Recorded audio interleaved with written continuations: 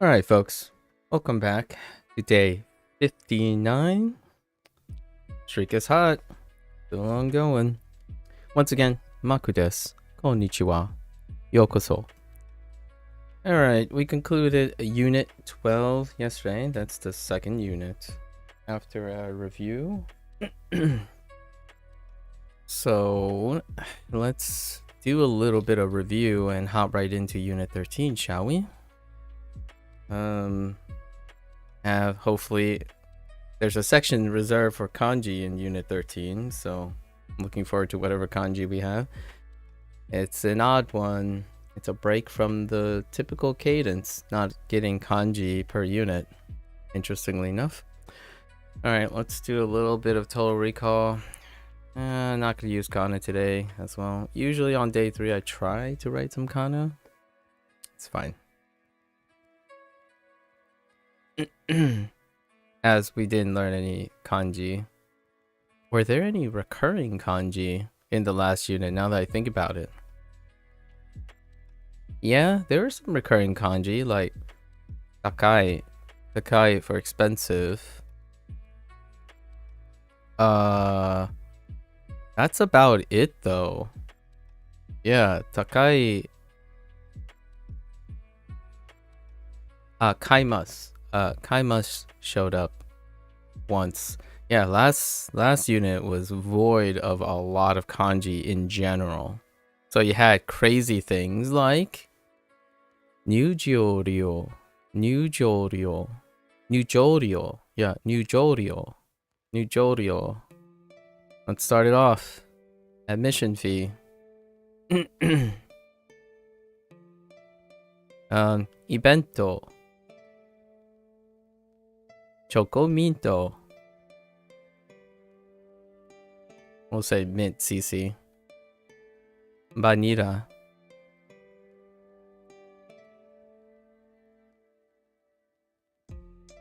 Character.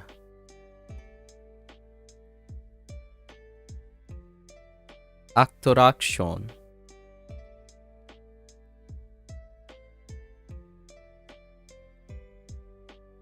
Kawaii. Ow. UNG.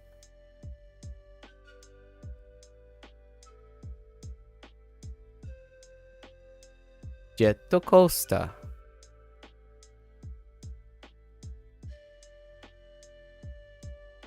Go-kart.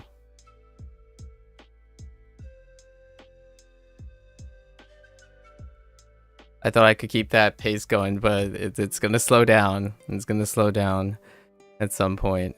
Like right now.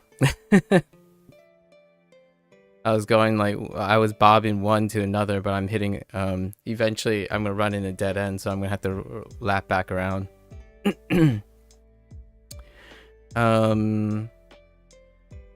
What were the other topics? Oh, it was,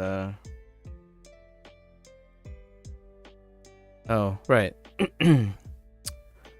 Kaisha. Jimu. Chimu. I guess we can throw in, undo shimasu.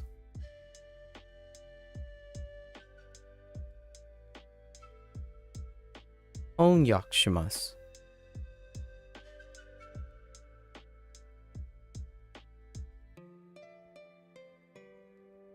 And honyaka, right? Honyaka. Later. Translator. Sashinka. Photographer. And related to that would be torimasu. Although that's not from this unit. Jisho.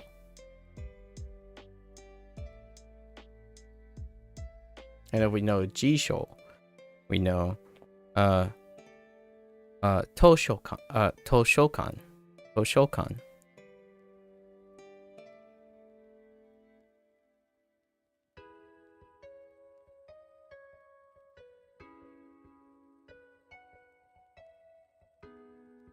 Puro. Puro.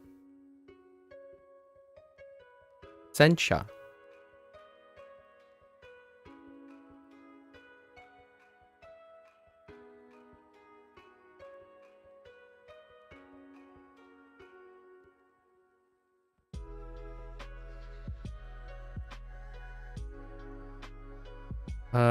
Torio.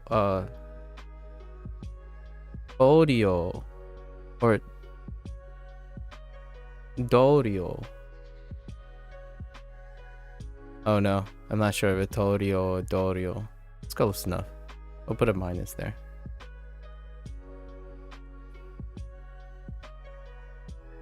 Otona.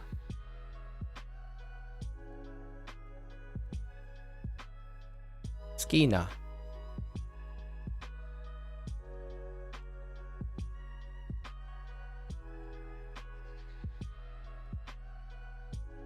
Aji.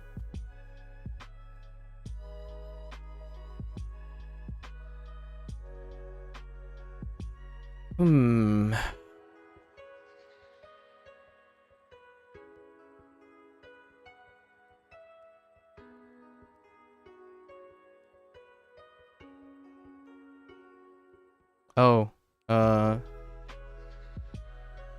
Tsumaranai.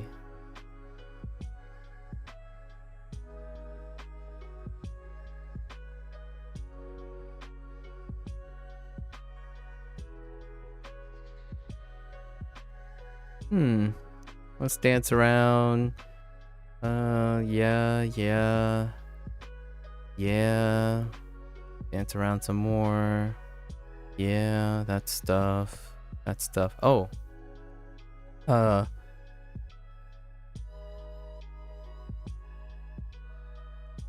no. Oh, Ryoko call shimasu.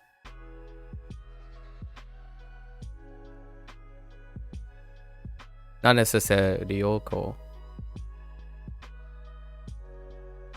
This is related to trip from previous unit. I only saw it used once. And then obviously norimas also returning, very specific to this. So that's also from a previous unit. Integrate. Not a lot of previous unit stuff integrating other than your sentence structure stuff. Outside of like expensive. Oh, speaking of expensive. Sanzen. Specifically Sanzen. And then we have Gogo and Gozen.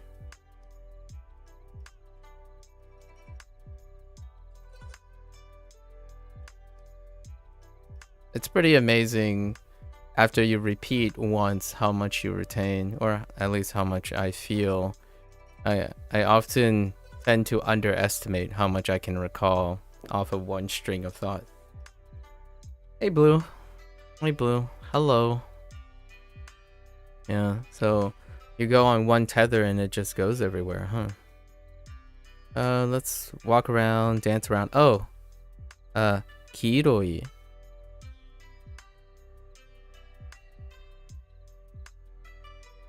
Dance around some more. See if we can find something. Yeah, go around. Yes.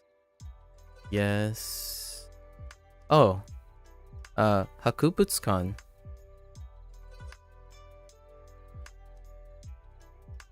Dance around some more.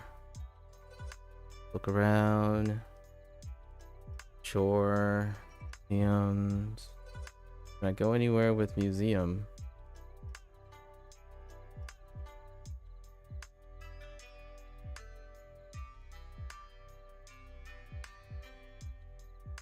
No, I think that's good enough. How many did we get? 2, 4, 6, 8, 10, 12, 13.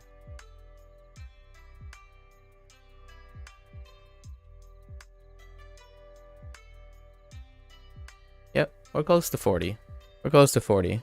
That's generally about as much I'll take. That's around 95 to 99% previous unit. Oh, let's go jump right in and hunt for our new kanji. We're discussing media and communication at work and communicate at work. Now, I am going to find this unit. I like to think this unit is going to be incredibly personable to me. We'll see how it works out. I fully expect Shinbun to come back at some point. Like some old ones they're gonna throw back would be probably like newspapers,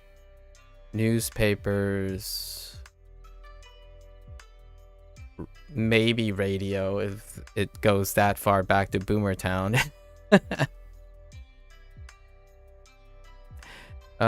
Predicates like watch, read, listen will possibly come back. We might get the kanji for listen, ikimasu,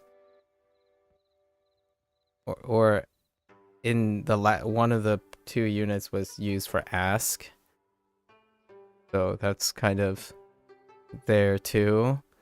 Let's again, communication at work, I guess maybe hanashimasu comes back, but we know the kanji for hanashimasu. What else can we expect? Work, shikoto, right? Shikoto. Maybe they'll bring back the formatting on like after work we do something and stuff. Or communication at work, like solving problems. Do we have anything that deals with getting deadlines? Like deadlines might come back. Shimekiri. Thinking about other relevant words. We'll see what words come back. It's often a very funny, like, gamified thing that I do. Like, who's coming back? What's coming back? Because you kind of know it's got to build on some foundations. So, we'll see. Hey, I just started 15 days ago, and I have done 250 Duolingo lessons in the past few days. Awesome. Keep it up, Ashton. Inspiring to see someone else just starting too. Good luck, man. Thanks. Just starting, huh? Yeah, that is an interesting comment. Just starting. You must, that phrasing tells me that you might be very accustomed to doing something for a longer period of time, possibly. It's tough nowadays to talk to people and think that using 300 to 400 hours is just starting. But to me, yeah, it really does feel like it's just starting. Okay, let's get into it. I have a lot of things that I'm thinking about that's going to come up in Unit 13, but let's hop right in. Oh, and Blue, I think you're the one that made the comment maybe 2 or 3 days ago.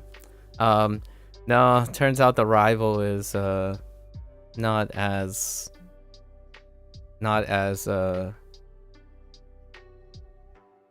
close as I would have imagined. I kind of thought they were gonna like get into overdrive or something. Kick it to overdrive or something. No, it's just because I've seen most people say their Japanese learning journey takes 1 to 8 years, but yes, compared to me. Oh yeah, what'd you call it? 1 to 8 years? 1 to 8 years. Holy heck, that's a range. My range for language is that I don't give you a range. Japanese is like a language is fundamental to communication, so there shouldn't be a range. So anything is short to me. However, with that said, a lot of individuals these days that I talk to or have a chance to talk to, they usually think a 300 to 400 hour period is incredibly long because they tend to focus on tasks that they can complete. You cannot complete a Japanese journey, much like you can't complete communication, at least from my perspective. Oftentimes, the idea of focusing on days, for me, is for record keeping. I typically keep track of how many days I've done something, but not necessarily using it to meet some sort of standard. Yeah, learning language is an ever-present experience, so keep at it. I hope Japanese serves you well, Ashton. Like, you get to use it, you get to preserve it, learn something about your own language that you use. For me, it's very difficult to think of English without thinking about Japanese. Although it's very hard to think about English without thinking about Fujianese, Mandarin, and Spanish as well for me. So enjoy it. Enjoy it. I think it's wonderful to think that you can have a skill that you can use for the rest of your life. Yeah, so it didn't, I think the person is pretty, it didn't turn out to be very close. So there you go, Blue. In case you wanted an update on the situation with my evil twin. I'm just kidding. My better half, I suppose. The half that actually understands Mandarin. Oh, and also, I took a gander. Because of this, I took a gander at the Mandarin Japanese course, right? I clicked on this and then clicked on the Mandarin Japanese course. It's a third. It's a third of the English one. So that could also play into the motivation of the person, if you know what I mean. So it's close to about a half, but definitely below a half of the length of the English one. So that, in a way, if I had to be super fair, there are some limitations to there are definitely a disparity, right? Obviously, between the primary founding learning language that they use to focus on versus this person who I have to remind myself that is learning Japanese from using Mandarin instead. Interesting perspective. I know French, Spanish too, so I feel I have an advantage, but yes, you're right. There isn't a way to fully complete Japanese. Hopefully I can be fluent within the next 2 years. That sounds like an ambitious goal. I wish you luck on that. You just did a school trip to Japan and you loved it so much. You want to transfer there for university? That's a great way to get your feet wet in the Japanese culture and using the Japanese language. And go finish katakana though, so wish me luck. Good luck. Good luck. Actually, wait. What's my name in Duolingo? I'll add you? Sure. My name is the same. It's all my stuff is the same. Here, let me add you. I'll add you. Let's do that. If you don't mind. It's gonna be on stream, but I imagine you don't necessarily mind. Unless you're uncomfortable, then you can add me and I'll add you after stream. Feel free. Whichever. If it makes it easier. Yeah, I would love to spy on you and stalk you through Duolingo. Okay, alright. Alright. I spy on people a lot. If they allow it. Obviously you can remember that you can private your profiles too if you're uncomfortable. You forgot what your name is? Okay, let me look for it. Here. Before I start. Okay, let's try this.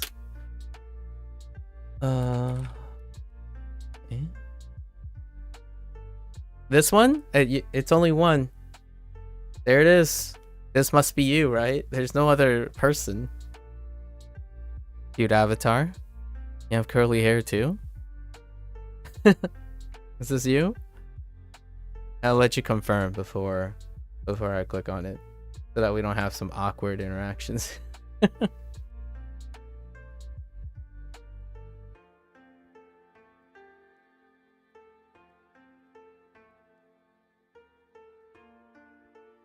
Yeah, okay. Alright, there we go. Welcome to responsibility. Now I can stalk you and make a comment about, take jabs at you for slacking off. I'm just kidding, Ashton. Let's take a shh. No one tell Ashton. Where is it? Where's Ashton at? Oh, it takes a home. Okay. All right. Consistent. I love it. I like it. Well done. Keep up the work. No pressure. Obviously no pressure. I do like watching people progress.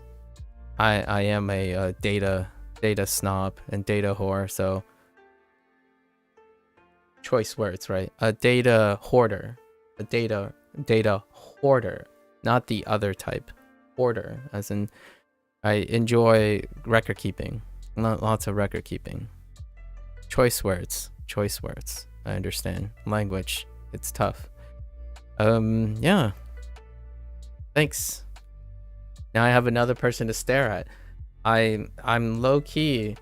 In the evening, I go to my profile after a stream ends, and I actually look at everyone, especially a certain butthead Lotus. Look at this minimalist guy. Lotus knows a lot of stuff, so it's just he's keeping his streak alive. But we talk a lot, quite often. That's kind of nice. Hey, Sub-Zero. Oh wait, what? I thought I did a lot of lessons. Darn. So yeah, I wasn't planning on it, but I'll sub to you because why not? Oh yeah, sure. Why not? Keep up the good. It's free. At least I think it's free. Yeah. Let's encourage each other. I don't want to push you too hard, right? If you have time, let's keep each other motivated. Tell me, I would love to hear what is your favorite word and favorite thing you did every day. Like, drop by for a minute and tell me what's your favorite part of your exercise in the day. And I would love to hear, like, are you as cool with words like omoshiroi? Oh wait, I'm not sure if you got that one yet, but right now I'm digging the word omoshiroi. At first, it was a crappy word. Like, it took me a while because I keep saying amoshiroi instead of omoshiroi. So, it's things like that. If anything, if we're gonna go bro style here, learn something that you are interested in sharing with me. Learn 1 or 2 things that you're like, oh, I love this. You got to tell Maku about it. The trick here is I'm pretty sure those words are going to be the words that you remember quite a lot. So I do encourage you to share something that really sticks out with your lesson. Perhaps like how katakana sucks butt. No, I'm just kidding. Picking katakana characters. Alright, anyways, I'll let you go and good luck. Good luck with Japanese. If you remember, have the time, you want to try dropping, yeah, no worries, no obligations. Good luck. Oh, by the way, we talked about games earlier on the topic of what have you... I have not tried Neo, the series, but I have watched lots of influencers that I follow quite a bit. Playing Neo 1 and Neo 2. Yes.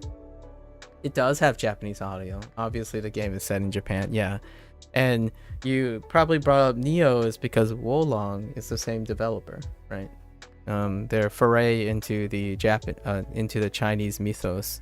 The Chinese mythos is the next frontier for all the Japanese developers, largely because a lot of times Japanese developers take a tangential leap to Chinese mythos in order to proliferate and expand their repertoire.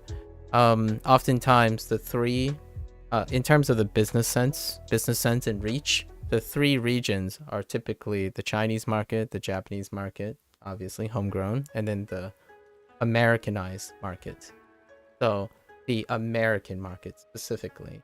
And that's usually the first hit. If they manage to satisfy that revenue, then they can expand to smaller regions. But generally speaking, yeah, Wolong is a natural progression. It is interesting that they didn't go super ham on the 3 kingdoms theme. But Wolong, for the Chinese mythos, for video games, if it's not 3 kingdoms, it's Journey to the West, right? And then for the Japanese side of things, the Shogun period, with some Shintoism and mysticism thrown in, right? For those type of games. Dark fantasy blends very well with the mystique of the Shogun period, the darker, grimier Shogun period as their backdrop. And then like 3 Kingdoms, it's a very bloody and chaotic time in the Three Kingdoms, where Wolong was the setting, right?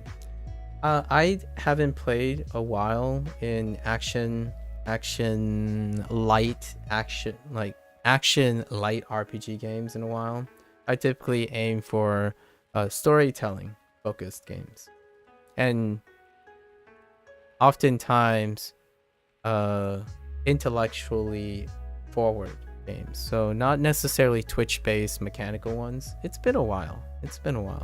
Although the Yakuza series has their light beat 'em up elements, and then most recently their turn-based movement. The Japanese culture has matured quite a lot in the last 3 games specifically, maybe even back to Yakuza 4, quite a bit. When they reached a modern age, it become increasingly multicultural. So in a way, it's really interesting, right? Like a Dragon series features Korean, Chinese, and Japanese, and now in the most recent title, Americanized Asian culture. So who knows? Like a Dragon 9, I have my fingers crossed for another cultural hub like New York City, West, or even California. I mean, I'll take California, but I think one of the biggest cultural hubs is New York City. So it would be really cool. Usually Like a Dragon takes place in cities, like cultural hubs, in order to really use it. Obviously there are a lot of politics and red tape involved in the portrayal of cultural centers and organized crime in cultural centers. So I do look forward to it. I watch a lot of Neo. I know what's in Neo and what Team Ninja has been doing in the past. I actually spend most of my time following developers. I myself haven't really interacted with any major developers. It would be a dream, I suppose, to interview developers on the psychology and the design language behind it. Not so much for the whole hype and popularity stuff. I'm definitely not interested in the business side of things. Oftentimes, I argue for the business side of things a lot of times because that's underrepresented. However, I do like discussing philosophy and design choices with developers. I've talked to here and there smaller developers. So I largely play indie games for that reason. There is often a rare opportunity to interact with developers in the future before they become like Team Ninja or Platinum Games, or Platinum Games would be the other one, right?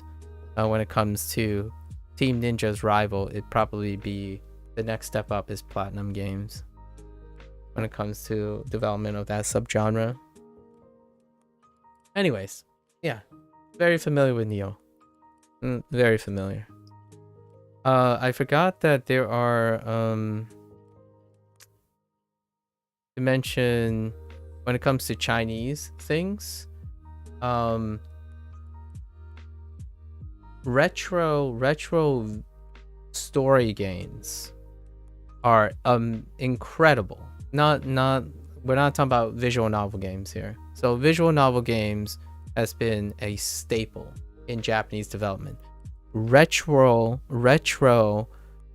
storytelling games like To the Moon. Recently I played Rakuen, and any of those like Freebird games and Sparrow, like Black Sparrow. There's often a chance that they have very light localizations that are incredibly have a refined attention to detail due to the nature of their storytelling. That can be a wonderful source for opportunities to flex a secondary language acquisition, or practice anyway, so secondary language acquisition. And that's my plan for Japanese, by the way. My plan for Japanese is I will be playing these Japanese inspired retro story games. In contrast to a lot of people who keep pushing their visual novel fantasies onto me, where like, oh, I learned through visual novels. Like, I understand that. I'll probably play a visual novel game here and there. It's been a long time. The last visual novel game I played was Steins Gate. So I like retro storytelling games. The next one's probably Mr. Saito, by this single composer, writer, story creator turned game developer. Oh no, I forgot her name. Shiketora. I forgot her last name. She made Rakuin. It's really, really awesome story. Would you ever play yourself? Where do you stray from Dark Souls games? I don't. It hasn't been novel enough. I've played a Souls game, and that's about as far as I go, for the time being. Projects are very long, so when I start something, it takes like years to 2 years. So I don't stray too far. Like the next project is probably gonna be a JRPG series, and that JRPG series is going to be very long, and it's probably gonna be even longer because I'm gonna try to play it in Japanese. Only this time, I'm not playing it solely on the design language. I used to play Final Fantasy games in Japanese, although the Japanese was based on the essence and game design of it. So I was able to play through the Japanese games because I understand game design, right? It's kind of like understanding how to take a test without knowing half the content or not even knowing the instructions. When you can observe enough, you can play them. So Square Enix or Squaresoft is one of my darling childhood developers, and they're arguably at a resurgence or at the peak of their prior legacy. So it opens up a great opportunity to play Final Fantasy again. And much like a dragon, it takes about a year to do those things. And if I started Souls games again, it's probably the same. I don't play Souls game for Souls itself, as in the game design from FromSoft is brilliant. They're very consistent. They iterate on stuff. I don't gravitate towards developers that iterate on stuff unless they have a long legacy. Now, Souls would fit that bill. However, much like the Japanese learning community, right? The secondary Japanese learning community, I do not stick and gravitate towards things that do not have a healthy community. Souls is not a healthy community to me personally. It might be healthy to other people and ideal for other people, but it gravitates towards selecting behavioralisms that I prefer not to interact with on a daily basis. Like a Dragon has its quirks too, like its intense bias towards Japanese or the appreciation of the Japanese language. So lots of Japanese inspired things can be very difficult. Yes, League of Legends, I was a former competitive League of Legends player as well. Dropped that after 12 seasons, something like that. I also played Overwatch, right? I dropped that after 4 or 5 years. And then I played Magic the Gathering. So I've gone through a lot of series of things exposed to particular behavior that I like to take with a grain of salt. So if there's anything that will bring me back to Souls games, is that FromSoft takes a leap intellectually and take a business risk to delve into something. I'm more likely to play Armored Core, Fires of Rubicon, than another Souls game. So the idea is that Fires of Rubicon also involves gatekeepers. So when I talk about video games and breaking into communities with video games, there's a lot of gatekeeping. Learning Japanese is probably in my opinion, arguably the most gatekept language. Because like yesterday, when someone said, you're learning Japanese, so you must be a weeb. That's gatekeeping. So oftentimes I love indie games. I absolutely love indie games because they are the start. They are like going to college for the first time. They're like going to a university for the first time. Everyone has a basic level, like have a foundation of excellence or like competence. However, they're going in and discovering the things at the same time. So what is a game that I'll play that you'll probably see me play that has an established community? Hades 2. I will probably play Hades 2 on launch. So Supergiant Games is easily one of my top 20 developers, and they have broke their trend. They say like, all right, Hades did well, let's make a sequel, even though I was expecting them to just move on with a new IP, because that's Supergiant Games' mantra. They make a game, it does well, it's wonderful, it has the patented many design qualities of a Supergiant Games, and then they move on to a new IP. They're breaking the mold this time. Another game that was recently announced was Slay the Spire 2 by Megacrit. So you'll probably see me play that, and it's a really tight subgenre group. So sometimes gatekeeping is rough. And I still think in the early days of communities, there's less gatekeeping. Because it's not their fault. It's not the gatekeeper's fault. It's a conflict of interest. I like being someone who is constantly with a different perspective. So naturally, I come in conflict with well-established communities all the time. Because what do I look like from the outside? Well, if I talk about anime, I'm a weeb. If I'm talking about Chinese, I'm an American Chinese. If I talk about English, I'm not a normal American. It goes on all the time, and it's not a bad thing. It only reminds me of what I am. I am usually that guy that travels from place to place. So I am the nomadic person. I prefer to be a nomad. I go around collecting, if you will, if you watch anime, I resonate with like a character like Gin from Mushishi. I'm more like Gin from Mushishi, or Kino from Kino's Journey, or more recently, Rien from Rien. I like traveling and collecting experiences and stories. It might not be the most exciting thing, and I might seem like I'm not very excited, but that's the essence of the journey, right? Yeah, collecting. So sometimes when you go on a journey and you come in, you are viewed as an interloper. You're generally viewed as an interloper, someone that cannot possess the depth of knowledge that stays in place. So Souls is definitely one of them. Souls community are incredibly passionate, to their detriment as well, for someone like me.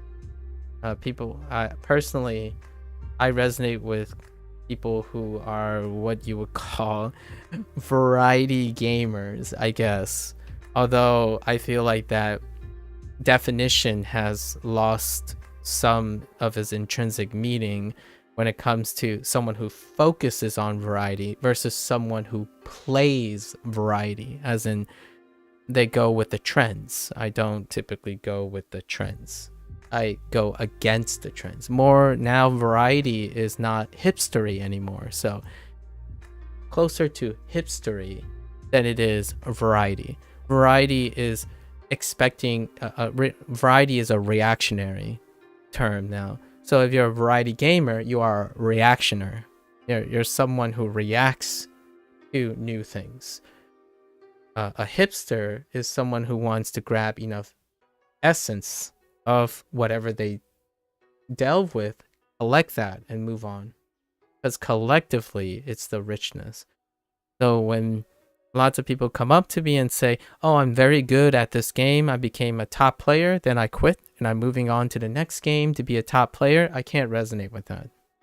I go there. I try to understand enough to feel like I can communicate with them, and then I move on. But my collection will forever shape whatever I do. So the next thing I do, I bring all those stories with me. I really can't recommend Frien as an anime enough to represent what my perspective is. You carry people's stories forward. You spread story and influence. You're not one that is trying to elevate your own status. You are a collector, more of a librarian, if you will. And you can't break into the Souls community or play a Souls game without spending day in and day out being treated like someone who plays Duolingo or use Duolingo. So it happens all the time, every single time. So what I do on my off time? Indie games, because there's no precedence. And sure enough, the indie games that become really popular, they do develop their cultures. What is a previous indie game that I've played? These are not recorded because it was before a time I started recording.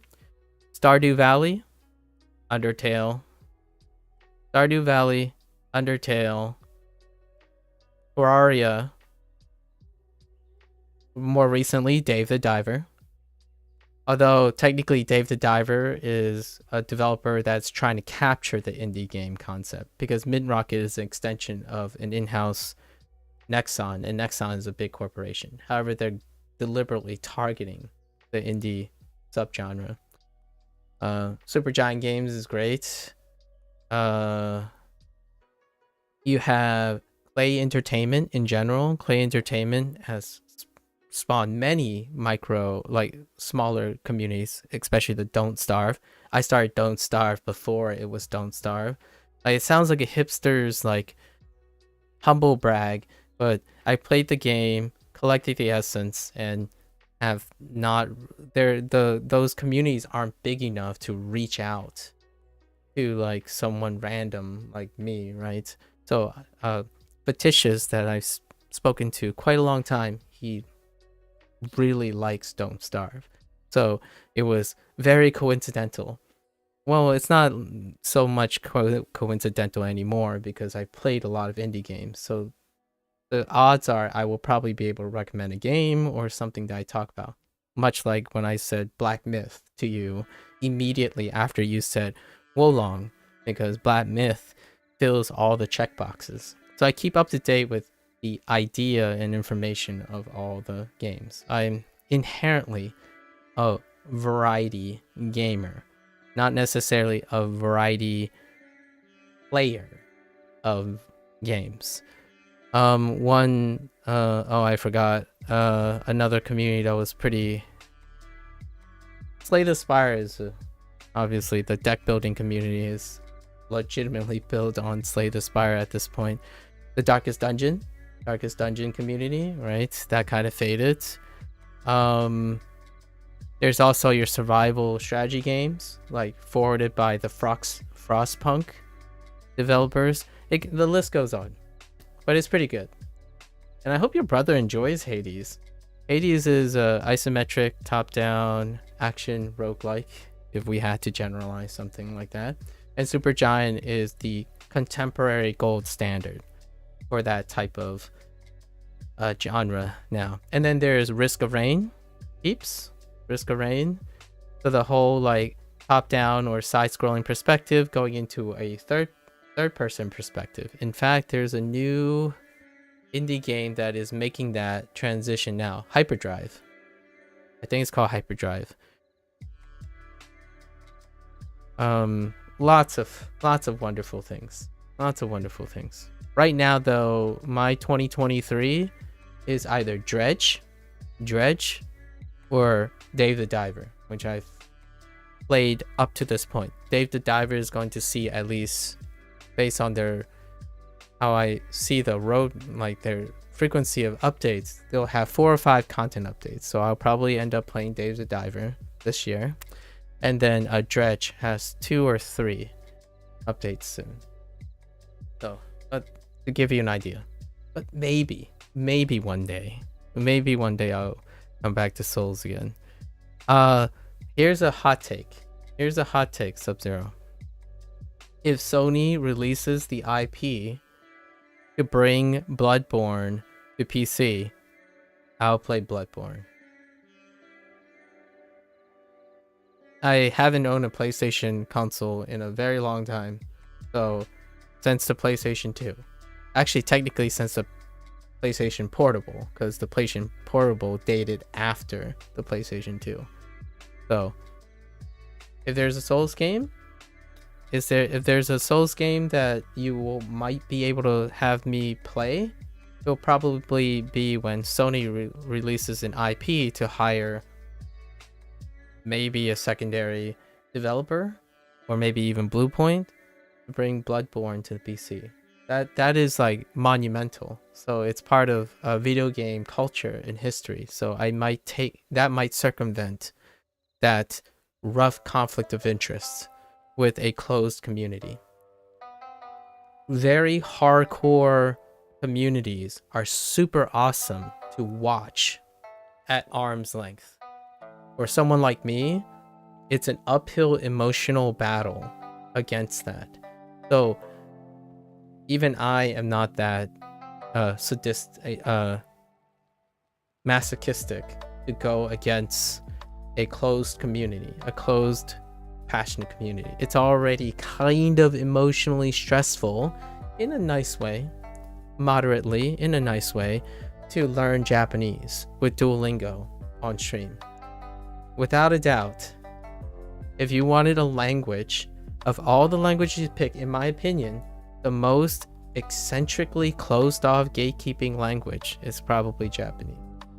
Both in statistics, in native speaking, like population distribution, it leads to that. And I expect that to some extent. I get pleasant surprises. I mean, I've met you, Sub-Zero, even Jamie, right? Jamie, like Lotus, Indy. I've met a lot of people who are exceptions to the rule. But statistically, from the perspective of the person who encounters all of these, 95% of my interactions are due to gatekeeping in a very real way, both negative and positive. However you want to spin it, it's a natural process of the human condition. You become gatekeepers when you become incredibly specialized and dedicated and passionate to something. It's very difficult to not feel attached to something you spend a lot of time with. And I'm not that kind of guy who get really attached. I get attached to the person, or the process, the journey of that person. So I don't ever expect people to stay the same. In my opinion, it's a natural conflict of interest. I want someone to both enjoy Souls games and all the other games. I want to encourage them to not become stagnant intellectually. So whenever someone tells me they like Souls games, I will probably try to suggest something Souls adjacent, or maybe even say, if you're feeling really adventurous and you kind of like certain aspects, like after this person describes a lot of the things, well, this game has like 3 or 4 of those characteristics. Are you willing to flex a little to get like a little element of something else, right? That's kind of my personality being projected by using my experience. So as much as I love to spend another year, I think Like a Dragon is the longest I've ever committed to a specific game franchise in my entire life. It only rivals Final Fantasy and Sonic the Hedgehog. Because Sonic the Hedgehog was my first childhood thing. So we're talking about Sonic 1, 2, 3, Sonic Knuckles, Sonic CDX, and then that's it. That's 5, right? And then we have Final Fantasy 1 through 12, skipping 11. And I haven't played a Final Fantasy since, actually, because of the console age. Final Fantasy 12 was the last PlayStation 2 title. And in all the other ones, you had to wait and wait. So I watch everyone play Final Fantasy. Also, another thing is I like watching people just as much as experiencing it myself. So the whole spoiler thing, I can't resonate with that. If someone spoils something for me, I play the game with their memory and their story with the game. It means that I'm going to have an experience that I otherwise could not have without that person. So it's different. It's a different experience. So if someone like tells me their experience in the game and I haven't played the game, feel free to do so. Because when I play the game, I'll have your stories and your sharing of your time with me when I'm playing the game. This is a good digression. I like this digression. Maybe we'll edit it out and put it as a YouTube video. The idea that when someone focuses, we'll make this about like the end goal thing, right? A lot of times when people play video games and suggest a video game, they kind of desperately project a novelty in trying to experience the game. And I do understand that is awesome when you can. Oftentimes life is filled with so many wonderful things, at least in my opinion, wonderful things. Being able to experience something is fantastic, as in playing a game or making enough time to play the game and play the game yourself. And I understand there's nothing like it. There's also nothing like someone who tells you about their experience with the game when you don't have enough time. So much like Final Fantasy VII, I picked my person that I resonate with a lot in passion and watched him play the entirety of Final Fantasy VII Rebirth. The person is right at the very end, and I'm waiting for their last video on Final Fantasy VII Rebirth. Am I going to play Final Fantasy VII Rebirth? Possibly.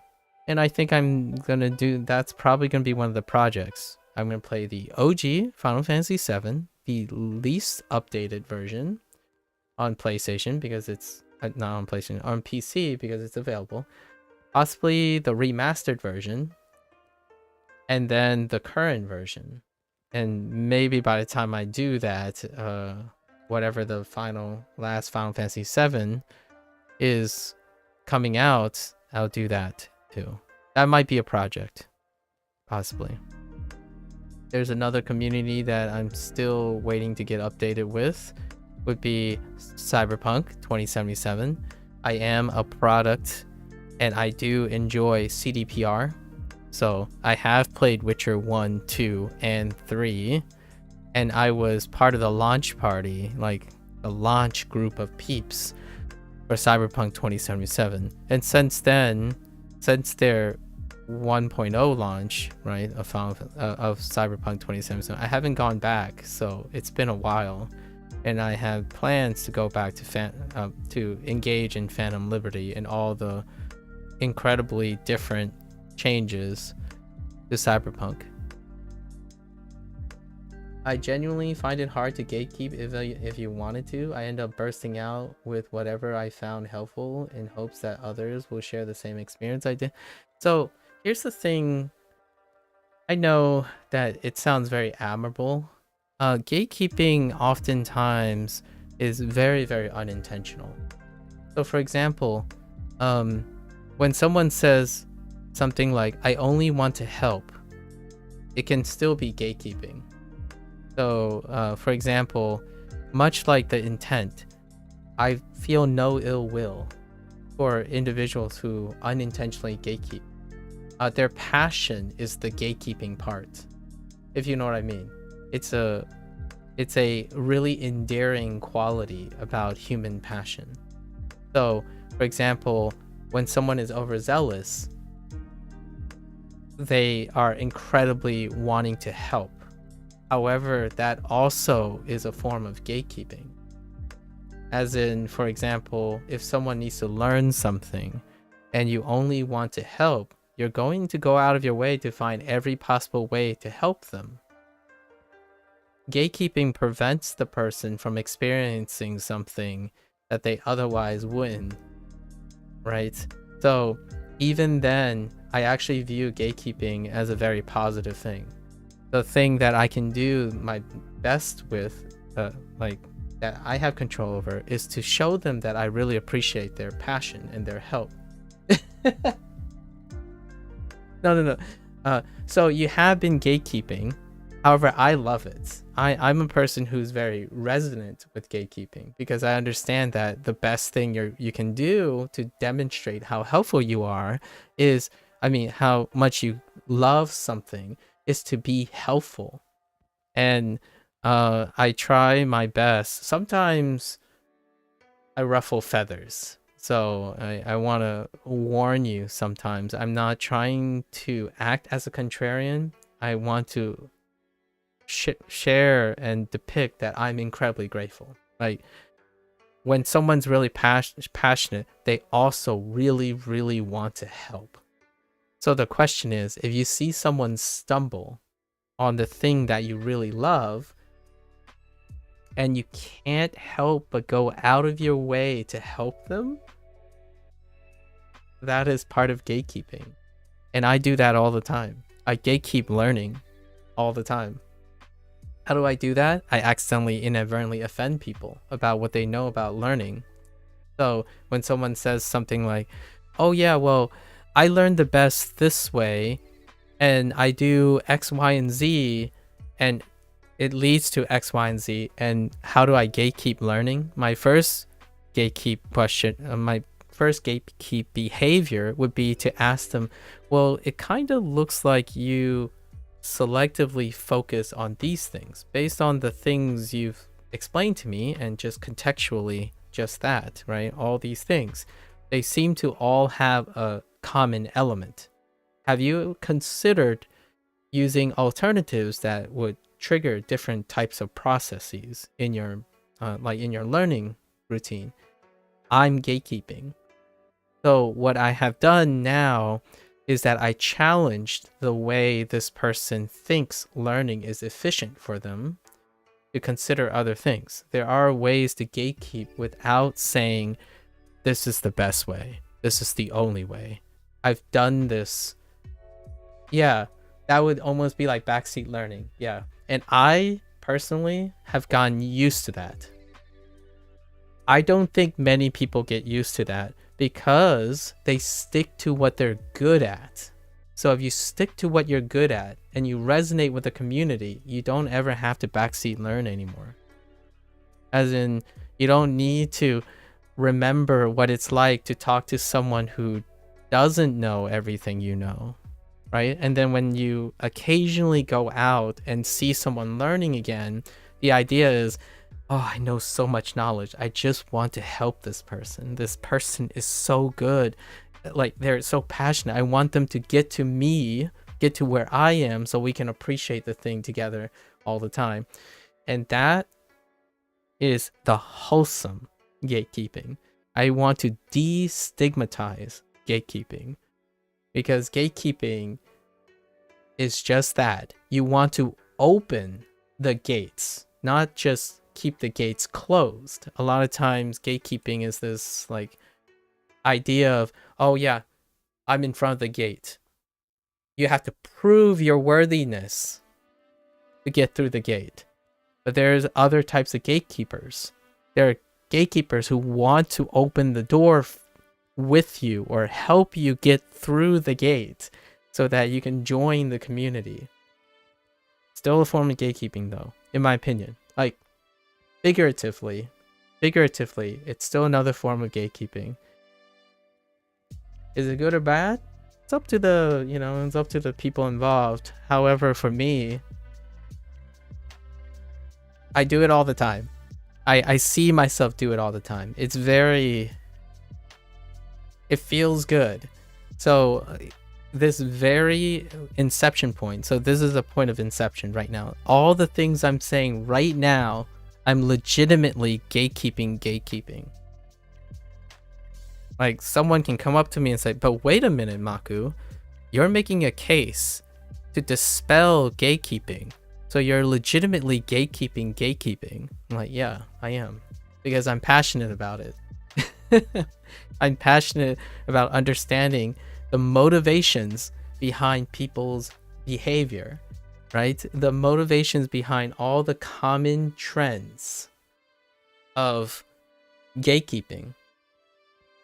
If I don't understand this, I'm going to have a really, really bad time streaming. There's no possible way, in my opinion, there's such a small percentage of possibility if you don't understand how gatekeeping works and you want to be like a quote unquote variety streamer, if you do not understand or intuitively find ways to cope or rationalize why everyone is against you all the time, then you're going to have a really bad time. You're going to burn out. It's going to be what's specific coping mechanisms for variety streamers. Like, well, you know, I just like doing what I want to do. If I'm happy and I only need my own motivation, that's great. Like, yes, if you have enough self-motivation to go about, that's fantastic. You don't have, in my opinion, you don't necessarily only have to do that. I think it's a very common strategy. It works really well for those variety people who say like, yeah, you know, your opinions are great, but I have my opinions. I'm going to play this game now. I don't care what you're thinking. This game might be lame, but it might not be lame to me. That kind of coping. But you can also work with it as well. You can improve your variety, whatever. And for me,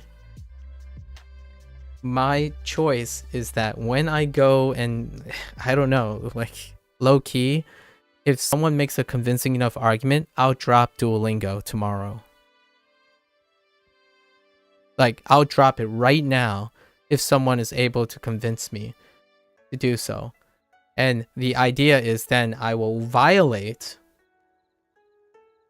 the Duolingo community, if there is one, if I'm already resonating with the Duolingo community, and I will be hopping out of this community and into another community that's well established. Like, I'll drop this right now and we'll start making Anki flashcards. You're leaving one community and you're hopping into another community. So if you're a variety streamer or someone who are a collector of skills, you're going to do this over and over again. It's like going from town to town. You're constantly going to be the outsider. And you're going to spend a limited amount of time to try to not be less of an outsider. Grab as much of that method or stuff you have from observation and you move to the next town. So every single town you enter, you are literally entering a gate with a community gatekeepers. You have to go in, go back out. And when you leave them, it's also an exit strategy. That's kind of like, do you leave all those people behind or you pick up some adventures with you? Generally, you typically leave all the people behind. You may pick up one or two adventures that join you in the group. But nomadic life is far more lonelier, right? Statistically, you are likely to be less settled. It's the opposite of settling down. And my thought is you can work around that. You can work with that as opposed to against that. So a lot of times when people say, how do you keep motivated on constantly learning new things? It's largely because the strategies around my life revolves around constantly learning new things. Not constantly getting good at specific things, but constantly learning new things. So how am I happy when everyone tells me the things I do 90% of the time is garbage because I don't understand it enough? Like, well, because I spend most of my time dealing with that or like maximizing it. So when people now meet me in Duolingo and say, constantly bombard me with, oh yeah, you don't understand, Duolingo's trash. Like, I've already done this for like 3 years, gatekeeping. Like, well, now I don't use Duolingo, gatekeeping. I'm going to experience this for the rest of my life as a streamer. Like, the content I stream deliberately puts me in front of a gate, at a gate. I might not even ever step through the gate sometimes. So if there's enough pushback, I don't get through the gate, and you lose that. Sometimes you don't ever get past the gate. It's fine. So there are things that I've done, not as much, but most of the time I would say I have like a track record of 90%-ish. There 1 out of 10 chance I might start it and I stop it. O's community is one of them. I stopped at the gate. Maybe occasionally I get a visa and I walk into the O's community for like a month and then I leave. Like, I get pushed. Like, there are lots of signs that push me out of the O's community.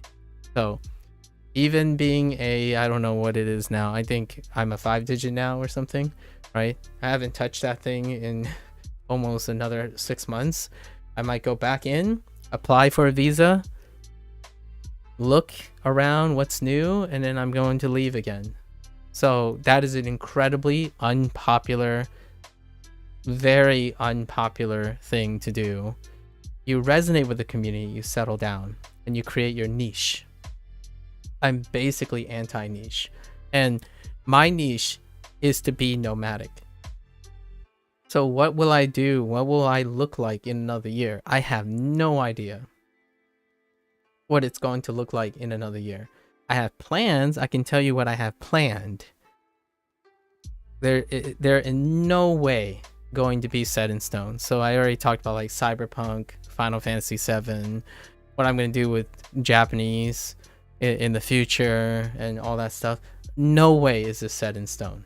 It's nice to have some like defaults. So those are all my defaults, the stuff that I'm talking about now. If Bloodborne gets remastered and get placed on PC, that's a default plan, if and when that happens.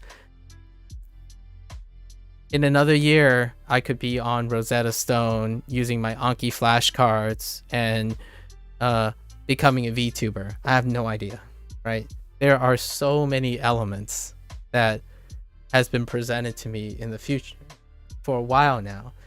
Like, VTubing was among a lot of those suggestions, right? Or for me, it could happen. I don't know.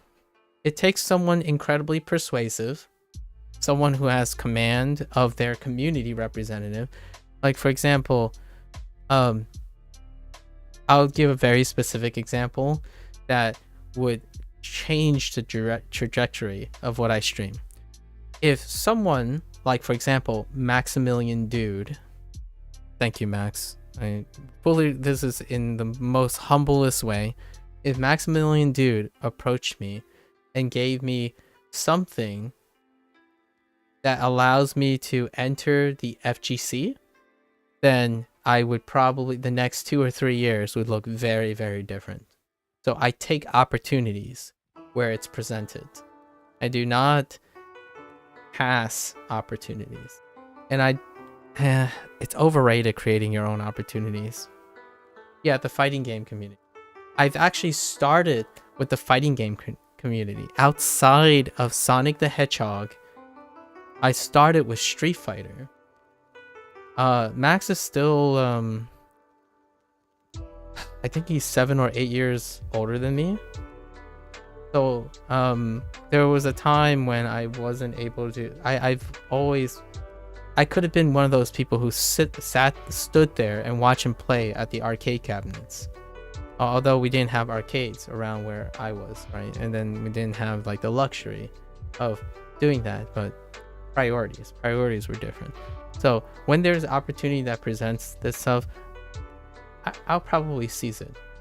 Other than that, have I tried? No, I have not. But I have advised and watched a personal friend of mine like all of the current FGCs. I do keep up with the FGC, not in the sense of the people that are in the FGC, but all the relevant titles, right? It's not just Tekken 8 and Street Fighter 6. We still had travel a little bit earlier, and we have Guilty Gear, right? The announcement of a new Virtual Fighter in development, right? I also started with Virtual Fighter as well when it comes to the 3D space because of Sega Saturn, right? And Soul Calibur, right? Soul Calibur. There might be a resurgence of Soul Calibur, who knows, after Virtual Fighter. And let's not write off SNK, right? SNK as well, not just the Arc System Works stuff like Dragon Ball Z Fighters and whatnot, the greater Arc System Works universe, as well as SNK, King of Fighters, right? King of Fighters is pretty hot now because the second, what do you call it, Gaoro game is been teased and gonna have some hands-on, right? Gaoro 2, which features a certain someone that Maximilian Dude really likes. So SNK, Sam Show was one of the original arcade games that I was exposed to that I really enjoyed. SNK Samurai Showdown. So lots of things. Passionate people are the reason why I'm passionate about things nowadays. For example, my passion for Japanese, it goes without saying. Dogen is probably the center pin now. My passion for British takes on American English, Lost in the Pond with Lawrence. It keeps going. My science and current events are the Greens brothers, Hank Green and John Green. And I've encountered Hank Green by SciShow, his project, one of his main projects, SciShow, and then all the extensions of it. Then I knew that his brother was John Green, who happens to have written a series of wonderful books. And my favorite of them all, or the one that I even read personally and listened to multiple times, is the Anthropocene Review. And then that led to Fault in Our Star, listening to Fault in Our Star. Haven't watched the movie yet. There's going to be a movie with turtles all the way down. I'm like name dropping all these things, but generally speaking, it's in a very passionate positivity. I rarely name drop too often in public because that kind of is a thing that lots of people do. I think the individuals that I appreciate a lot, they're very humble in nature. I generally gravitate towards people who like to do the things they do with welcome arms to adoration, but generally they're not motivated by adoration. So all the people that I named recently are not in the realm of, in my opinion, appropriately business-oriented clout chasers, right? So there is a lot of clout chasing that is very welcome in the career, but I don't think, in my opinion, Hank and people like Hank and John Green are trying to make a career out of something, but to give their life effective meaning and pull in the way they can utilize their influence.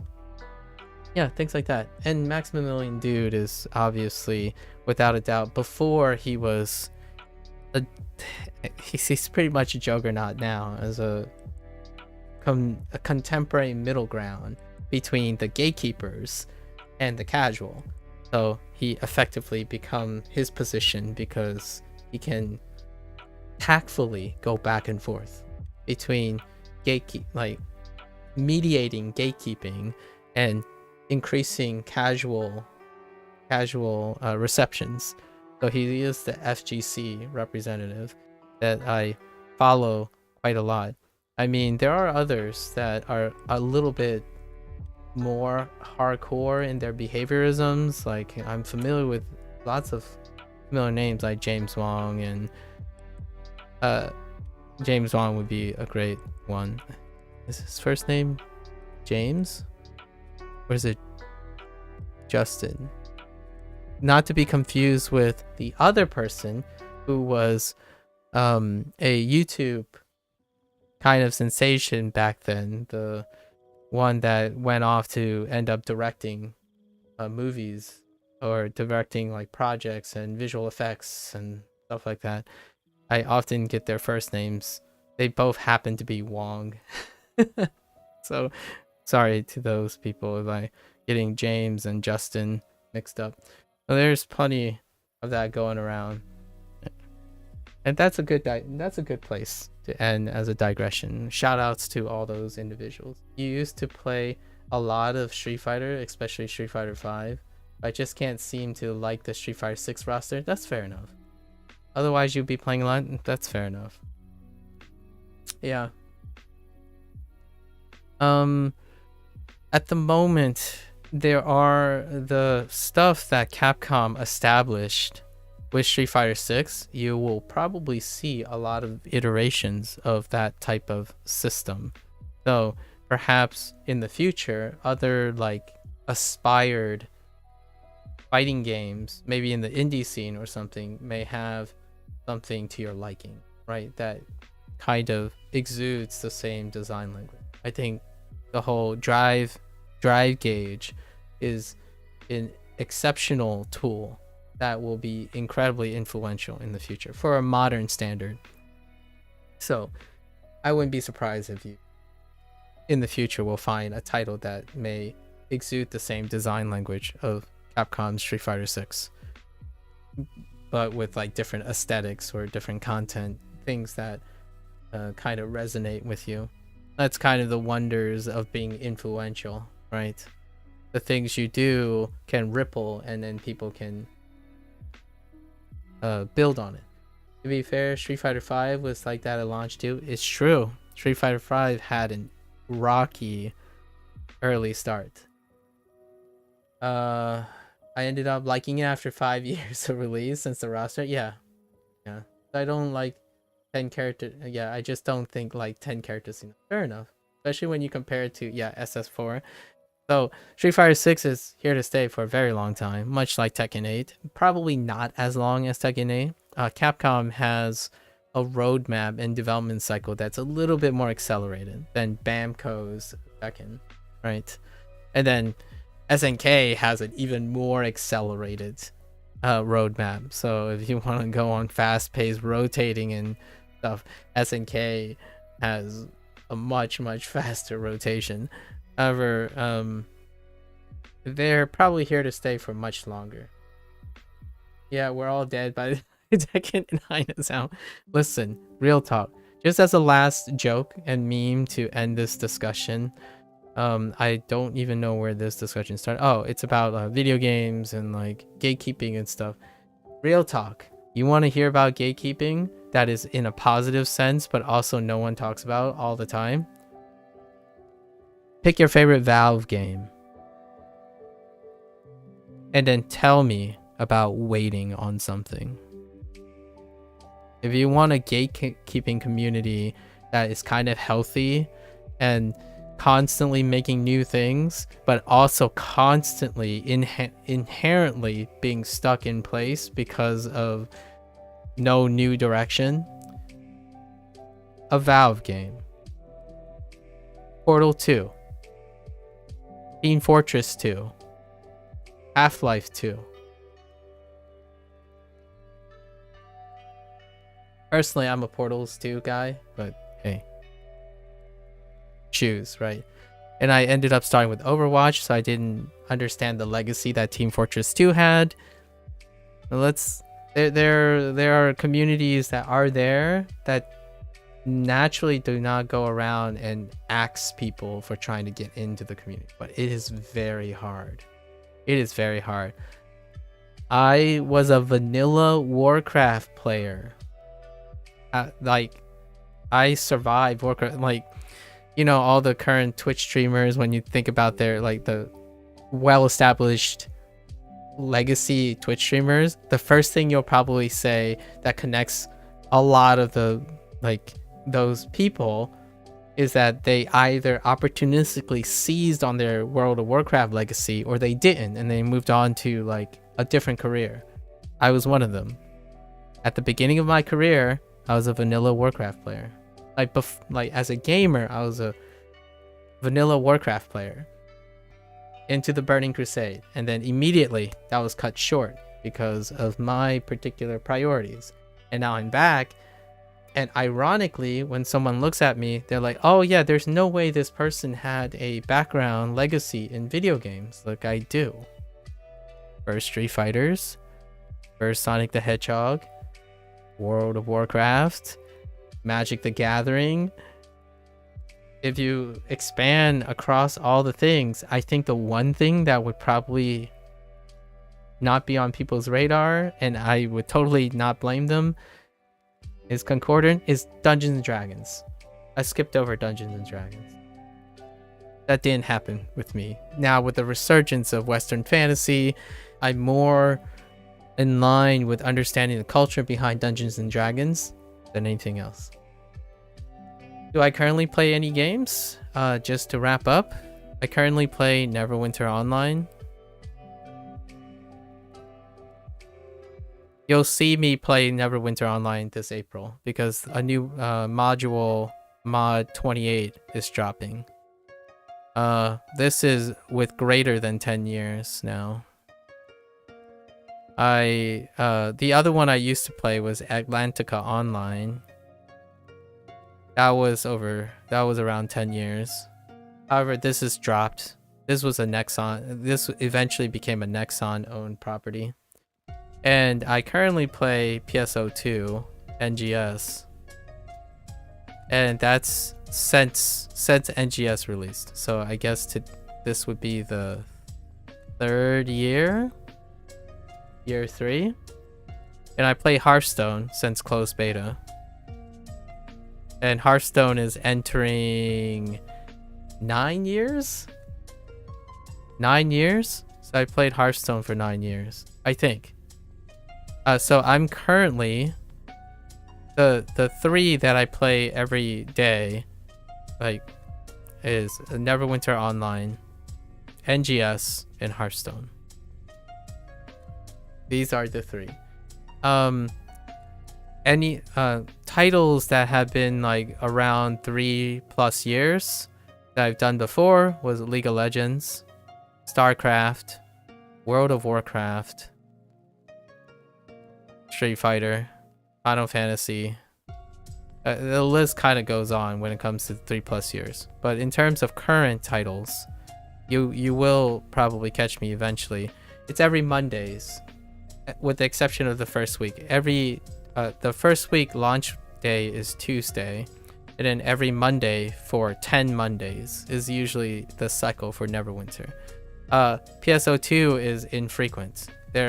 Whenever there's a story update, and it can fluctuate between 5 or 6 months periods.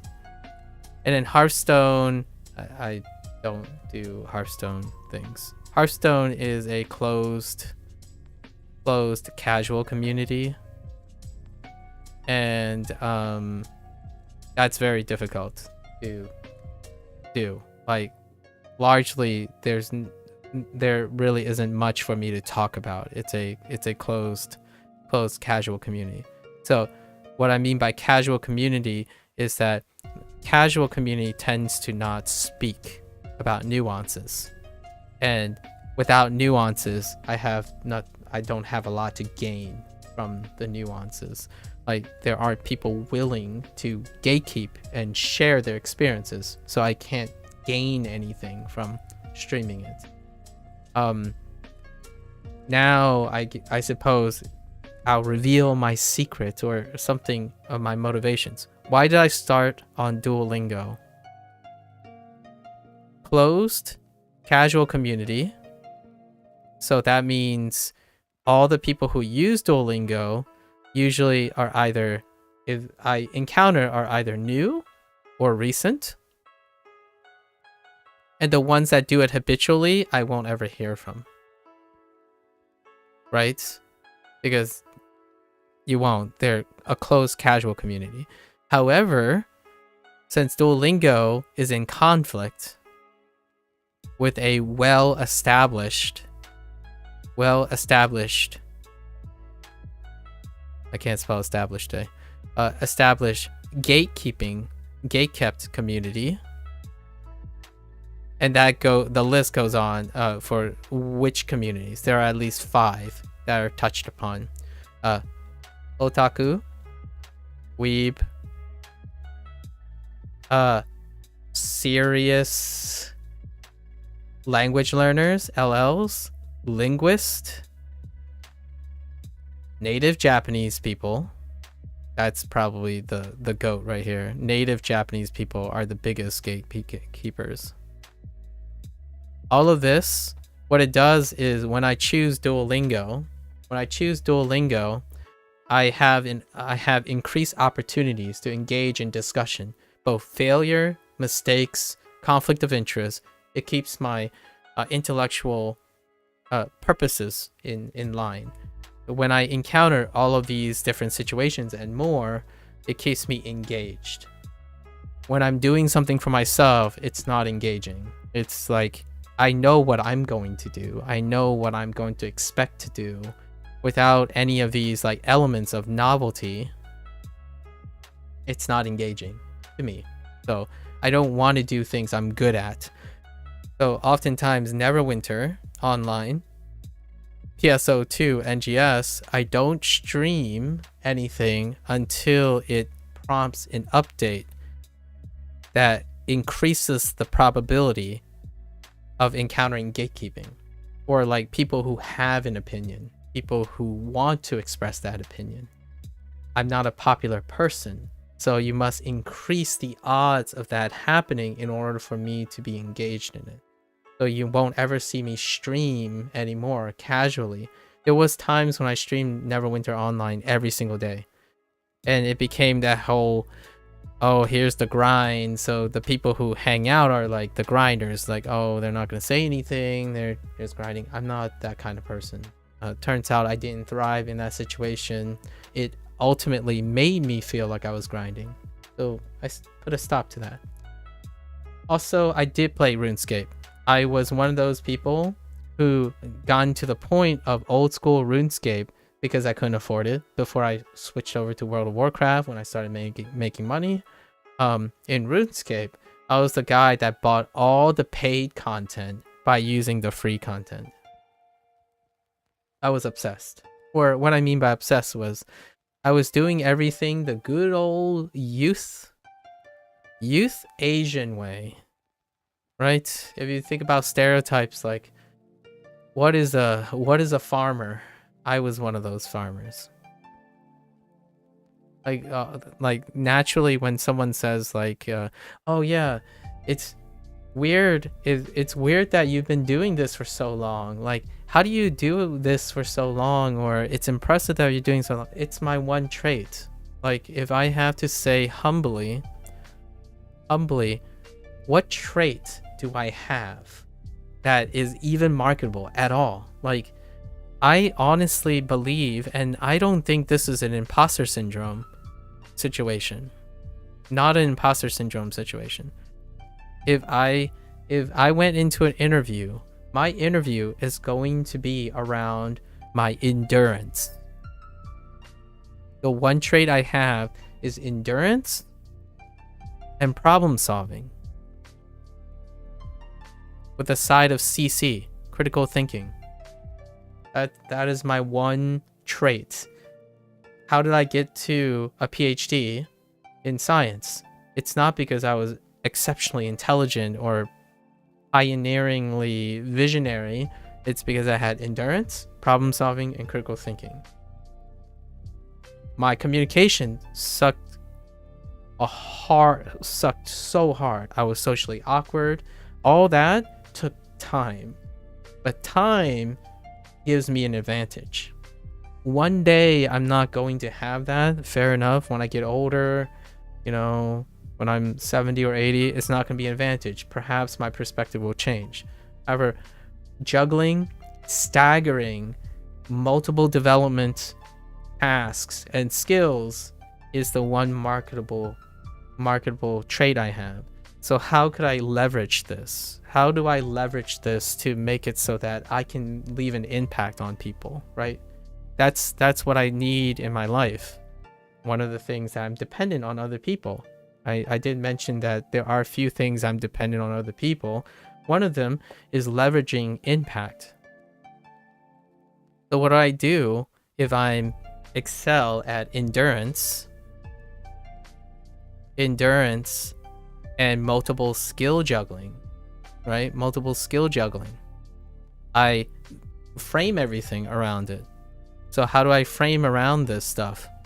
Habit formation, mental consistency. All of these things are, without saying it too detachedly and unfeeling to those who struggle with this, this is a walk in a park for me. However, I must recognize that how can I distill all of this down so that I can make it useful for other people? What is it easy to quit habits? No, it shouldn't be. It is for me. It's very easy to quit habits and form new habits. It's my one leverage. I play the long game all the time.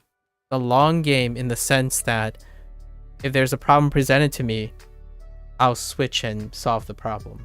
That's what I do. I constantly run towards problems to be solved.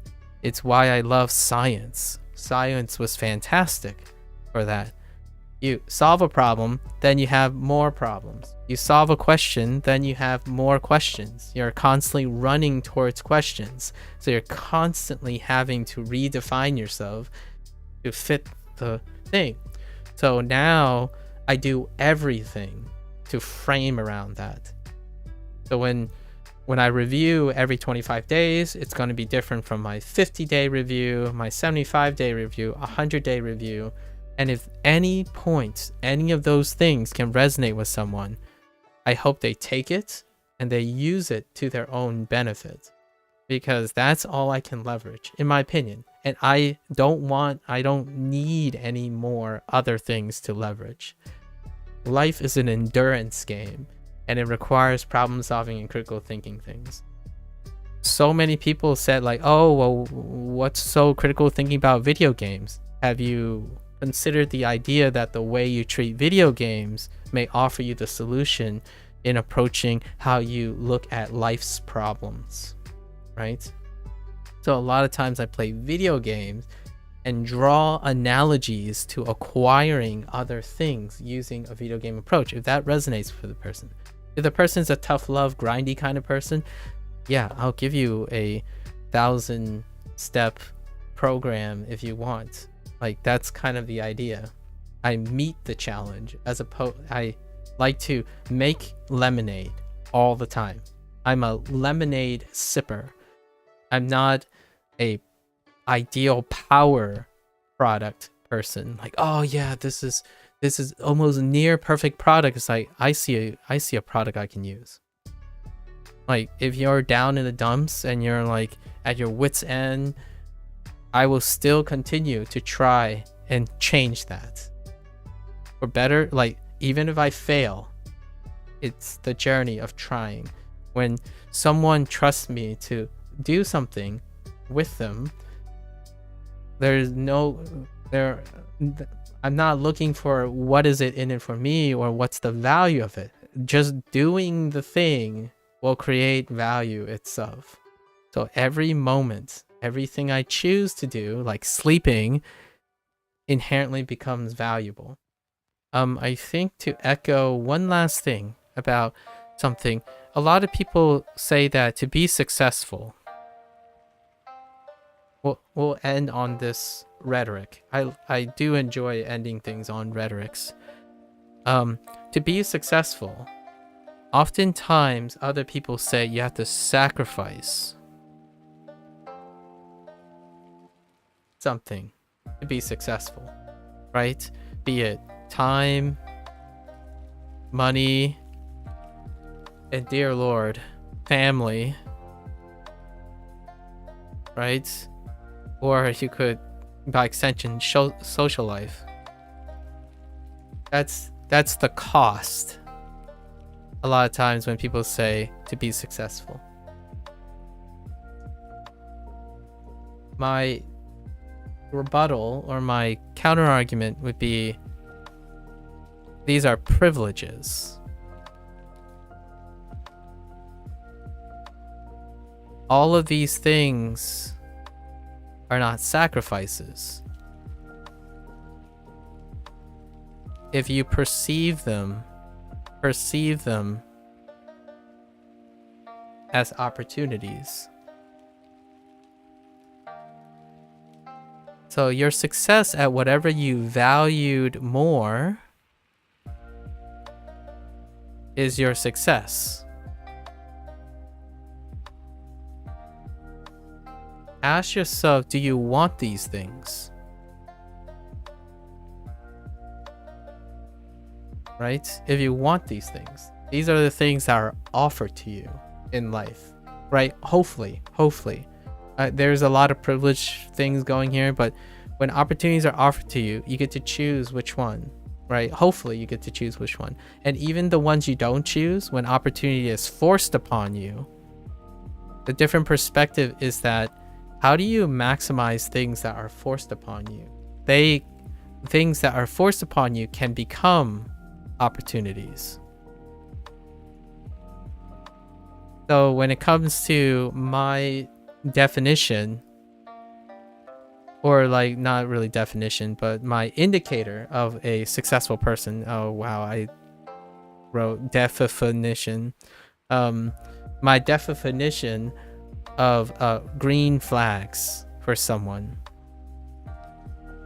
So if I talk to a stranger and immediately they give me this green flag, is the idea that they assure me, they give me the impression that they can take anything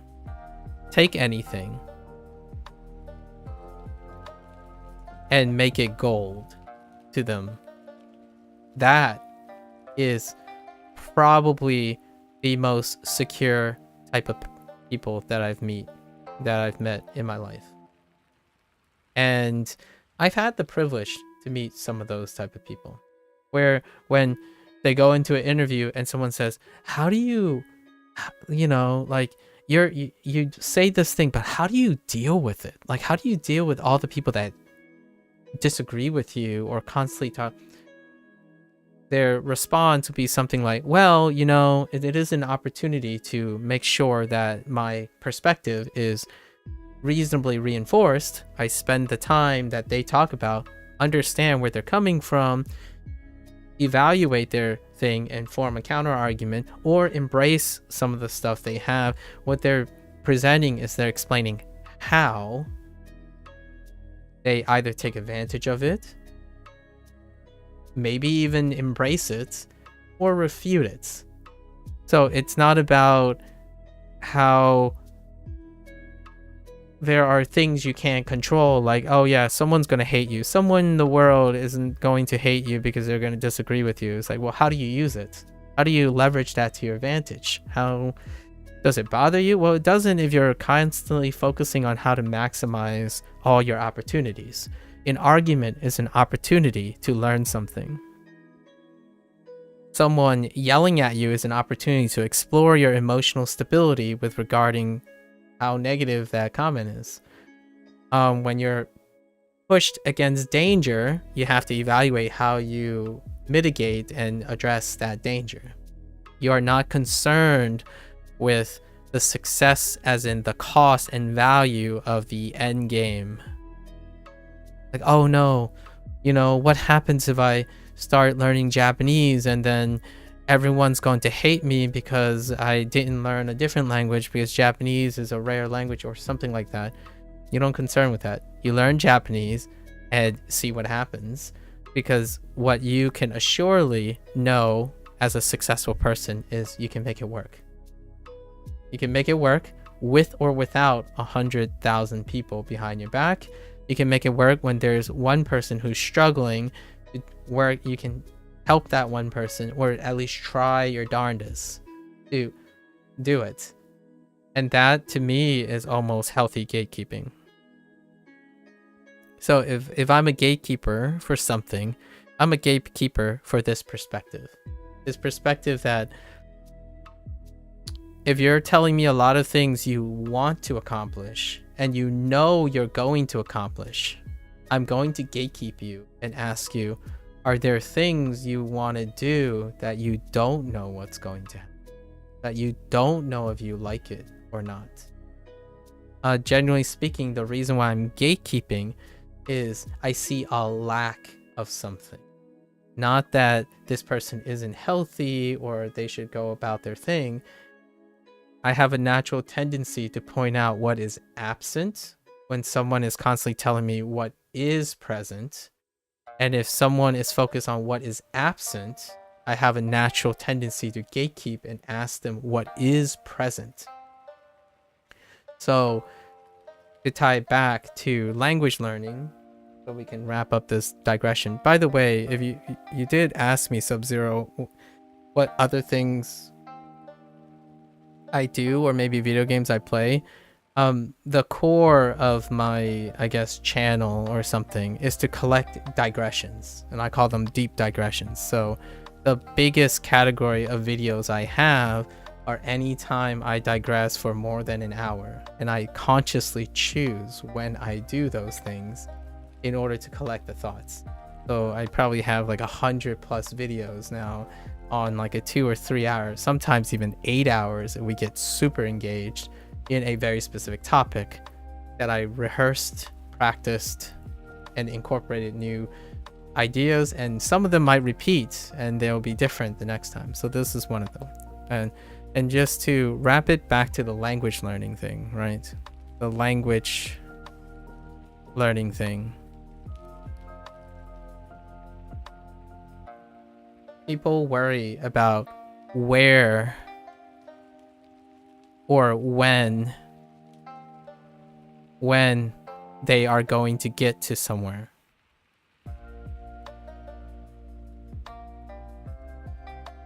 So I often ask themselves, are they happy or maybe even like satisfied with their progress or something, their progress with that goal? That's often that word that I've mentioned a bunch of times, which is fluency. Fluency is attached to a time frame. I don't know when, if, or buts about when I will become fluent in any language I choose. But I didn't get to this point worrying about where I will ultimately be, because life is strange. It'll take you in many places. If you ask yourself, you are happy doing this type of thing, that's a green light. That means your expectations are being met. And I feel that a person like that will sustainably be happy. If you're asking yourself things like, if you're saying things like, oh, I have concerns, right? I thought I was going to get here. I thought Duolingo was going to work. I don't like Duolingo because it wasn't effective for me. Or I tried this and that. And that's telling me that you aren't happy with end goal perspective. So oftentimes then I would suggest, hey, what about process-oriented thinking?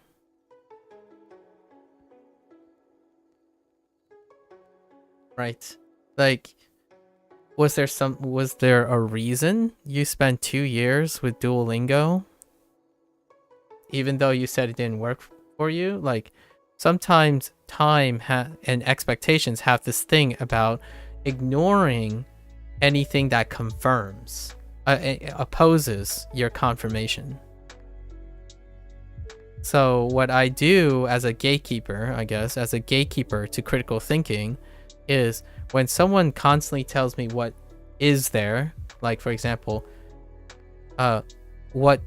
if someone is constantly celebrating what Duo offers, right? Like I don't know, vocab and stuff, my natural inclination would ask them, what does Duo not do? And then when someone says, Duo don't do a lot of things, I challenge them by saying, what do Duo do? Like, what are the things that Duo do? The whole idea is that this dispels... I can't spell dispel. Dispels confirmation bias.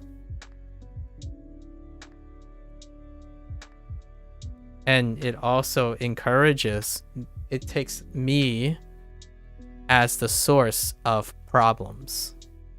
So, conflicts of interest. I am the source of the problem. I am the conflict of interest. And when you have a conflict of interest, it promotes problem solving and critical thinking. So pretty much, I set myself up for conflicts because I can.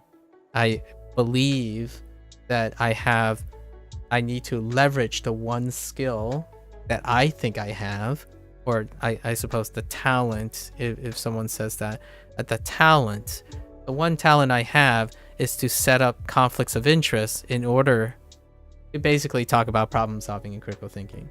So everything ends up, in my opinion, like 90% of the things I talk about involves problem solving and critical thinking in the end. So even when someone asks me what my favorite video game is, and just to wrap it all the way back to the very first question, Sub-Zero, in which all this digression occurred, is the concept of video games and Souls games, right? Here's a funny thing. If I don't play a Souls game right now, and that's a conflict of interest, right? It's a conflict of interest.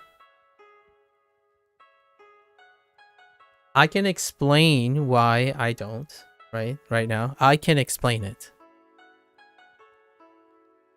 But the question is, can you convince me? Can you convince me to play a Souls game? So the question, what this means is, as long as you don't have the motivation to convince me, then I accept that it is important enough for you to mention. However, it is not important enough for me to play the Souls game, which tells me that you're open-minded.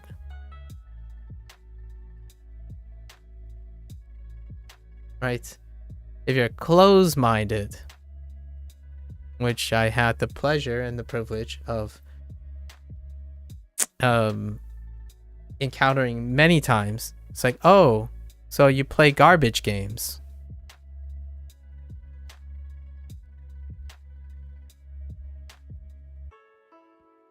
Oh, the games you play requires no skill. These are the comments that would come from a closed-minded gatekeeper. This is the toxicity that I'm talking about regarding incredibly passionate but closed things. And oftentimes, I don't even think these are really all that malicious, because honestly, they probably believe it. Like, Souls games require skill. I mean, I'm sure you can resonate with that. Requires skill. It requires some sort of skill. Now, the question is, if I play a Souls game, are you going to play a puzzle game? I have great friends. Very privileged to have one or two friends who we do not share a single video game commonality. And we can speak about what we like and what we don't like, what resonates with us and what we don't, and counter-argue all the time without necessarily entering this type of ad hominem argument, a projection of value. So, for example, I like puzzle games. I like deck builders. I love walking sim games, storytelling games, and low-key, this is going to be a hot take, mechanical games. Mechanical games is basically, in my opinion, like someone who studies language for acquisition of the language itself. So as much as I love and embrace and am very admire individuals who are mechanical, like linguists, which are concerned with like structure, mechanics, the language itself, I spend most of my time telling stories about the language. It's not going to be part of the language acquisition process to most people. This is suboptimal, as most people would say. Storytelling is suboptimal to language acquisition. Story is suboptimal to making puzzle games with the language. It's suboptimal to think about deck building because native Japanese speakers don't use their language to describe deck building in a casual conversation. Walking sims, and then let's not harp too much on language acquisition. Like for me and my friend, walking sims, my particular friend considered them, I rather watch a movie.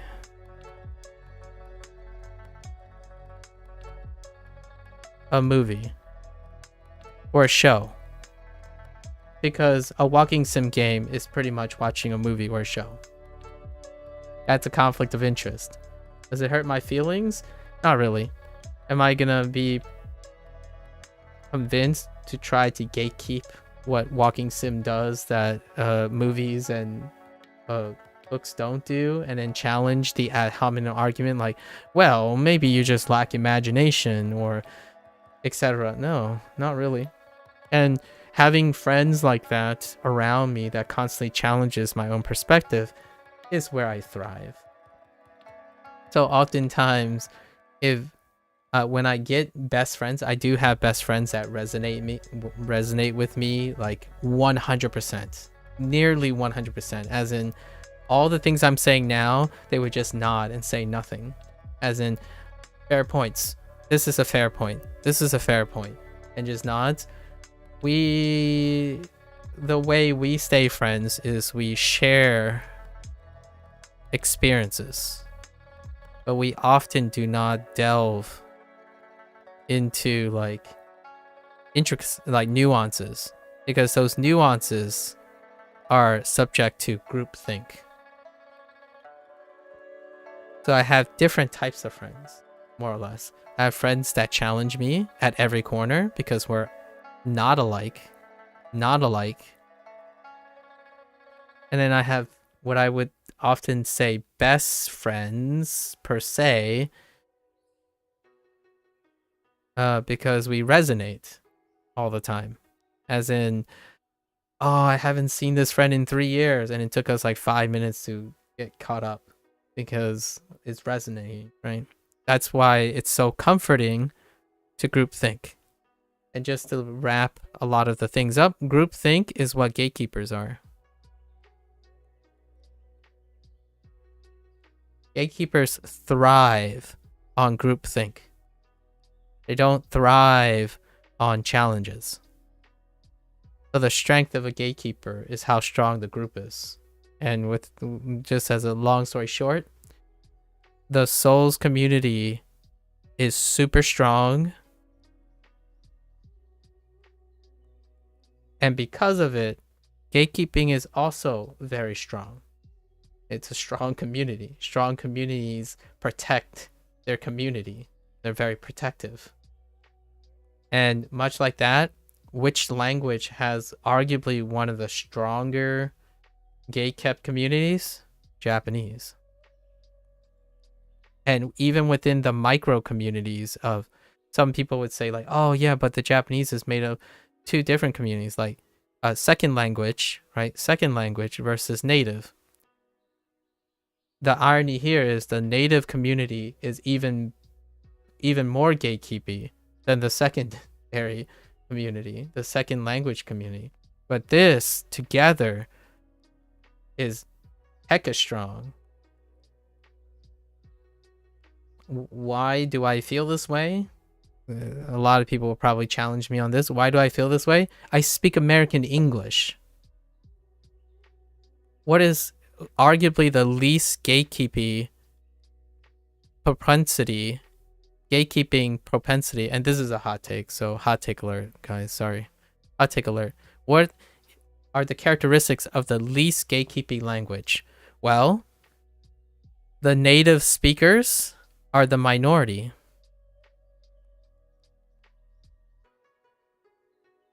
Maximum number of majority competition.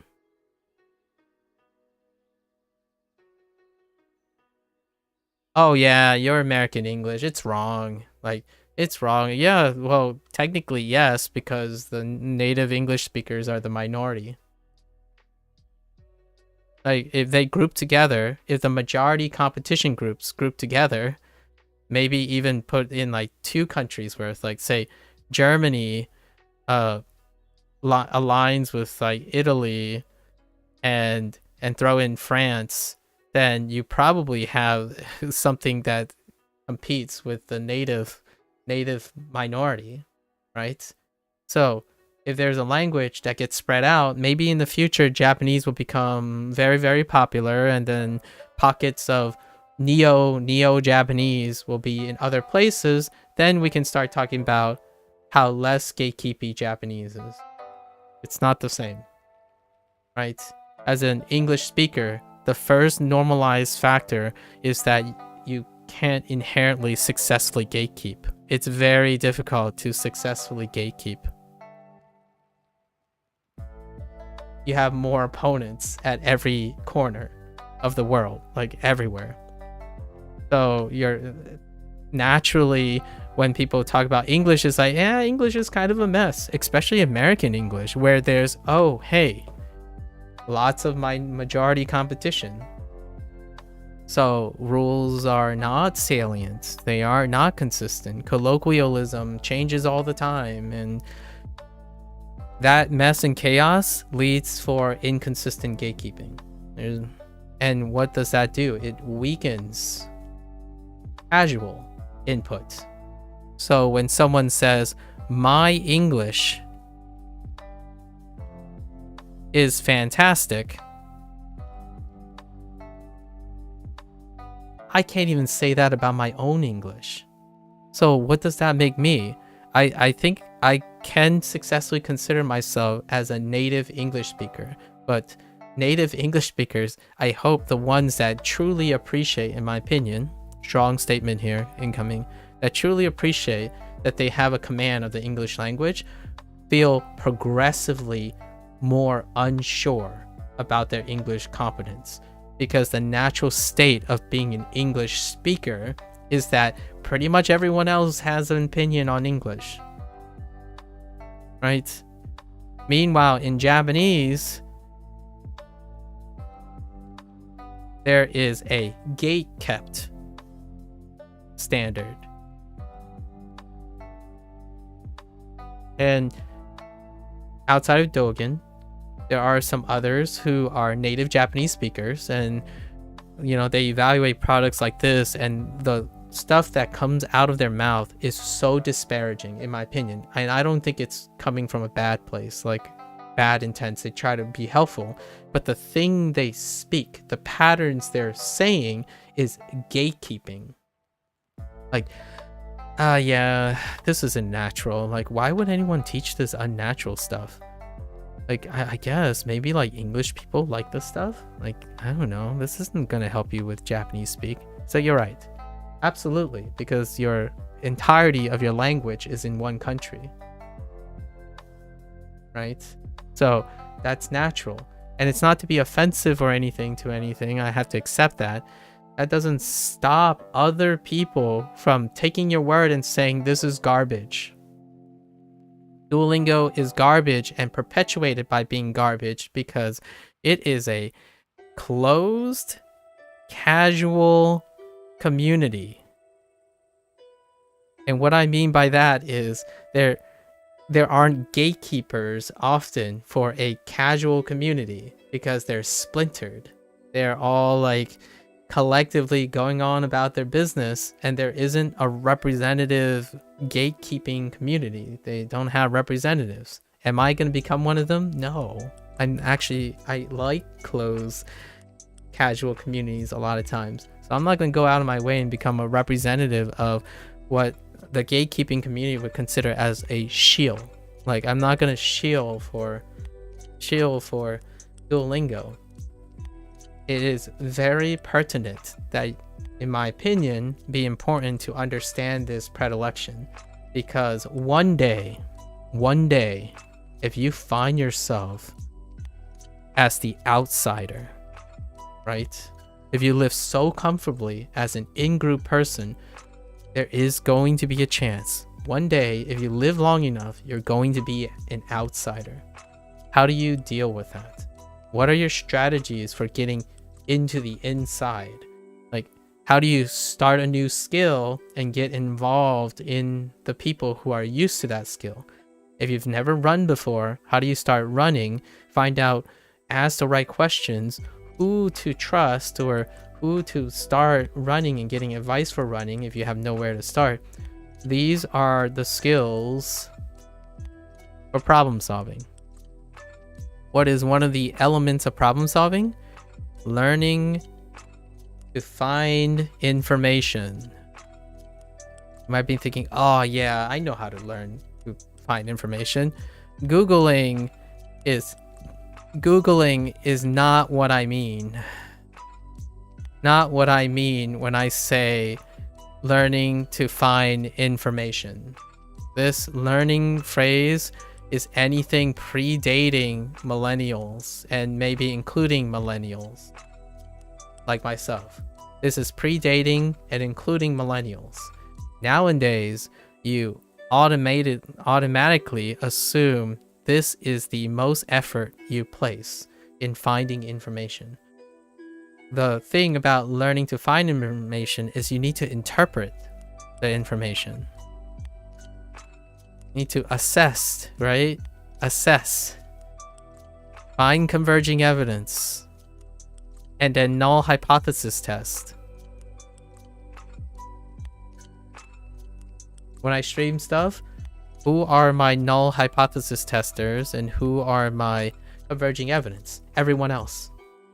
So I deliberately, what engages me for life, in my opinion, this will never get old for me personally, until like maybe I'm physically exhausted, is that I place myself as the outsider intentionally. What does that look like? Well, whenever you learn a new skill, play a new game that you otherwise haven't played, as in like you change directions, you are constantly the outsider. When stream goes off for me, off stream, I'm not doing this. Like, I'm not doing this when I'm off stream. Like, it's not pragmatic for me, and I need to balance it off. So in off stream, I'm not doing this. I'm looking for confirmation bias, right? I'm doing things I'm comfortable with. So things like enjoying food, resting, being a little lazy, I suppose, and learning more stuff that I know I'm very good at. So to dispel anything in the future, yeah, you know, Sub-Zero, to wrap it up about the Souls game, if you told me it would be entertaining for you to see me struggle with the new Souls mechanics, which I can assure you there aren't new Souls mechanics yet. If you can convince me that Souls have changed incredibly, and that I would be very intrigued and struggling with the concept of Souls game design, which is ironic because we're using the term Souls as a closed community subgenre of understandable standards. Then I would say, heck yeah, let's play a Souls game. So when someone approaches me and say, hey, do you like FromSoft? Have you played an Armored Core game? And I'm like, oh, you know what? I might consider playing an Armored Core game because it's something I will struggle with or intellectually be stimulated. Souls game, played Souls 1. And now they're really good at consistently pandering, because FromSoft is very good at that, pandering to the Souls community. And everything, just to illustrate the vigorous passion that the Souls community have, is any design that walked away from the Souls community and tried to increase its influence have met with negativity. That is how you kind of gauge how strong the solidarity of the Souls community is. When DS2 did something different, the eyesore part is the part that it wasn't like Dark Souls 1. Dark Souls 3 returned back to form, right? Elden Ring introduced open world design, and that was the least well-received characteristic to the inherent Souls community, not the ones that are recruited by Elden Ring, right? Open world aspect is a big recruiting aspect of Elden Ring. So it's one of those things. Do I want Slay the Spire 2 to be exactly like Slay the Spire 1? I'm an outsider. I didn't stay with Slay the Spire long enough to appreciate that. And sure enough, when Slay the Spire 2 releases in early access, there will be a gigantic amount of community members that will be very strong and influential in trying to recapture the magic of Slay the Spire 1. Honestly, if Megacrit introduced a new deck builder that suspiciously looked like Slay the Spire 2 and title it Our Next Big Game, I'm enamored. Because that would mean that the closed community that is Slay the Spire would not be heavily weighted and psychologically predisposed to trying to maintain something that it was.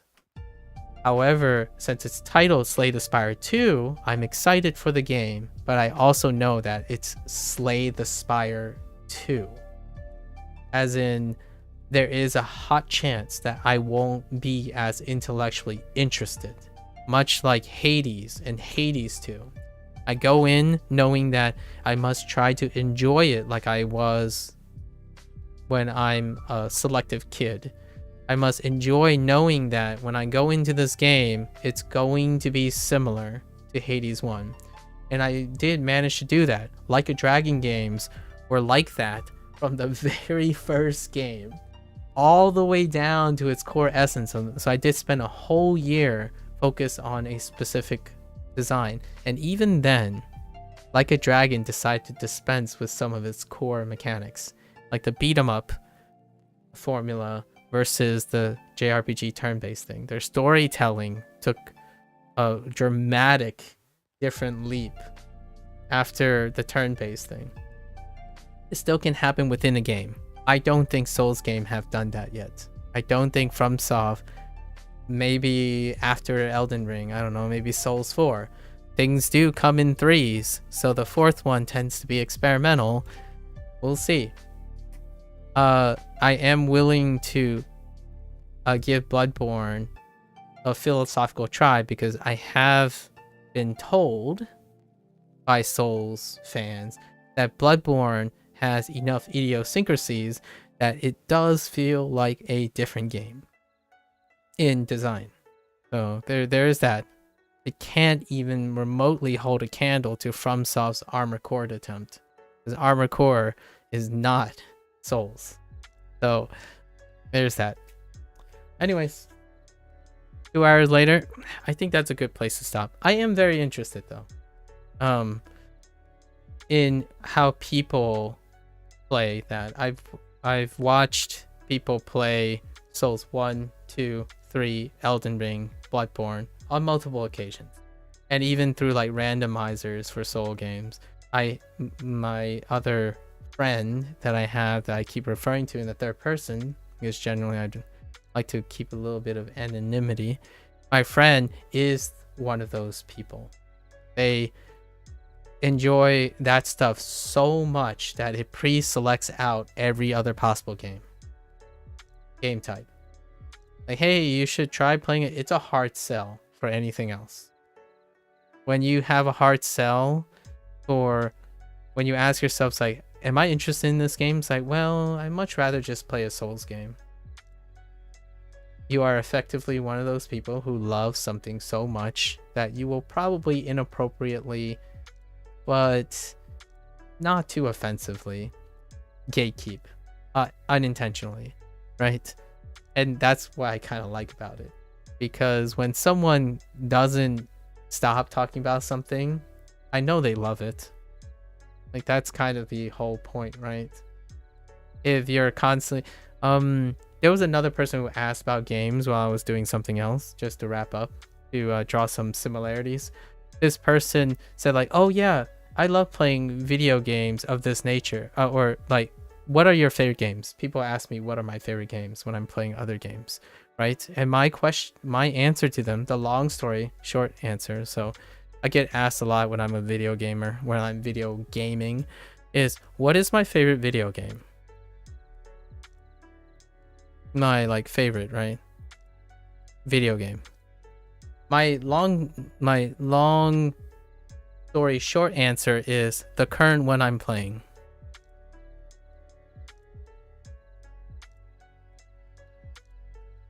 And we're not gonna go into this. Maybe we'll go into this when the next video game I play. If I play a new video game, I'm going to get this question again. What is my favorite video game? And I'm gonna say the short answer is the current one I'm playing. Let me give you a slightly longer answer, and then digress into a long answer. But generally, it's the current one I'm playing. And this involves a lot of like how emotional memory works, and so on. There's a lot of deep cuts in here that involve why I choose that the current thing I'm doing is my favorite thing. It deals with the journey, the process-oriented thing. I like living in the present and embracing the past and harnessing the past to elevate the present. I like my current favorite game I'm playing is because I played a lot of games before it. So the current game I'm playing, I bring all those experiences to my current game. They represent everything that I've played before. If I choose to play a game, it represents the culmination of all the experiences I had before it. The current me is the most idolized me. It's not someone in the past. I don't think of my past as superior to my present self. Ever. I don't ever think that I would never like one of the few absolutes. I would never look back in the past and say, I'm a better person before. I'm always the ideal me now and in the present. So much like things like what is your favorite video game, it's the current one in a slightly longer answer, right? So that's kind of I forgot where I was going with this, but it's something related to this. I left a space down here for a reason, but I just lost track. But that's kind of the idea.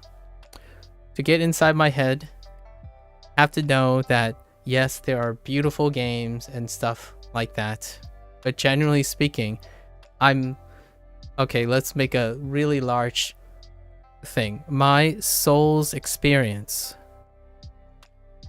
I bring to everything I'm doing now. So when I play Like a Dragon Infinite Wealth, I make commentary about drawing its comparisons to my soul's experience, or like little tidbits of things. So every time I'm playing, I I bring as many experiences as I can with. So souls have left a really big impression on me, right? So it's enough. I even made a comment and it turned into a YouTube short, and people like didn't like it. So fair enough. There you go. There you go. So am I playing a Souls game in the future? I'm always playing a Souls game, Sub-Zero. That's probably the deep cut here. I'm always figuratively playing a Souls game. And everything else. Play, bro? What do you think I'm playing, bro? I'm playing language, parakeet. Why are you in a Duolingo stream thinking that I'm playing something other than using a language? I would like to know. Okay. Okay. Okay. It's not quite an explanation, but fair enough. All right. So let's finally start our lesson. Are we sticking to 2? Yeah, we're sticking to 2. So it looks like just 12, 11 for today. And hopefully we get 1 or 2 kanjis so we can use the kanji thing. Okay. Honya. Let's see. Honya. Book. Store. It's probably bookstore. Honya. Okay. All right. Honya. Honya. この本屋でアメリカの something を買います。Oh. Let's see. These American bookstores. What American bookstores? We got Kaji, chores. U, clothing. Zashi, magazine. You know, we can use magazine. Zashi. Yeah. Zashi. And then Ofuro. Bath.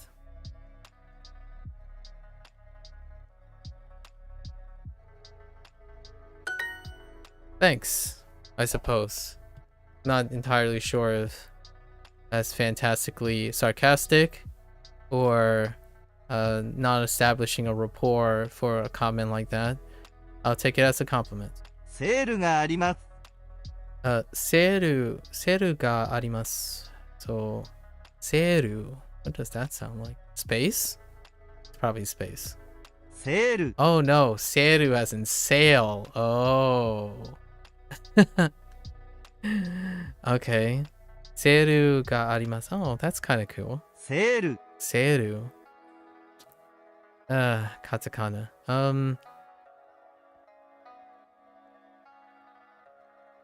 Seru ga okay. Well, I guess they have a sale that works. この CD は安いです。Wait. How'd you say this? Oh, there's not even a はこの CD は安いです。 CD? She. D. So key with a. Wait. Okay, fair enough. CD. Okay, この CD は安いです。Okay, this is a. Or. This CD is cheap. Fair enough. DVD. DVD? Probably DVD. この CD を買いましょうか？この CD。 Oh, that's the type of media they're talking about. They're not talking about social media. Oh no. I was so way off the mark 2 hours ago. I thought they were talking about media, as in like social media, like news and radio and newspapers and stuff. They're talking about physical media or like different forms of medium. Wow. That just dawned on me with the CD. Okay. Oh no, what is it? Oh, 買いましょうか? 買いましょうか? Maybe. この CD を買いましょうか? Okay. Yeah. Let's buy, we should buy these CDs. Or buy this CD. CD のセールがあります。CD のセールがあります. They have a sale. A CD sale? Yeah. CD のセールがあります。あの本屋で CD のセールがあります。Okay. Okay, they have a sale on the bookstore. The bookstore over there have a sale on CDs. Have a CD sale, I suppose. What are our responses here? 本当ですか? 本当ですか? 本当ですか? 行きましょう. Yes.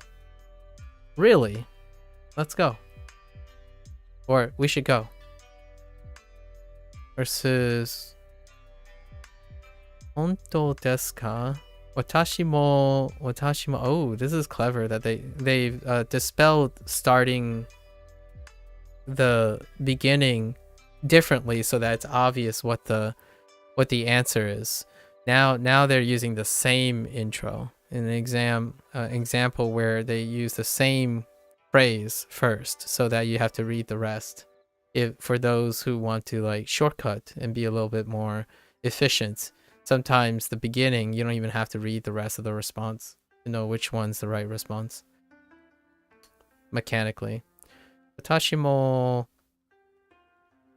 便利 no 弁護士 弁護士です okay, yeah, fair enough. This is the other phrasing. This is the last maybe like 5 units ago. The whole phrasing like, oh really, I also do this, or oh really, I have a brother that is also this, and etc.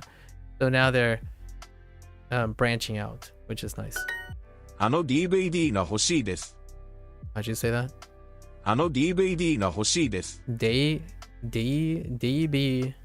あの DVD が欲しいです。 DVD. Yeah, DVD. あの DVD が欲しいです。欲しいです。I want that DVD over there. Sure. Fair enough. この DVD はいくらですか? この DVD はいくらですか? いくらですか? Oh. いくら How です much? か? How much is the DVD? Sure. Took me a while to translate it into English. I'm like, yeah, that's a fine statement. この DVD はいくらですか? DVD のセールは明日です。DVD のセールは Oh, interesting. は明日です。Okay. The DVD sale is tomorrow. Fair enough. Swap it up a little. Throw in 明日. Use the equivalence at time as the equivalence in the second part of the sentence, the middle part of the sentence. あの本屋で DVD のセールがあります。本当ですか? 行きましょう。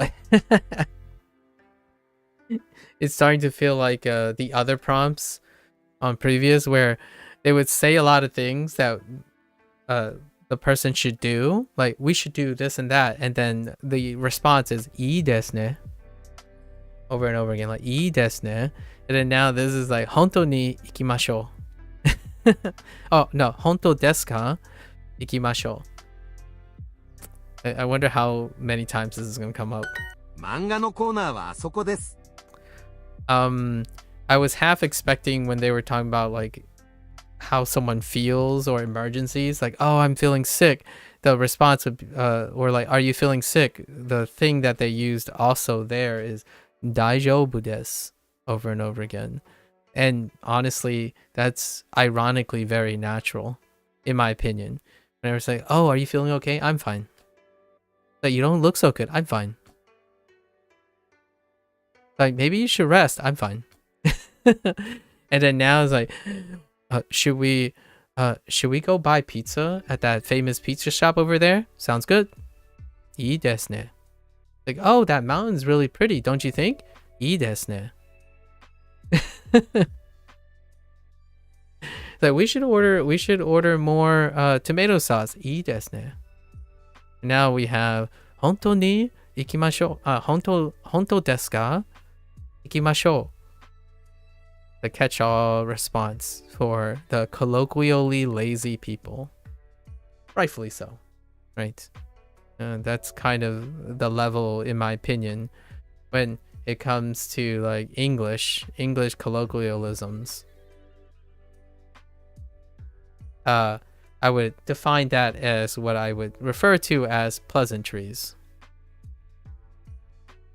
It's very polite, it's nice, it's comforting. However, it's pleasantries, so it lacks nuance, in a sense. Not in the nuance of lacks mechanical nuance, as in, oh yeah, you need to be very aware of the I'm fine, meaning I'm not okay, or I am okay, I'm not okay, but I'm okay for you kind of thing. Not that. More like lack of nuances. There's less effort to explain. It's a catch-all phrase. And I do feel that that's probably what Japanese people do too. Like, hai, daijoubu desu. Okay. What is this? Manga no Kona.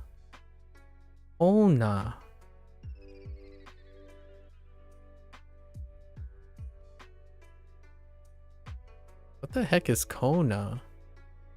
Wow, that doesn't sound like anything. コーナ Section? Maybe this is one of those few that aren't a borrowed word. Kona? Maybe like continuation? No. Kona.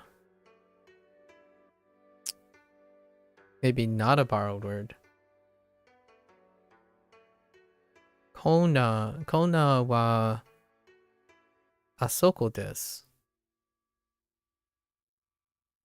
So manga no kona wa asoko desu. Oh, that section. Oh, like corner. Maybe. Oh, I totally got it once I saw wa asoko desu. I thought it was literary section. Like a text section, because I thought a manga, right? So like a section in a manga as opposed to a literal aisle or section. So kona. I can make that. Corner. I'll think of it as corner. Kona. So the manga section is over there. Yeah. So manga no kona wa asoko desu. Okay. Kono kona no hon? Hon. 本 Hon ga daisuki desu. Okay. Fair enough. I love this section, book section. Or sections book. I guess technically that says sections book. As opposed to book section. Fair enough. I don't know if you can say book section. Like hon kona? Or maybe even hon no kona, I guess. ー DVD のコーナーはあそこです DVD のコーナーはあそこです。The DVD section is over there.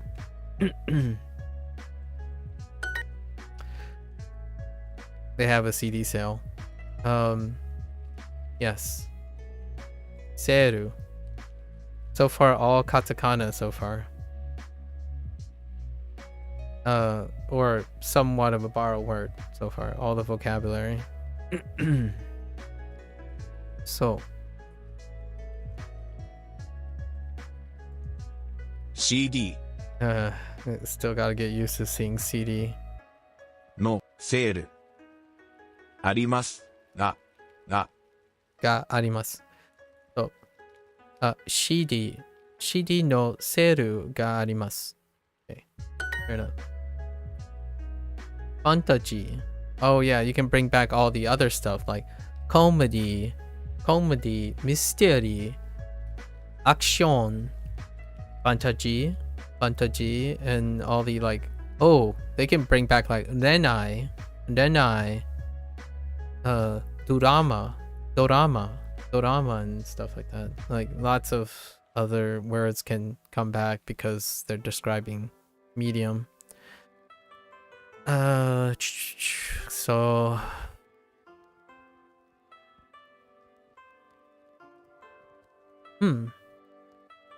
Fantasy no owner はどこですか？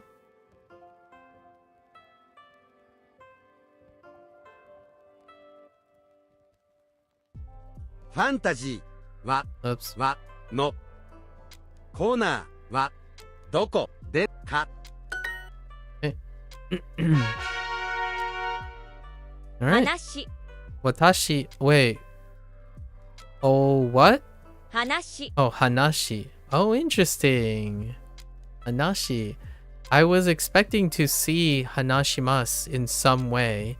Like the kanji, but it's the nominalized version of hanashi. Nice. Good way to throw back a kanji we already learned, right? Hanashi. Hanaka. Hanashimasu, of course. Yoji. Hanashi. Go. Okay. Hanashi. 話 fiction, Fiction. Oh, we got our fiction. Okay. フィクション Fiction. Ooh, there is a chance from time to time I might get it confused with fantasy and stuff if I only look at half the word. Although shun works out, and action looks kind of similar, but not really. 話はどうですか？話はどうですか？話 Story. 話 Oh, interesting. Talk stories. Okay. I see. How is the story? 話はどうですか？話この漫画の話は面白いですか？ Nice. このこの漫画の話話ははI lost この漫画の話は面白いですか？ emotionally. Okay. 面白いですか？ Yeah. So. この漫画の話は面白いですか？ Is this manga story interesting? ノンフィクション Non-fiction. Okay. This is the first time I've seen the no in katakana being used. I actually don't think there's a single katakana word that I've had so far. Maybe there might be one, but it's not coming to mind.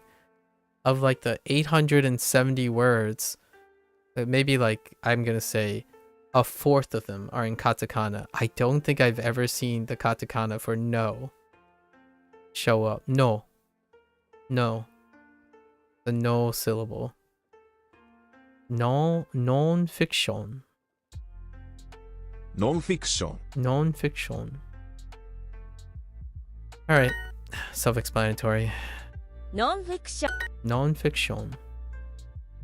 Non-fiction no 本本が大好きです。本が大好きです。That's more like science and mathematics, but alright. I mean, I guess they're non-fiction books. ノンフィクションを読みます。ノンフィクション Non-fiction をを読みます。読みます。 I read non-fiction. 本はあまり読みません。おまり、話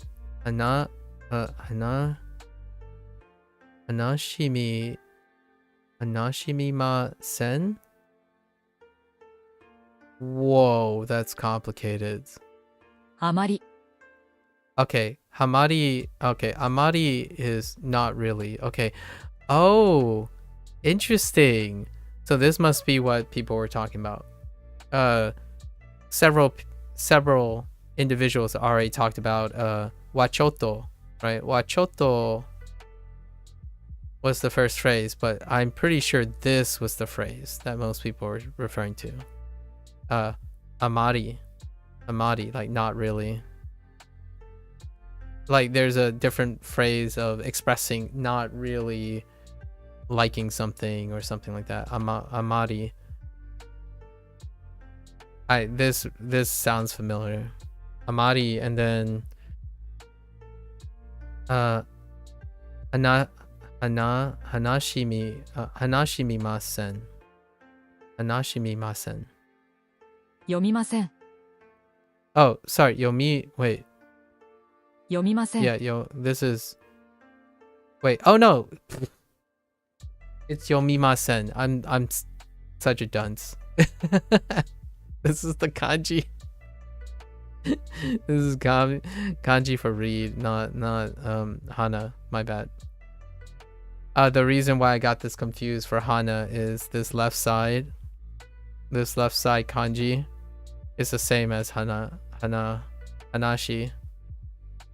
So then I totally ignore the right side, which is yomimasu. Okay. So, all right, gather our thoughts. Fully, and then they use the negative, which is new too. So that's why they highlight all of that. Hon wa amari yomimasen. Fair enough. I don't really read books? Okay, sure. Yeah, I don't really read books either. Oh, hey, that's a cute dragon. It's the dragon without arms. What? Fiction? Or we're looking for fiction? ファンタジ Or fantasy? Yeah, fantasy works. Fantasy wa amari. Yeah, amari yomimasen. Fair enough.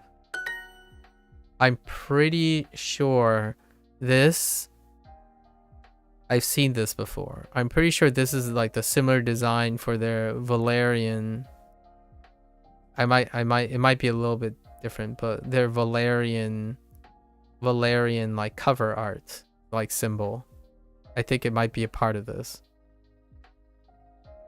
From somewhere else on their UI that I ケ noticed ンさ earlier. ん、ファンタジーは読みますか？いいえ、ファンタジーはあまり、あまり読みません。Fair enough. Not learning a lot of things right now. Fiction. Fiction が好きです。フィクションが好きです。 Fiction が好きです。I don't really read horror manga. Horror no manga? No, horror manga. So, horror manga o yomimasen. Oh, really? Oh. No. Oh, interesting. Maybe you need to add that in order to make it feel more polite or acceptable. When they added that really Omari. So it's kind of like, it's not bad. Like, horror manga is not bad. Like, I don't really hate horror manga, but I don't really read manga, horror manga, but occasionally I do, right?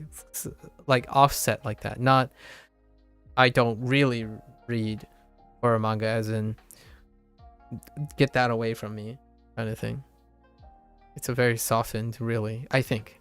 Anyways, that's the impression I'm getting. So, horror manga wa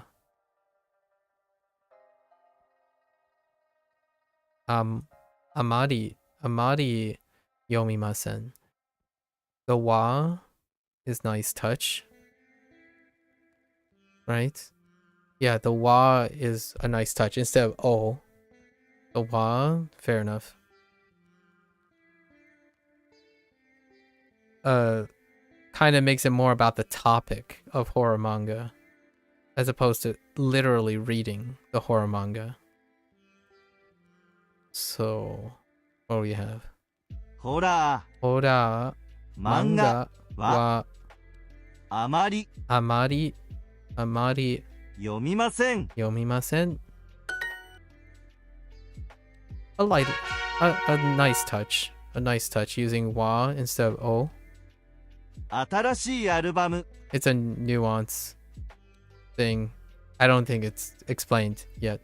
Atarashi what? Arubamu. Album? Arubamu. アルバム Okay, arubamu. Okay. A new album. Arubamu. Donna arubamu o kaimashou ka? Oh no, kikimasu ka. Oh, they did introduce the... I really thought they were going to introduce the kanji for kikimasu. They haven't yet. This would be a very appropriate time to introduce kikimasu, this kanji, because we already have the earliest predicates we have kanjis to them already, and even after, actually, like aimasu, hanashimasu, all of them have kanjis, but kikimasu did not. Still waiting for it. 有名なバンド Yume na adjective. Yume na bando, band, a famous band. バンド Bando, so much katakana right now. Bando. バンド Okay. そのバンドが大好きです。 Sono bando ga daisuki desu. Okay, I love that band. Sure. このバンドのアルバムはどこですか？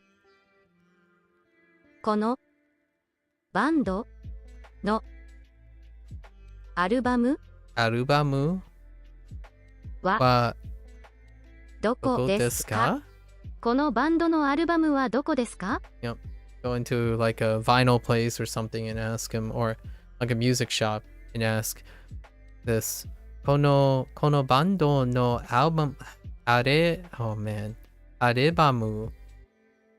Yeah, arebamu wa doko desu ka? Kono bando no arebamu wa doko desu ka? Okay. Where are this band's ポッ albums? プスを聴きます What? Hobusu.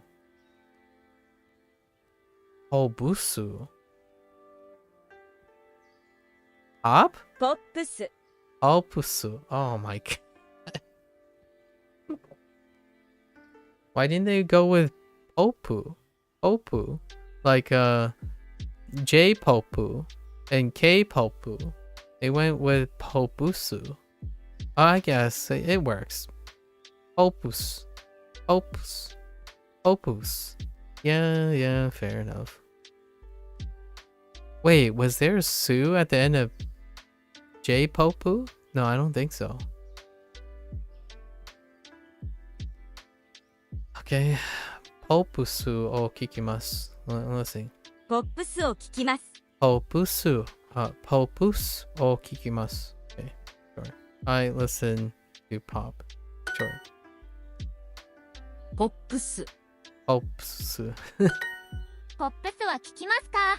Popes wa kikimasu ka? You Popsu. Man. Do you listen to pop? Oh. Why? Oh. I guess listen kind of looks like. ジャズは聞きません。 Ikimasen? Yep. I don't listen to jazz. Negative. Wow. Roku. ロック Roku wa amari kikimasen. ロックは聞きますか？ Do you listen to rock? Iie. Roku wa amari kikimasen. アニソンは好きですか？ Anison? Anison? What the heck is Anison? アニソン Oh, anime song. Anison. アニソン At least that's what it makes me think of. Anime song or anime music. アニソン Anison. I mean, what was for music? Ongaku? I guess ong. I could see ong being contracted with anime and you get anime song. Nah, I think it's closer to reminding me of anime song being contracted together to get ani song. Okay, ani song wa suki desu ka? Okay, sure. Do you like anime music? Oh man. Where's Indy when you need him? I could ask this question now. アニソン。 Anison. アニソンが大好きです。 Anison daisuki desu. Anison ga daisuki desu. アニソンが大好きです。 love anime J-POP は music. 聞きますか？ Oh, see, there you go. J-Popu. J-Popu ikimasu ka? Wa ikimasu ka? Iie, J-Pop wa amari kikimasen. よくアニソンを聞きます。 Yoku anison wa kikimasu. I listen to anime music. I often listen to anime music. ポップスは聞きますか？ And this was just me sliding the wrong word. Do you listen to pop? Papusu. Wait. ポップスは聞きますか？ Papusu wa ikimasu ka? 難しいゲーム。Muzugashi game. Look, sounds like difficult. 難しい。 Muzugashi kind of reminds me of I think someone mentioned this word already. Muzugashi for tough because I had taihen for also tough or hard. And someone else already mentioned that there's muzugashi instead of taihen.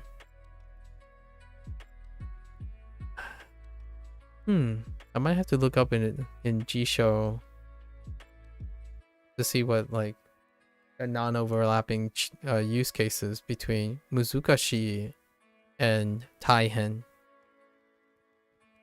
A difficult game. Speaking of difficult game, we just spent like 2 hours digressing about Souls games. Muzukashi. 難しい。RPG は好きですか？ What a coincidence.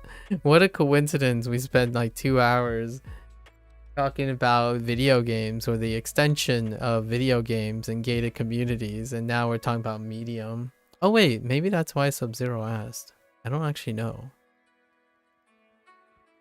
Do you do this one? RPG は好きですか？ RPG. RPG は好きですか? Do you like... Wait. Role-playing games. Nice. Yoku...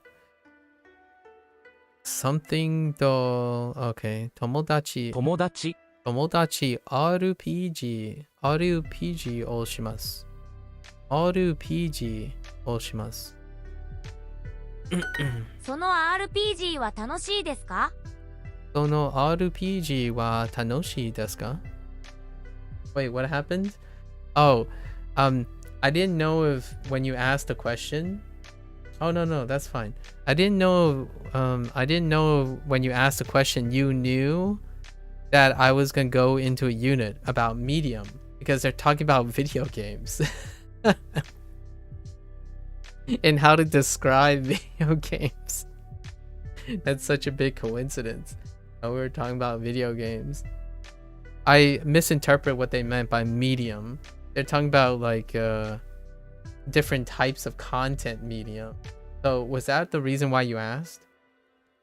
I had no idea. I didn't put that one together. If that's why you asked about Souls game originally, it went way over my head. その RPG は楽しいですか?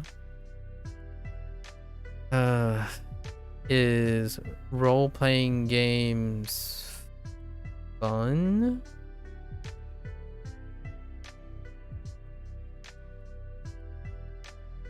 Wait, is that role-playing game fun?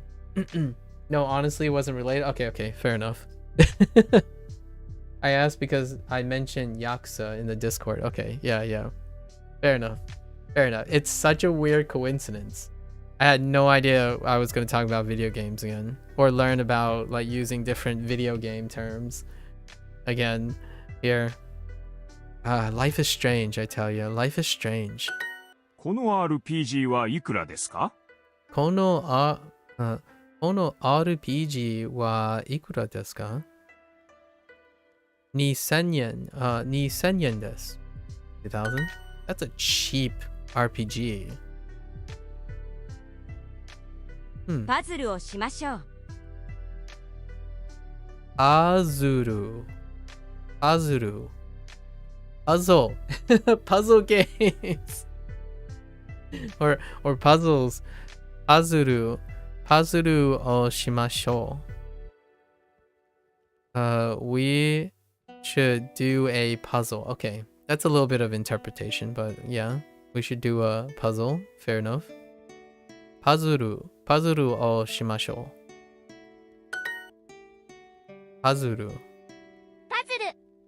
いいえ、ゲームはしません。いいえ、ゲームはしません。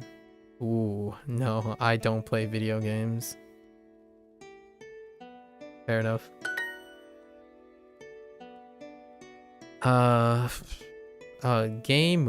ゲームはあまりしません。Okay. Nice. あまりしません。CD のコーナーに行きましょう。Wait a minute. That doesn't mean... Okay, there's... Alright. I'm gonna be real here. I know what they mean by CDs, but man... Are we really past the time where when you say CD, you're not talking about video games as well?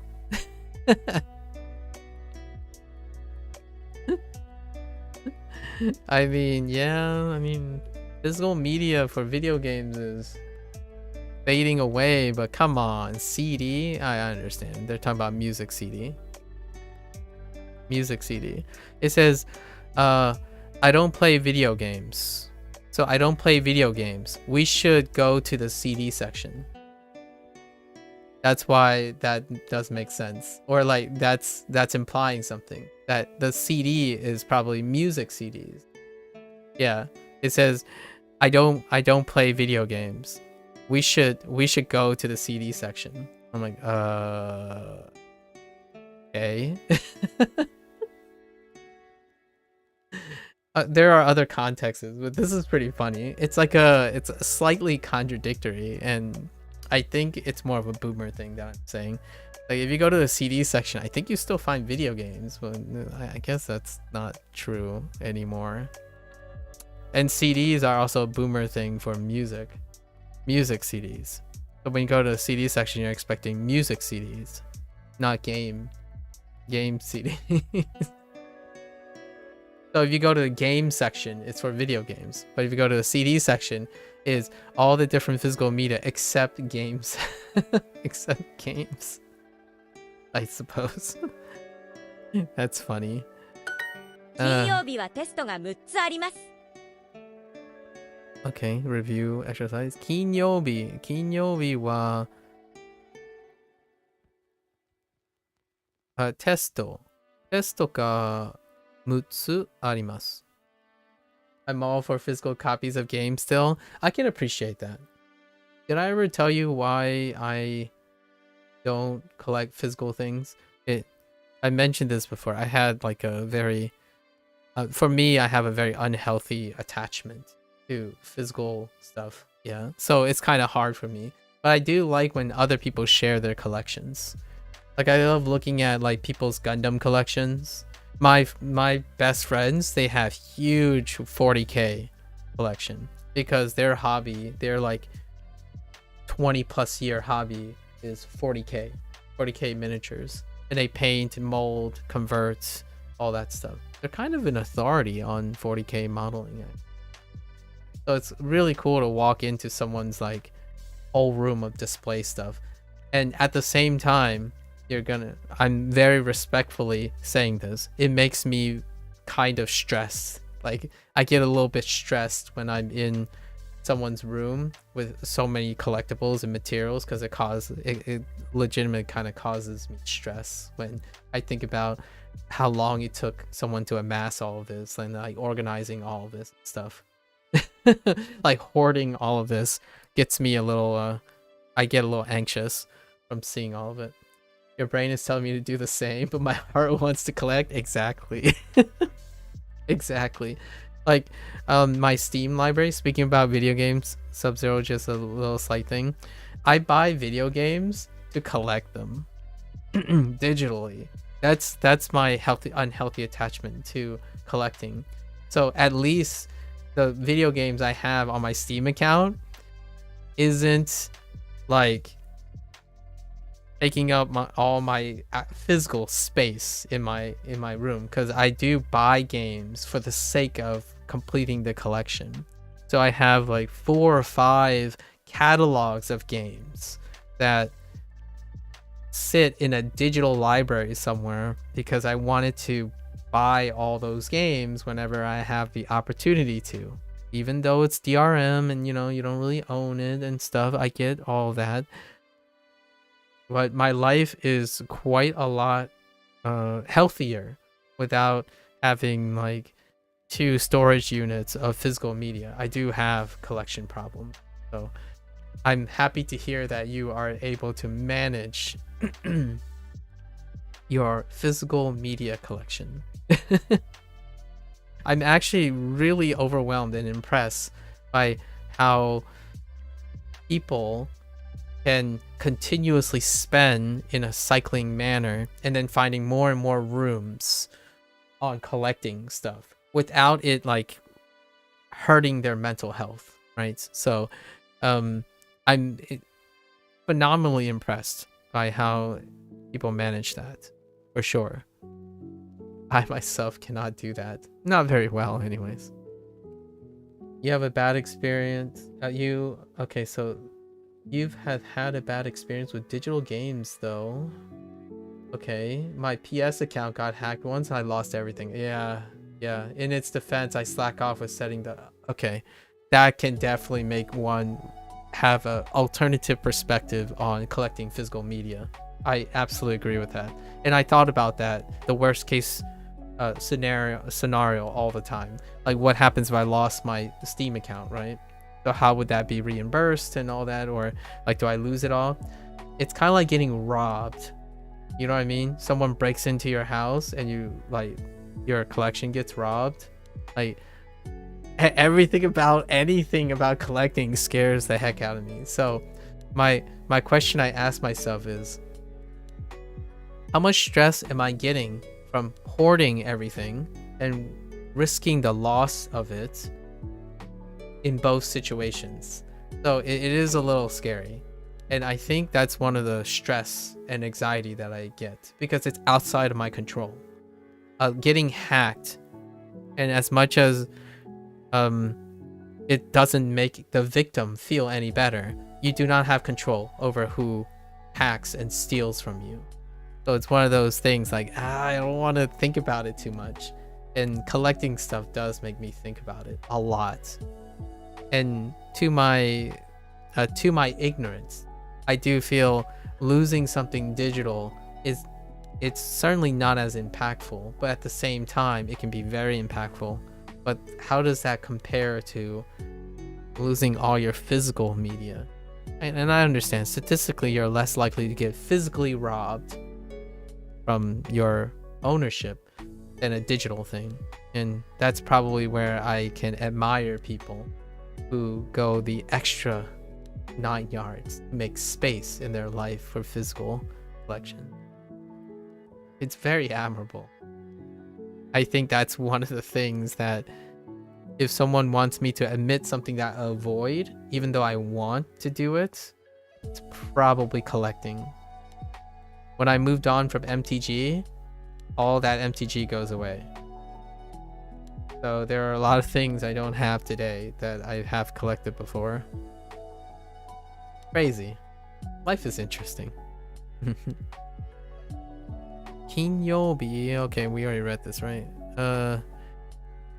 On Fridays, I have 6 classes.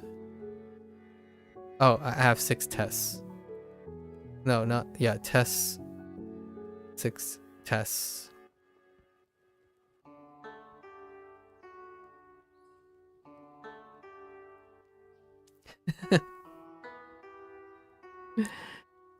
Thanks for the share. Yeah, physical media, I understand that. Oh, especially when to relate all the other things together. When I was playing Yakuza, or Like a Dragon, like the more recent Like a Dragon, there was a lot of talk about physical media. So that came up a couple times already. Specifically, I remember a dialogue with someone who liked the Yakuza series, and I was specifically playing Yakuza 6. Yakuza 6, The Saga of Life. And that person talked about how, like, physical media and then the war, you know, the stuff that causes games to not be released certain places, and physical media not being available in certain locations and stuff. Yeah, it comes up quite a bit every time a new video game comes out. The whole preserving physical media or not preserving physical media. There's actually no way I'd be able to store everything I have in my apartment. Old PS2 games, for example, are at my parents' house. Oh no.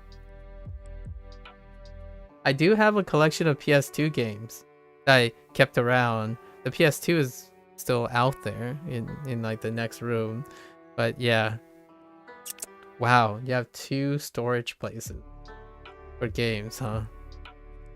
I'm starting to get a nice feel for your passion for collecting physical media. アクションゲームはしません。アクションアクションゲームはしません。しません。I don't play action games. Well, there you have it. You heard it here. Yep, that's the warehouse. Yeah. Like right now, I am with my parents. And when I left and then came back to my parents' place, I can barely fill my 4-door sedan with the possessions I have on me after 7 years of living. I could fit everything in a 4-door sedan. An American 4-door sedan, sorry. Technically, though, the car was manufactured in... technically, the car is Japanese, but still. Yeah, after 7 years... Actually, after 10 years. 10 years of living on my own, right? Like, doing the whole graduate school and whatnot, not including college. When I returned home with all my worldly possessions inside a 4-door sedan. I don't think I've ever driven like a U-Haul or like a rental truck or anything worth of stuff.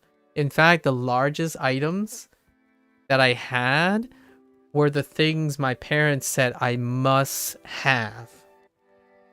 I'll let you guess what they are for a moment. Give you 10 seconds.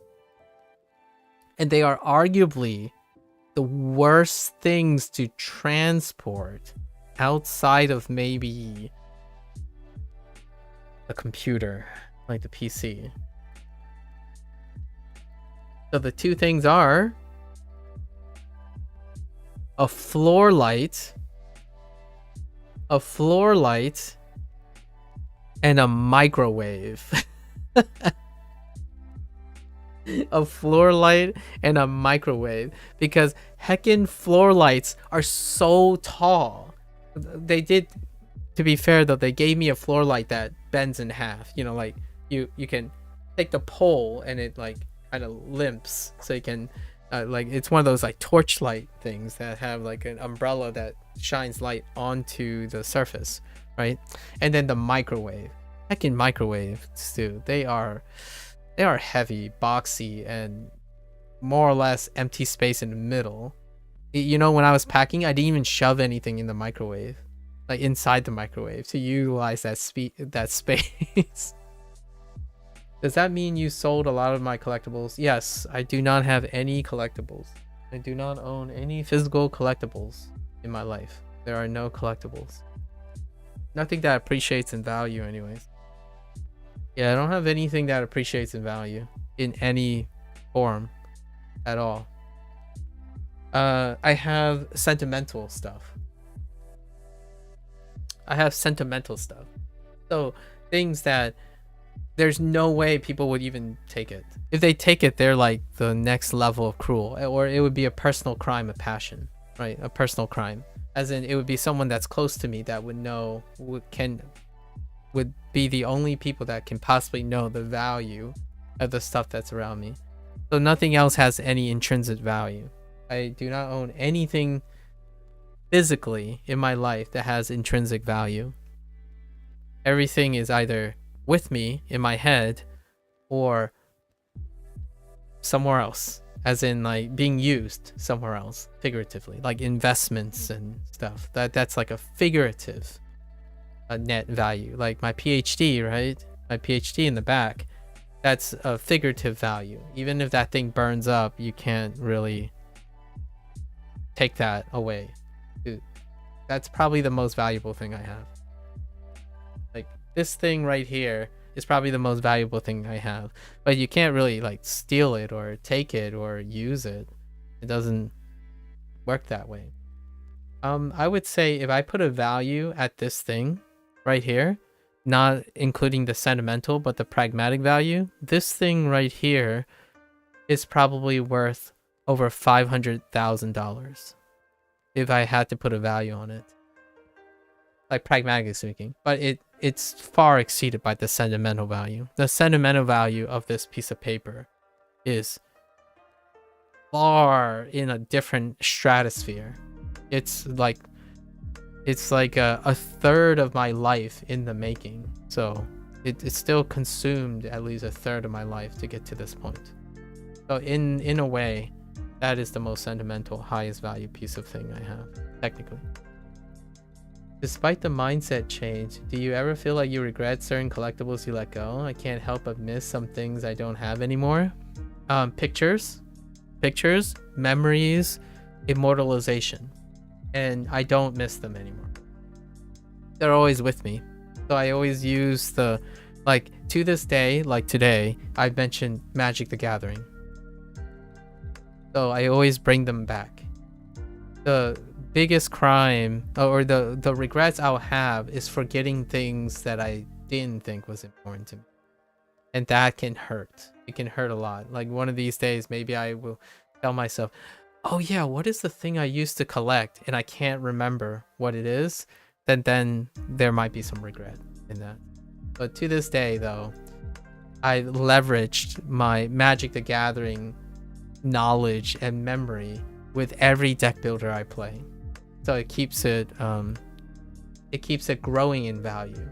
All the new memories that I've built around that collection that I don't have anymore is worth more than the collection it was originally. So it makes it insignificant. That's kind of how I get over the whole collecting thing. A lot of times, all the things I departed with, they are worth way more because I departed with them than having them before.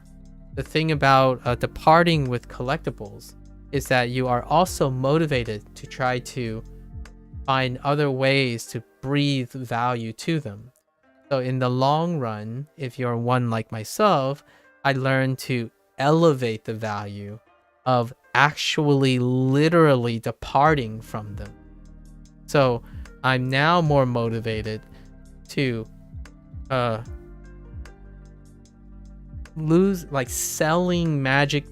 selling my collection was what I built so many things off of. So this very conversation we're having now is the result of selling my collection. And I have a story to tell about what it's like and all the things that I juggle and stuff. All the actions and stuff has made my Magic the Gathering collection I no longer own worth way, way more than if I had to hold on to it. It's kind of the trick of the mind, I suppose. Like you could call it a trick. But generally, it's kind of like focusing on the present, right? You can't regret the past if your present includes all of your past experiences up to this point. The very nature of asking, what's my favorite game? It's the current game. Because I don't want to lose all my memory. I bring all my memory to the stuff. When I learn Japanese, I'm not discarding English. To the chagrin of linguists and native speakers and stuff, like I don't want to discard anything. They're coming with me. Even if it slows me down, even if it's suboptimal, I want to keep my English. When I learn Japanese, I will be diverting a lot of time to learning more about English in the context of Japanese and vice versa. So my goal is not to optimize life by discarding things that are not optimal and then feeling regret for it. I want to build on all the actions I have made, and that includes collecting. So I don't have my Pokemon trading cards anymore. I don't have my Magic the Gathering cards anymore. I think I might have had some Beanie Babies at some point. I wanted to collect disc golf discs because I had a disc golf stent, right, for like 2 years. I may still go and play disc golf one day. There's a bag next to my thing that's not in view. I have a disc golf bag somewhere, and you know, my guitars and stuff. There's a lot of ways, and I hope maybe one day you'll feel that way too. You don't have to, obviously. If you're well-to-do and well-organized, you can definitely make that work. My best friends make that work. They have like a whole basement, like a whole room specifically dedicated to the physical media that they love. And they have to have that physical media. It's part of their hobby, the thing that makes them feel great and depart from it. It's their special room. For me, if you give me any room and I sit there, I'll populate it with memories. So the reason why I like it like that for myself is I bring all my value for me. So when you are talking to me, the most valuable thing is me. I won't need anything else to show. At least I hope. That's my goal. I want to bring all your memories with me and bring all the things people share with me to the place. It's the most convenient, in my opinion, the most convenient space right here, right? I write a lot though. I journal keep and record keep. So all those are backed up. So there's like cloud redundancies and cold storage redundancies of all the things I've written. And writing is very it's very space efficient. So that's kind of nice. It's one of the silver linings. For now, I have my girlfriend to keep me in check. Oh, that's kind of sweet. That's kind of great. Your girlfriend's a keeper if you know, she's aware that you're a collector. It's a interesting idiosyncrasy. I'm not gonna try to suggest that there's a gender bias. It's more like a cultural normalization that happens quite often. And having a girlfriend that you know you have a great relationship with that also knows that you collect things, that's a big bonus. That's a pretty big bonus. Probably nice to remind your girlfriend how wonderful your girlfriend is every once in a while when you pick up a new collectible, right? I think it's really cute. I like that. Perhaps you may even engage in collecting with your girlfriend. Then your girlfriend collects something, right? You know, like shoes, memorabilia, Beanie Babies. I mean, I enjoy the idea of collecting plushies. In fact, maybe in a future relationship, I would start a collection for my significant other, whoever it may be, right? Like, they would ask me, I don't get why people collect things. I'm like, can I give you Beanie Babies like once a year? And then you'll understand, in my opinion. Like, maybe someone will ask me, why do you keep these things? It's like, well, if you're my significant other, I want to demonstrate what it means to be committed, right? So I'll probably buy them a plushie with no intrinsic value outside of the sentimentalism. It start a collection for them. That's a way to kind of project what collecting feels like meaningfully to someone else that may not necessarily are connected. Like, it's hard to convince my parents why people collect things. As Chinese parents, pragmatism rules, so it's very difficult. So we try to connect based on like ancestry or connection and try to explain it through that. He collects clothes. Well, good enough. Yeah, connecting clothing. 恋愛ゲームはあまりしません。 Oh, there's Renai, a drama. Renai 恋愛 game. Well, Renai was one that was a little bit tough to remember, and now it's the easiest one that I remember. Renai for romance. Renai is romance in Japanese. Renai 恋愛ゲームはあまりしません。 Ario Arami あまり Amari しません。 I don't play romance games. I actually play a lot of romance games. Not that type of romance game. Just for the record.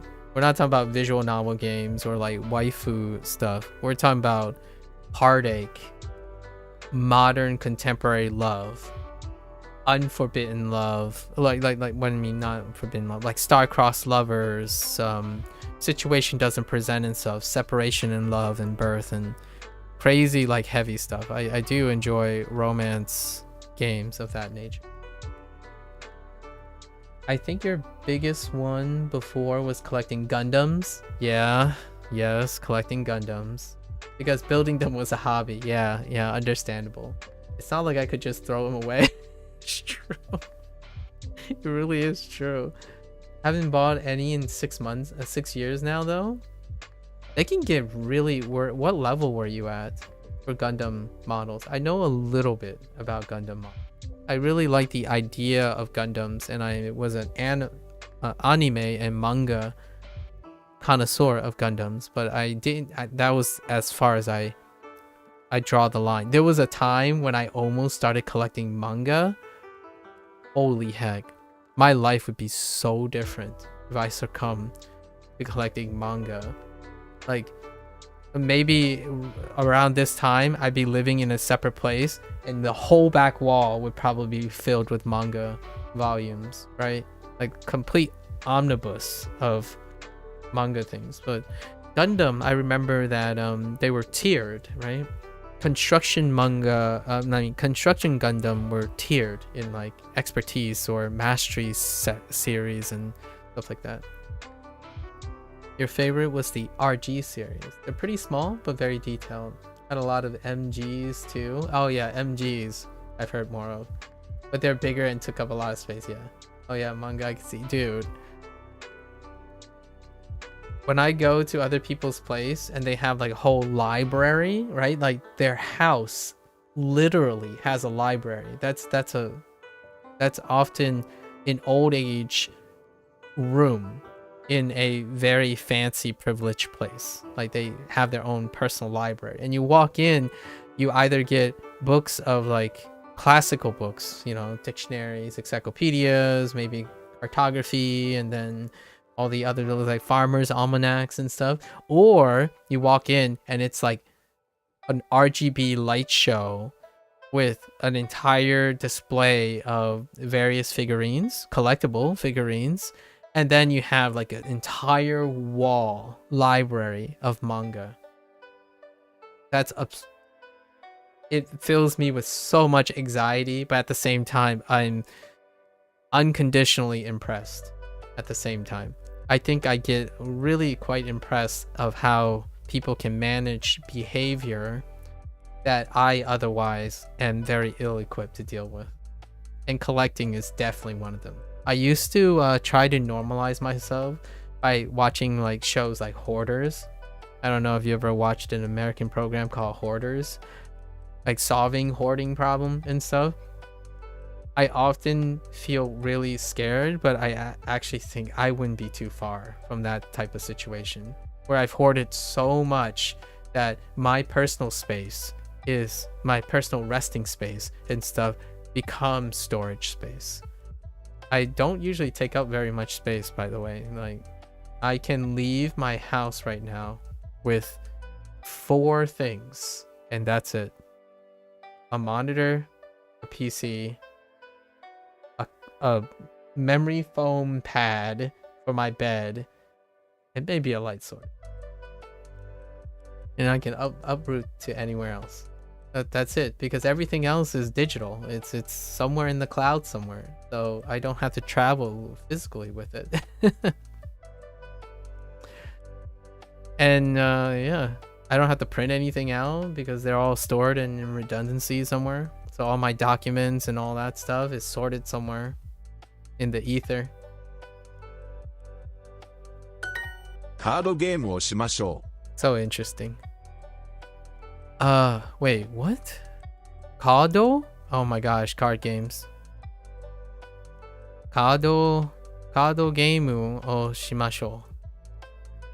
We should play card games. Not that type of card games, but it's got. Oh, you know what? We should play a card game.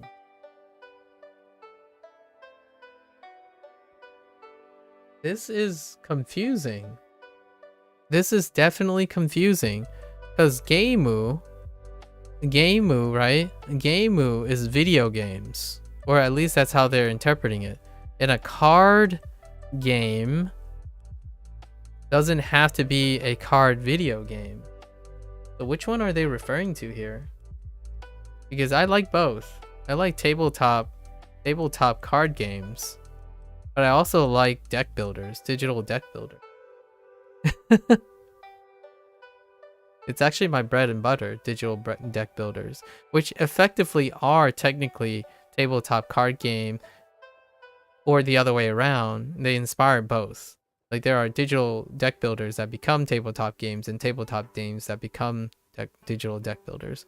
But this phrase I'm gonna interpret as digital card games.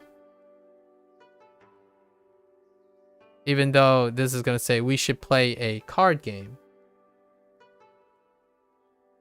I haven't thought about that. When I say to someone, I play card games, or I like card games, what are they thinking of first? Video games? Or are they thinking about like a deck of cards, right?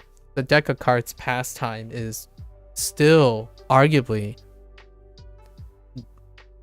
proliferative, much like digital card games. In fact, I think digital card games are still less popular in terms of its influence than tabletop card games. Like poker, even. Your standard deck of cards. As far as books, I definitely prefer digital, so I could team up with you on that one. Ooh, alright. Same team. I can't stand reading physical books. Ooh. There's something so different, but at the same time, I can see why people like the natural feel of physical books. You know, there's that tangibility, but at the same time, like, my eyes suck. So I like zooming, writing on things without actually ruining the the thing.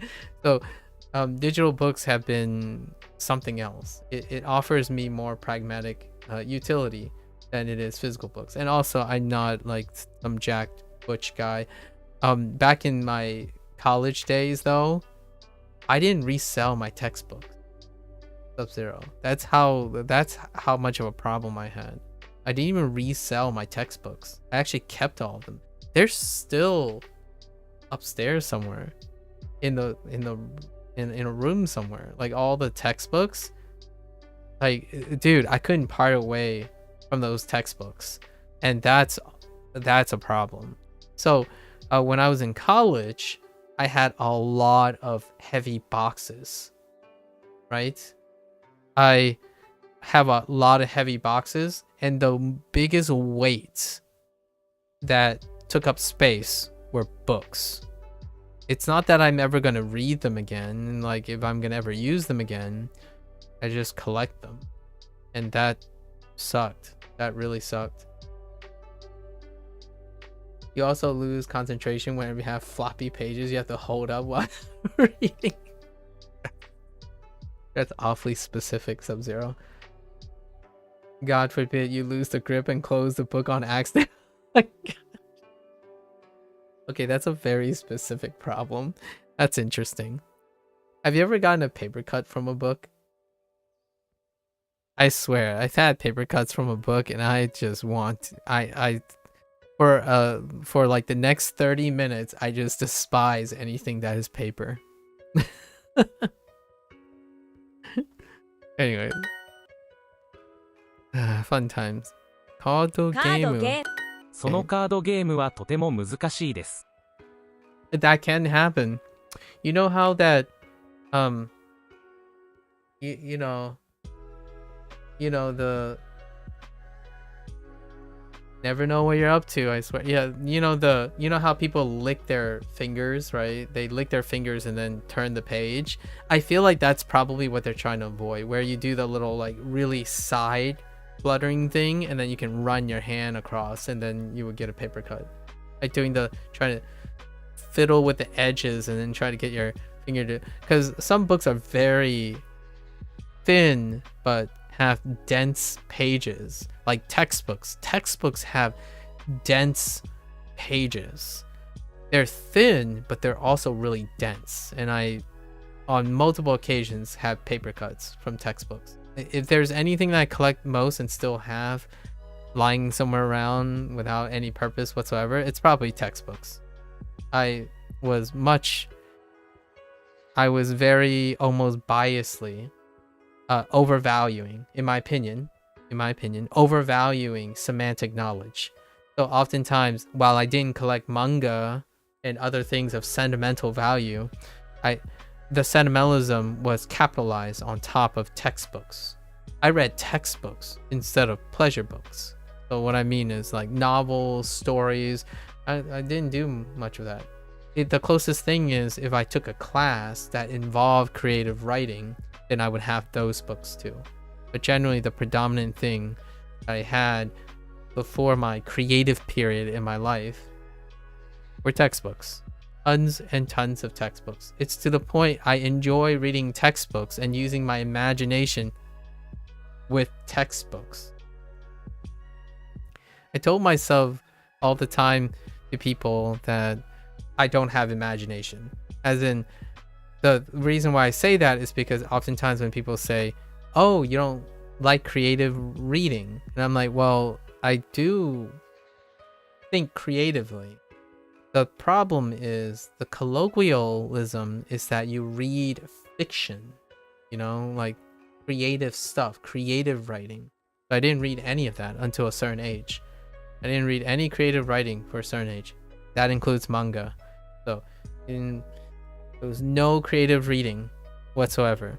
Textbooks. Much like learning Japanese right here. I create my own Japanese prompts in my head as I'm reading these things. Even though it's so restrictive, that's how I create things. I haven't ever written a creative story myself or whatnot until a very late age. I would say the vast majority of creative reading that I've had was after the age of 24. Other than that, there were very few creative reading, as opposed to like creative watching, watching shows and TVs, certainly. That's still there. Creative reading, not so much. そのカードゲームはとても難しいです。そのカードゲームは難しい。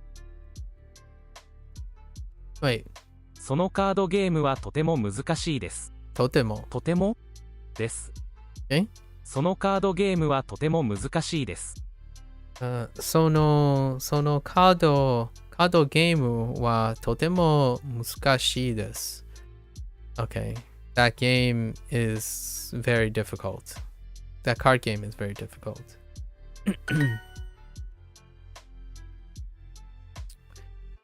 Can't relate to difficult card games, but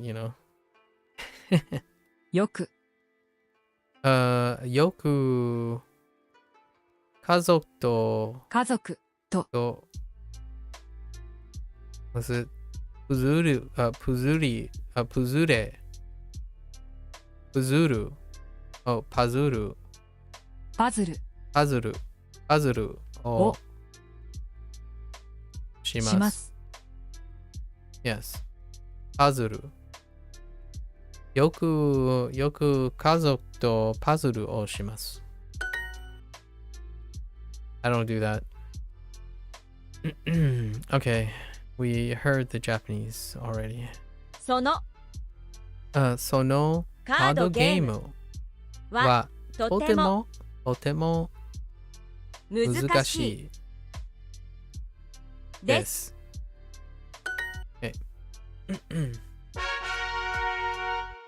Get more with Super Duolingo. Yeah. Reach your language goals fast with premium features that optimize your learning. With no limits to the mistakes you can make and no ads. Super learners are 4.2 times more likely to finish their course. Upgrade your learning with Super Duolingo.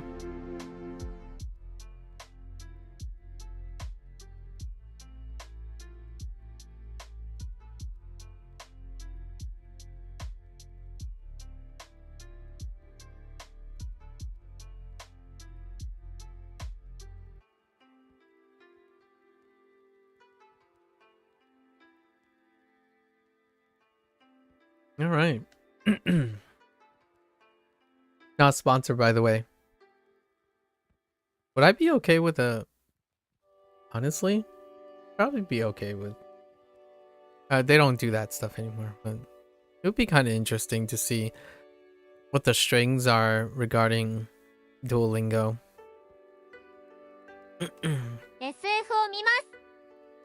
SF?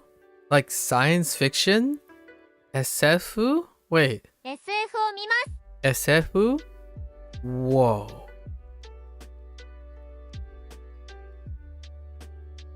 SF? I watch sci-fi? SF? I don't think I've ever heard this before. Huh. I don't think I've ever heard this from a Japanese person before. SF?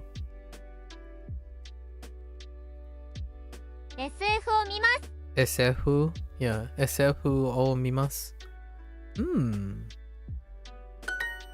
有名な俳優。有名な俳優。Why does that sound familiar? Actor, right? 俳優。俳優。Yeah, 俳優. And what was voice actor? Seiyu? It's 俳優 and Seiyu. Seiyu is voice actor. 俳優。Yeah, 俳優. Famous actor. 俳優。SF は見ますか？ SF は見ますか? Interesting. Do you watch sci-fi? ポスターはいくらですか？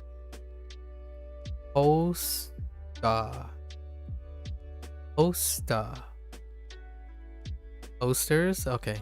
I mean, that makes sense. There's so much katakana. It's all katakana so far. Wait. Is it? Oh, except for the actor. Hayu. Maybe one other thing is Japanese. All the others, almost all the other words so far is katakana. Posta wa ikura desu ka? How much? Oh, here's another thing. I have a signed. I think I have a signed. The only time, so I went to an anime convention a lot, like every single year to this specific anime convention, and I volunteer at it now. So I work at the anime convention. Within the last, it's going to be the 17th year that I'm going this year, right? Or not the 17th year. It's been 17 years, skipping one COVID because COVID canceled. So technically the 16th one. I bought a poster and it's signed by one of the artists from Street Fighter. So a very prolific Street Fighter artist. But they ran out of Street Fighter posters to sign. So I picked up the DMC one because they do DMC art too, the Devil May Cry art, and it's still signed and it's still in the original tube that I have it signed, and it's somewhere sitting in this house. I'm not sure where it is actually. I didn't ever put it up anywhere. It is still in the very same tube. I didn't even look at it again. Not once have I ever looked at it since the day it was signed and placed in that tube. Collector's problems. First world collector problems, I suppose. Posta. The reason why I thought about this is posta. It's a poster. Posta wa ikura desu ka? How much are the posters? Okay. Oh,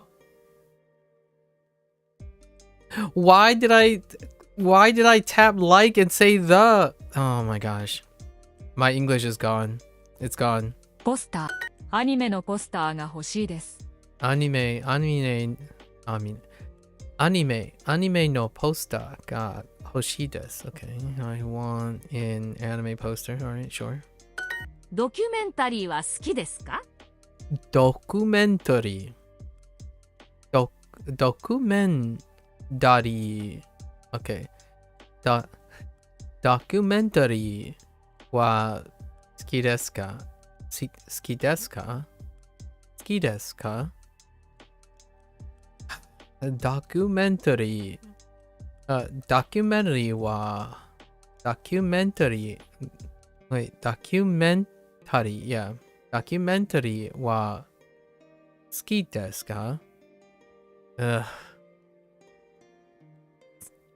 It's all katakana.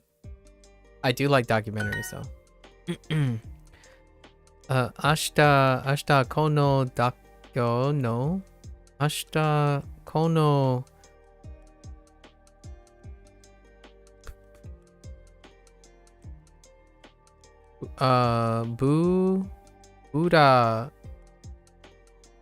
ブラジルのドキュメンタリーを見ます。見ます。Oh, I get it. Probably referring to the Amazon rainforest with that image right there, but I totally did watch a documentary about the Amazon rainforest. In fact, I might have watched 2 or 3 documentaries over my lifetime about the Amazon rainforest. 明日このブラジルのドキュメンタリーを見ます。Let me hear this. ドキュメンタリー。Oh, yeah, not ドキュ doc. メンタリー。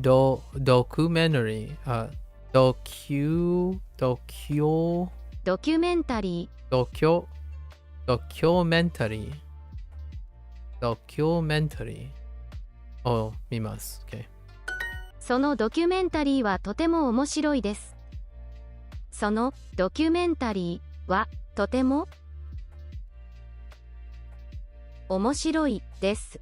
そのドキュメンタリーはとても面白いです。そのドキュメンタリーはとても面白いです。ドキュメンタリー。Okay. 恋愛映画はあまり見ません。見ません。Negative of watch.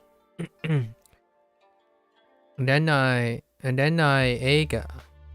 映画をあまり見ません。あまり見ません。I don't really watch romance movies. Okay. SF, right? SF 映画はあまり見ません。この新しいドキュメンタリーはどうですか？この新しいドキュメンタリーはどうですか？この新しいドキュメンタリーはどうですか？ SF 映画は見ますか？ SF 映画は見ますか？いいえ、SF 映画はあまり見ません。あまり見ません。Okay. ポスターマネージャー顔何曜日 Oh, I almost said 何ですか？カメラアンドリューさん、アニメは見ますか？いいえ、アニメはあまり見ません。Andoryu-san is not edgy, you know? Just kidding. コーラ図書館会社俳優 and プロジェクトOkay. ポスターはいくらですか？ How did I mess this up? How much? Oh, that's How much are the posters?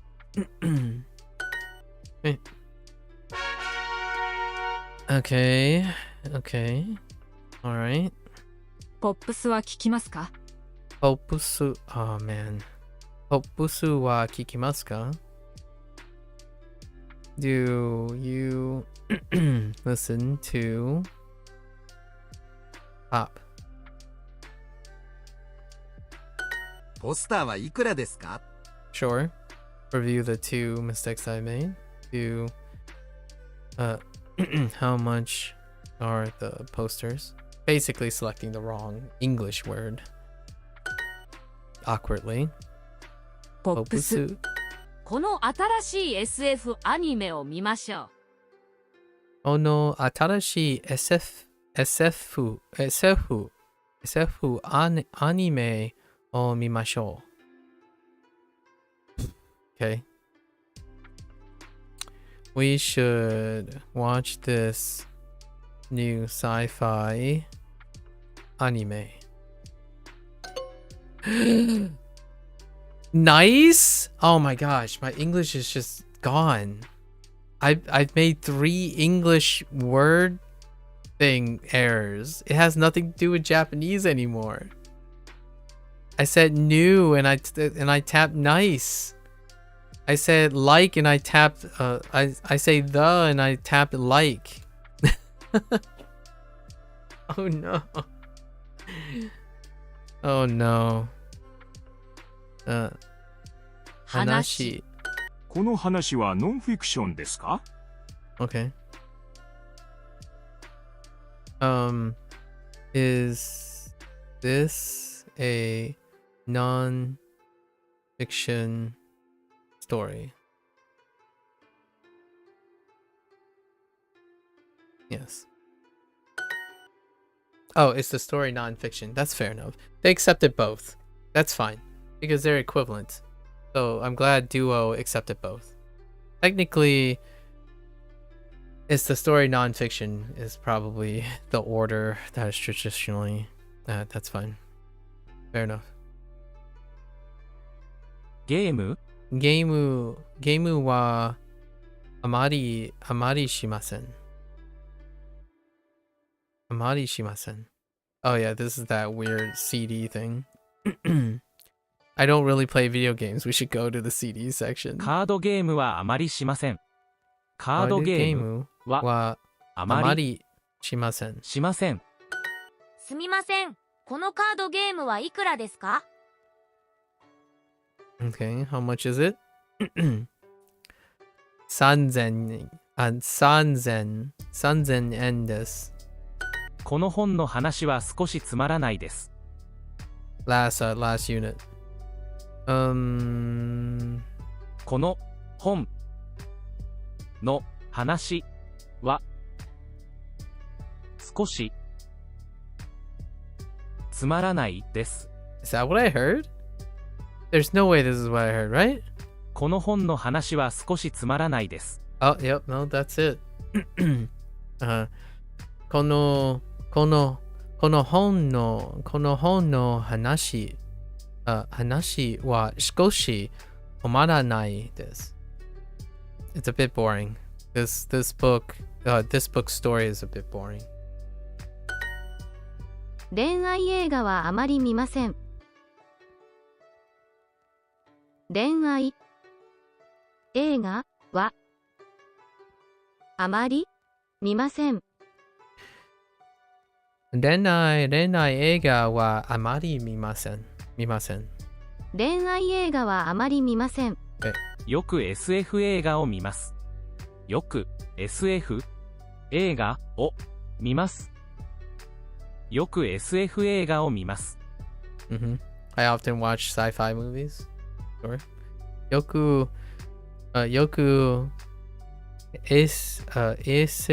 SF よく SF 映画を見ます。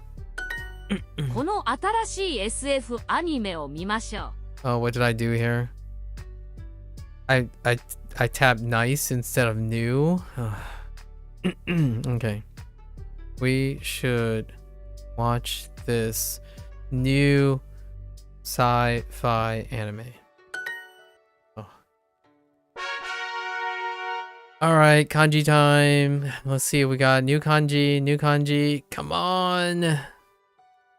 No new kanji yet? Oh, I didn't unlock any new kanji. Oh, that sucks. But we'll skip it today and just keep going.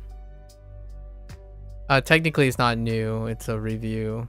But you need to hit a new kanji to see the new section. That sucks. So we're not going to have new kanji until tomorrow. Dang. That sucks.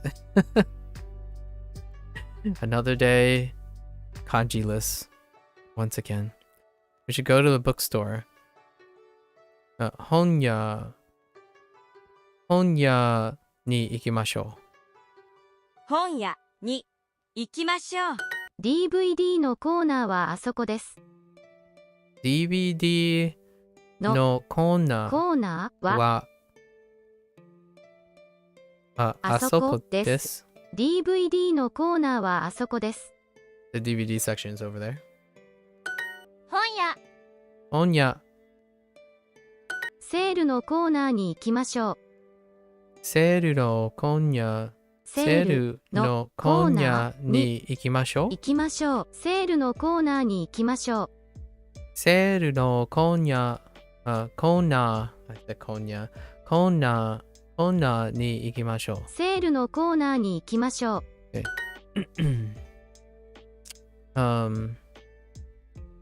この DVD はいくらですか？いくらですか？その CD はいくらですか？その CD はいくらですか？ファンタジーのコーナーはどこですか？ファンタジーのコーナーはどこですか？ So now they use no with fantasy. So maybe it's a very specific case? Because before, oh, maybe they're making no's to location? Because when you say like fantasy game, it does not have no. But then you have no when you use kona. I really need to get the bottom of this. I think this thing I'm gonna look for in the evening. 図書館セールジム同僚 coworkers プロジェクト DVD のセールは明日です。DVDのセールは明日です。The DVD sale is tomorrow. あの本屋でセールがあります。新しい本が欲しいです。行きましょうか。Bookstore. Let's go. よく CD. There was a sale at the bookstore. We should go. Or should we go is what the prompt was. よく CD を買いましょう。Oh, no. いくら No? Wait. Asking a question? 聞きますか? Okay, sure. Do you listen to CD? Do you often listen to CD? Yeah, that's fair enough. よく音楽を聴きます。K-POP が大好きです。今日新しい CD を買います。They're talking about music. K-POP. Really love K-pop. ミステル ミステリー so, ミステリーのコーナーでOh, hey, they're bringing back the mo. On the missing no, I also don't 100% know, but as far as I can tell, some words combos have been fossilized, where there's a new word by putting the two together words. Oh, without the no. So I would use no when in doubt and remember that exception where you cannot. I love to see what you find in your... Oh, yeah. Okay, that's my impression too, Lotus. And actually, Asterix, we haven't heard from the kid in a while, but Asterix also said that in the beginning. They're like, oh, that's interesting. I usually would expect a no there. So yeah, with all else doubts, I definitely think that you place a no. Like I would just place the no there out of, like, if I'm confused, if I'm in doubt, I place a no. I totally agree with you. That's currently my impression. And it seems like Duo occasionally does not, and it would be very interesting to see what are fossilized, like what are like so colloquially contracted together that they no longer use the no. Yeah, I would love to compare notes in the future. Definitely. So far now, Gameu is not, and I think here's my take on this in terms of the pattern that I'm thinking. You know how English, when something stands alone, right? Like Gameu stands for video games, right? However, when we modify game, right? We drop this, but it's still implied. So to me, all of Duolingo's things that don't use no is when it's so implied by substituting the original modifier. So what's another example?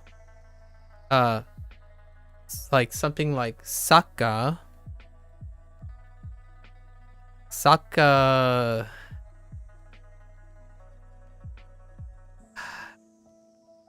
I know I've seen something like this, like Saka. Did they say Saka no Kochi? They might have actually. Never mind. No. Saka coach doesn't work because there's no two modifiers. There's no substitute for soccer. Like for example, I need another noun that has like there's two modifiers, and those are the ones that get substituted. So like for example, fantasy game, right? A fantasy game. This would have in Duo, this would have no, it would have an implicit no, because it's a fantasy video game, not a fantasy game. Like in the translation, like, so when it comes to fantasy game, it's fossilized in the sense that the specific phrase fantasy game is probably referring to fantasy video game. So it's a very specific fantasy video game. The question here is that I'm curious is, if you say fantasy no game, does the essence change? As in, it is a game, as in it can be any type of game, but it happens to be a fantasy of any type of game, if you know what I mean. So fantasy is like owning the game, as opposed to the game is characterized by being fantasy. I don't know if that make any sense. But Gameu, right? Gameu is specifically expressing, goes beyond my understanding answer one way or another. Yeah. So that's kind of interesting, in my opinion. I say that you probably understood the whole like fantasy no, yeah. But you know what I mean about that, right? But you might get the nuance wrong, yeah. You know what I mean, right? Like when we say game, when in English, when we say game, this is not video game to me. When someone say I play games, I'm not thinking video game. So when a Japanese person is using Gameu and is interpreting, if Duolingo is suggesting it's referring to video games, I don't know if Japanese people think when I say Gameu, I'm referring to video game, because there's no other word per se that I know how to express not video games. Is there another word that I didn't get? Like, I'm sure there's games that isn't the word gameu, right? So I probably use that word instead in order to distinguish between gameu and the others. So do Japanese people think if I use gameu, they immediately think digital video games? Got to do a collab with a Japanese person learning English and ask all these questions. I know, right? It's pretty important to me here. Like this part, especially this section, is important to me because you talk about this a lot with other people, and people who are learning English in Japan probably are going to use this. So if someone tells me they play games, I'm going to assume they mean digital games based on how this works, right? And when they say I play fantasy gameu, even though fantasy no gameu, I'm thinking of fantasy digital games. But one of the biggest, most proliferative fantasy game is Dungeons and Dragons, and that is not just a video game. So it's likely that a kid, in both ways, like learning in both ways, there's a chance that there's going to be a wild miscommunications between this. Not that it's really all that important in the end, right? It's not really all that important that you can talk through all of this stuff. I'm just getting very sweaty about this. Generally, when people say I play video games or I play a game, it's very highly understood that it is a digital video game. Although when I say I play games, I'm not, I have to specify, I specifically have to specify I play both tabletop games and digital games. Instead of saying gameu, I need to be able to express that I play different types of games. Or, oh, I could do like Dona again. Like, I play all sorts. Oh, wait. What is the phrase that I have for all sorts? Oh, I do have a phrase. I already learned it and I totally forgot now. I can express I play all sorts of games. What was the phrase? It's in place of Dona. It's a different expression, but it's like it takes place of Dona. It kind of like functions the same way. All sorts of iroiro, right? Iroiro na. So I could say iroiro na gameu. Iroiro na, maybe. Iroiro na gameu o shimasu. Maybe. And that communicates the I play all sorts of games. Gotta let you stew on these sometimes. Yeah. So iroiro, probably like iroiro na gameu o shimasu. You were about to give me the answer. You could have given me the answer. It's fine. I know. I'm very discouraging when I'm happy that you gave me a little time. Yeah, Lotus. But yeah, iroiro. Yeah. There are other ways to express it. It's not a big deal. I'm making it a big deal because it'll help me remember all this stuff. But yeah, thanks, Lotus. You gave me a chance. You believed in the power of digital friendship. Okay. Mystery no kona de honmo, and then now they're using two, like mo as in two. Wait, what does it say then? We should buy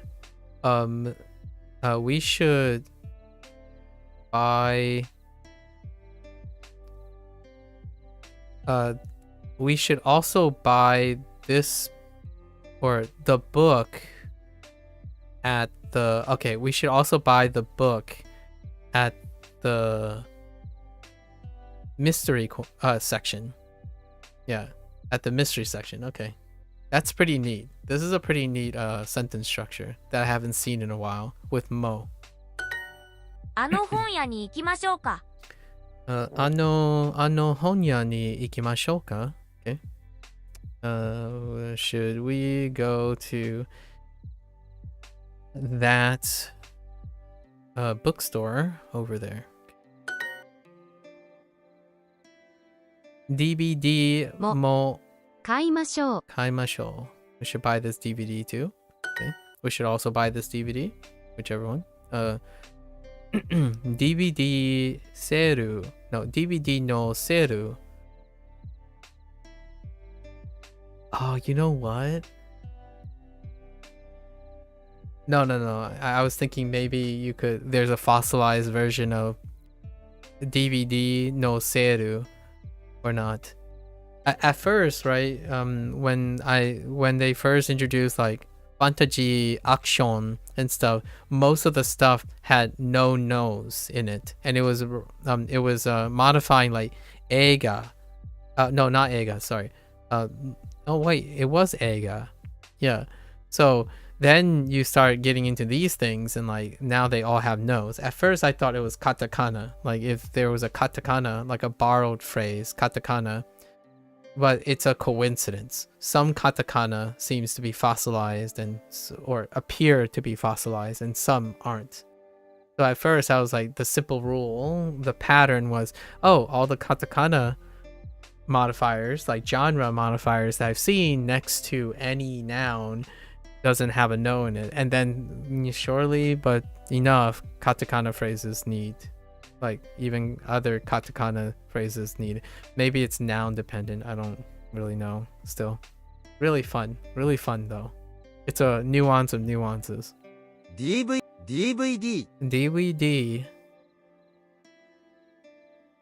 Okay, real talk. So DVD. Oh no, Lotus, you're here. Okay. Another thing of Southern drawl. Remember we were talking about Southern drawl, right? And a drawl tends to be like vowels. Vowels get diphthonged. You diphthong vowels. And DVD and CD are a fantastic one to make you sound funny.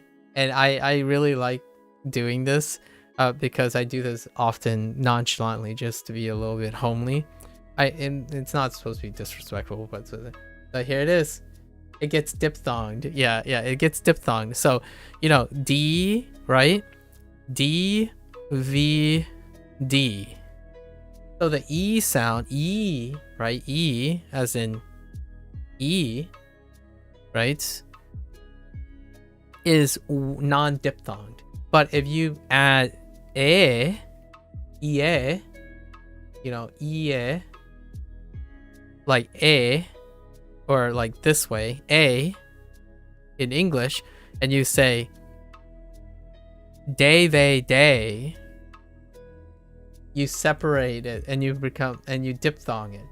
So when you say day, it sounds drawled out. That sounds so wrong. Yeah, so the reason why I got this is because someone was supposed to sound like goofy. Like goofy or rustic, right? Rustic. You know how like Forrest Gump, like the whole Forrest Gump thing, right?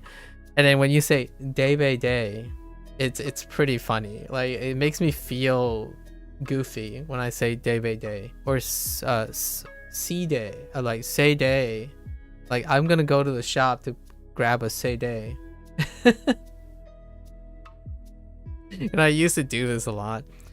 Like, oh hey, you're gonna go grab some days? All right, sure.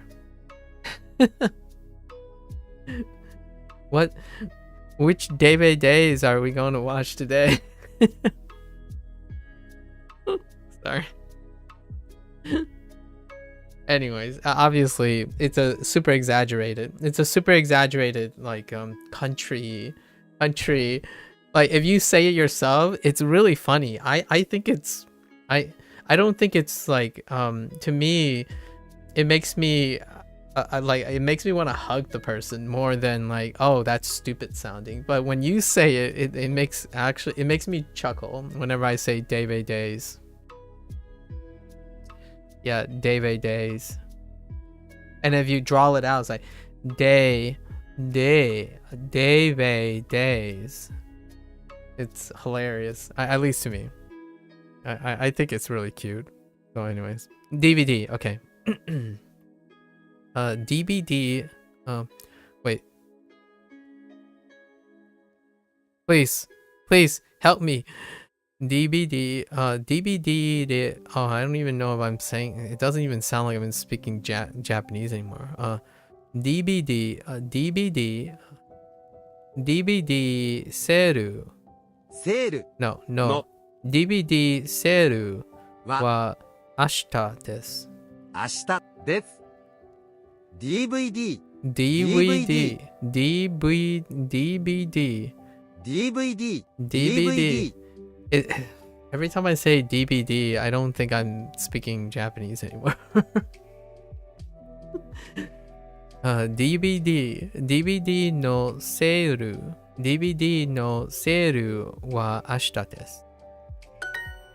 Oh, and the reason why it doesn't, to me, why it doesn't feel like I'm speaking Japanese anymore is because of not because of English specifically, like only English, is English plus Spanish. So if I'm saying DVD, it's actually, if you have English and Spanish training, it doesn't sound like Japanese anymore. Because DVD is closer if you combine both English and Spanish together.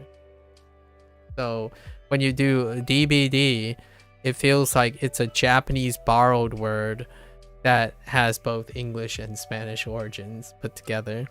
So that's why it's kind of weird. Like I don't even see this as a Japanese phrase. Like at all. Man. CD, CD. Oh man, see, I'm trying to say CD.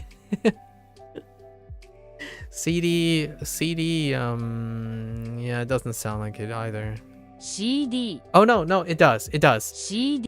Because of she, right? Shidi makes it sound Japanesey. So shidi helps. DVD does not help at all. It almost sounds like I'm flipping from English Spanish and then suddenly speaking Japanese again. But shidi keeps it in the box. CD はいくらですか？その CD はいくらですか？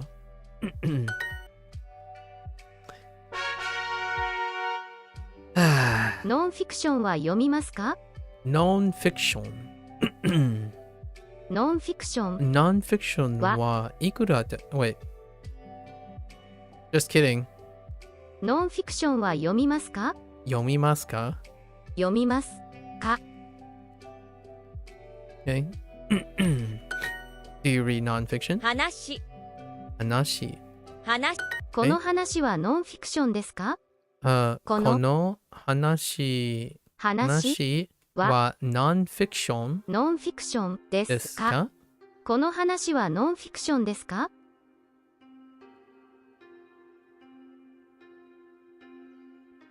Someone's weed whacking outside, but it's like 8 p.m. It's barely visible.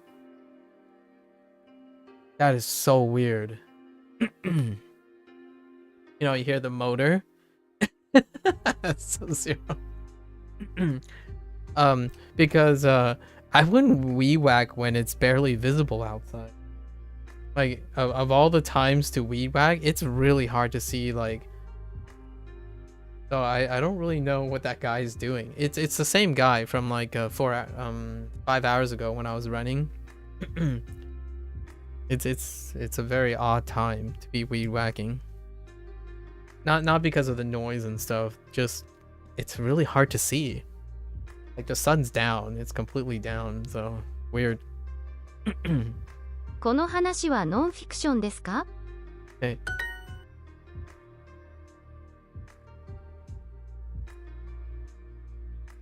Hanashi. Okay. It's a story non-fiction.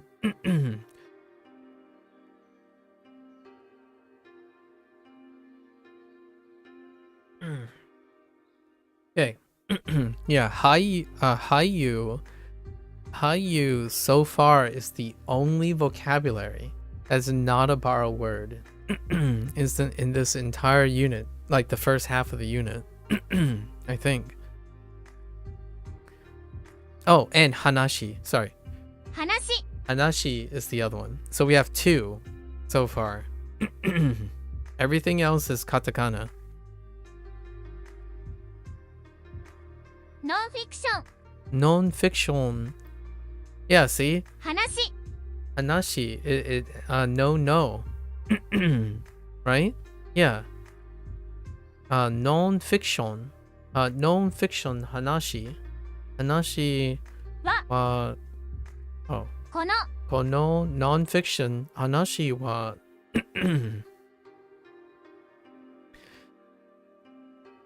Wait. I'm just kidding. は Just kidding. Just kidding. Don't mind me. I'm jumping the gun. Don't mind me. Wait. This might actually matter. Did I get this order right? I think it's the other way 話 around, ノン right? フィクションです Wait. か Yeah. Right? Yeah. Kono hanashi wa non-fiction desu ka? Yes. Never mind. Just kidding. Just kidding. Just ignore what I said. I jumped the gun. ナビ Nabi. Testo. Cola. Cola. Kiroi. 黄色い Kiroi. And fiction. フィクションフィクション Fiction. Oh, I see. Because it's a who, but it's a who with the e. So fiction. フィクション We can still get away with fiction. Good darn with English. Fiction. I don't really read. Like, oh wait, here's the other one. Amari is the third hirakana we have, or like Japanese word. Like the hirakana / kanji, but not in katakana. Amari. So we have 3. So what do we have? 雑誌 Azashi is it's an older word. Zashi wa あまり amari yomimasen. 読みません Yomimasen. よくミステリーの本を読みますでもフィクションはあまり読みませんナオミさんは They're talking about books, but yoku mystery. Mystery. Yeah. Yoku mystery no hon o yomimasu. Hon o yomimasu. Demo. Have a while since I heard demo. Though, right? Demo. Now it's naturally placed in as a contradiction. Like a contrast. Demo, we talked about this a little bit as a contrasting word. Hey, Party Ashi. Hello. Demo. Demo. Fiction. Fiction wa amari yomimasen. Naomi-san wa, and then they added the reflexive, the reciprocating phrase, which we haven't heard in a while too. So that's cool. Reciprocating phrase. Thanks. I appreciate it, Ashi.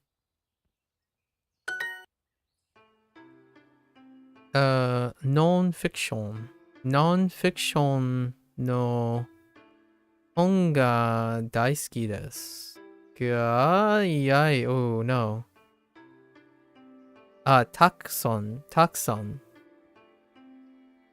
A lot. So, takson. Araimasu. Araimasu. Dekakemasu. No. Okay. Arimasu. Yeah, I have a lot of non-fiction books. All right, take care, Ashi. Good luck with Duolingo. Let me know what you learn in Duolingo next time. All right, take care. Non-fiction no honga takusan arimasu. Yeah, I have a lot of non-fiction books. Sure. 本はあまり読みません。でもこの本の話は本当に面白いです。Oh, interesting. Huh.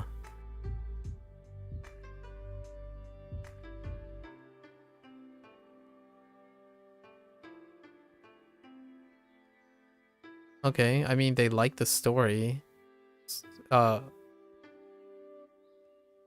Always read books? No, okay. I see why they went with as a prompt for always read books. They don't always read books because of the first thing. And then as a contrast, demo, they still like specific types of stories. They like interesting stories though. They like interesting stories. I'm not sure if doesn't like this story. They're saying I don't read a lot of books, right? I don't read a lot of books. However, this book has an interesting story, right? This book, as an exception, has an interesting story. So that's fair. Oh, I like this prompt. This prompt is pretty good. Nice. There's some like meta. There's some extra layering on top of the question response. So hon wa amari yomimasen, as in I don't read books, right? Demo kono hon no hanashi wa hontou ni omoshiroi desu. As in, although I'm gonna say although, I know they're using though, right, as that colloquial, right? However, most of the time this is translated to be at the end. So they're saying like this book's story is really interesting, right? Really interesting, though. So they're going with like really interesting, though. And the reason why it's kind of weird is to add it at the end, if that's what they're going for. Typically, that's how they introduced it. Though is not neighboring the two independent clauses in English. So usually then you would implicitly say though here. However, if you're trying to use though in the beginning when you're translating between the two, usually the word I would go with is although. So demo kono hon no hanashi wa hontou ni omoshiroi desu. So although this book's story is very interesting. So I would habitually say although as opposed to though in the beginning. However, they're gonna go with this book's, I don't read books. This book's story is very interesting though. Then there's a disjunction, as in it doesn't flow as well. So I would put though in the beginning, which is exactly where the Japanese is, demo, right? Demo. However, even on top of that, I would use although. So I don't read books, although this book's story is very interesting, or really interesting, because hontou ni, right?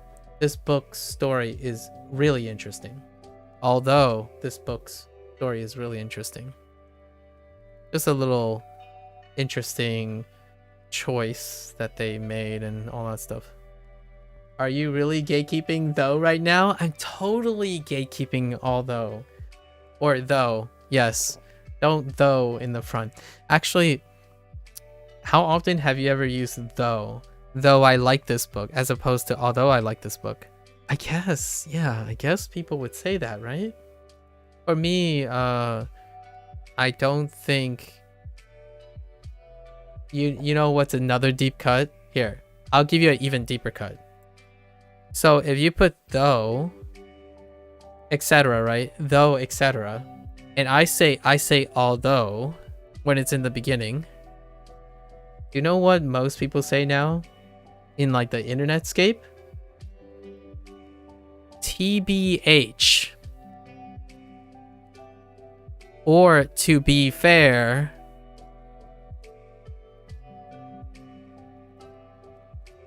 Oh, though? That's just me? Oh yeah, you also though. You're right. You're right. You're right. You're right. How could I have forgotten about though? That's such a good point. That's such a good point, Sub-Zero. Though, but right now the current meta in English is TBH, or to be fair. So when someone says I don't read a book, to be fair, the current meta is TBH, or to be honest, I like the book story. The book story is very interesting, right? So I don't read books. To be fair, the book's story is very interesting, or it's really interesting. So this is the classic right now, at least in the internet culture. To be fair, to be honest, as opposed to although or though, which is contrasty and stuff. I actually still use although, because when I say to be honest, I reserve to be honest in a very specific case. So I'm gatekeeping to be honest as well. So to me, to be honest means there's a chance that I'm dishonest or I'm telling white lies. So for example, when I encourage someone and the person clearly knows I'm trying to be encouraging and they're fully aware that they're struggling. And then when I find that my encouragement is not effective, as in I'm not helping them, they know that I'm being nice. I would then use to be honest. This is what I think, because it's white lies aren't necessarily honesty, right? So back in the day, the phrases to be fair and to be honest tend to deal with contradictory facts that have an emotional contradiction. Nowadays, though, it's more or less replaced. It's replaced although or though. To be fair, if you're worried of hurting feelings and stuff, you just drop in to be fair. I'm going to be honest. I'm going to be honest is also wait. I'm gonna be honest with you is my go-to. Yeah, I'm gonna be honest. So I'm gonna be honest is, it has been truncated to be fair and to be TBH as well. And usually to be honest is a standalone phrase. And it's also a statement, right? It's also a statement. However, most of the time now, I'm gonna be honest doesn't flow between two sentences. So then to be honest has become more of a standard. Like for example, I'm gonna be honest with you, or hear me out. I use hear me out. If I need a bigger pause, like if you need to inject something and you need a dramatic pause, I agree with you. I would use a full statement. Like, I'm gonna be honest, right? I'm gonna be honest with you. And my adopted phrase I would use is hear me out. Hear me out. Hear me out here. Even though it's ending with a lot of prepositions. Like, wait, hold. Hear me out here. I think this book story is very interesting. Like, I don't read books. But hear me out here. I think this book's story is very interesting, or really interesting. Anyways, thanks for sharing, Sub-Zero. Good, excellent. I love that. I'm gonna be honest with you. Yeah. It has an element of politeness when you pause and put extra effort, right? Like if you use larger phrases, it becomes a bit more sincere, even though the words literally is synonymous with each other. You know what I mean? Like when someone says TBH, but TBH has become too truncated. So when you go out of your way to say like, I know what you're thinking, but I'm going to be honest with you. Pause. That has a lot of weight to it now. It has more weight than say, to be fair, yada yada yada, or to be honest, yada yada yada. If you pause and you have a transitional sentence, it creates a lot of bigger dramatic effect. Yeah. So a lot of times when I'm talking about you know how people have filler words all the time. It's like, well, you know, to be fair, you know, to be fair, you know. To be fair is a filler word now. It's a filler phrase. So instead, if you want to leave an impression on someone, you can breathe, have some time to think, and use a filler phrase. So you might be thinking about something. I'm going to be honest with you here. Now hear me out. And then proceed with your next sentence, right? So oftentimes when you elongate a lot of sentiments, it becomes very dramatic. So do it with what you will. Wield that, I don't know, wield that advantage if you're talking and speaking to someone publicly. Don't at me, fictitious. I'm gonna be honest with you. Welcome to the Yap Nation is how I'm talking about it. Welcome to Yap Nation. I think that's my new slogan from now on. Whenever somebody drops in and says, dude, bruh, are you going to play? Are you going to play? Like earlier today by someone. I'm like, bruh, welcome to Yap Nation. I don't know. I'm trying to be hip. I learned that Yap is in right now. And Yap is for anyone who's like older-ish, in my opinion, that talks a lot. And talks a lot in the sense of lecturing. So lots of yapping. Lots of yapping is it's an old word, but now it's back in trending apparently. So lots of yapping. So Yap.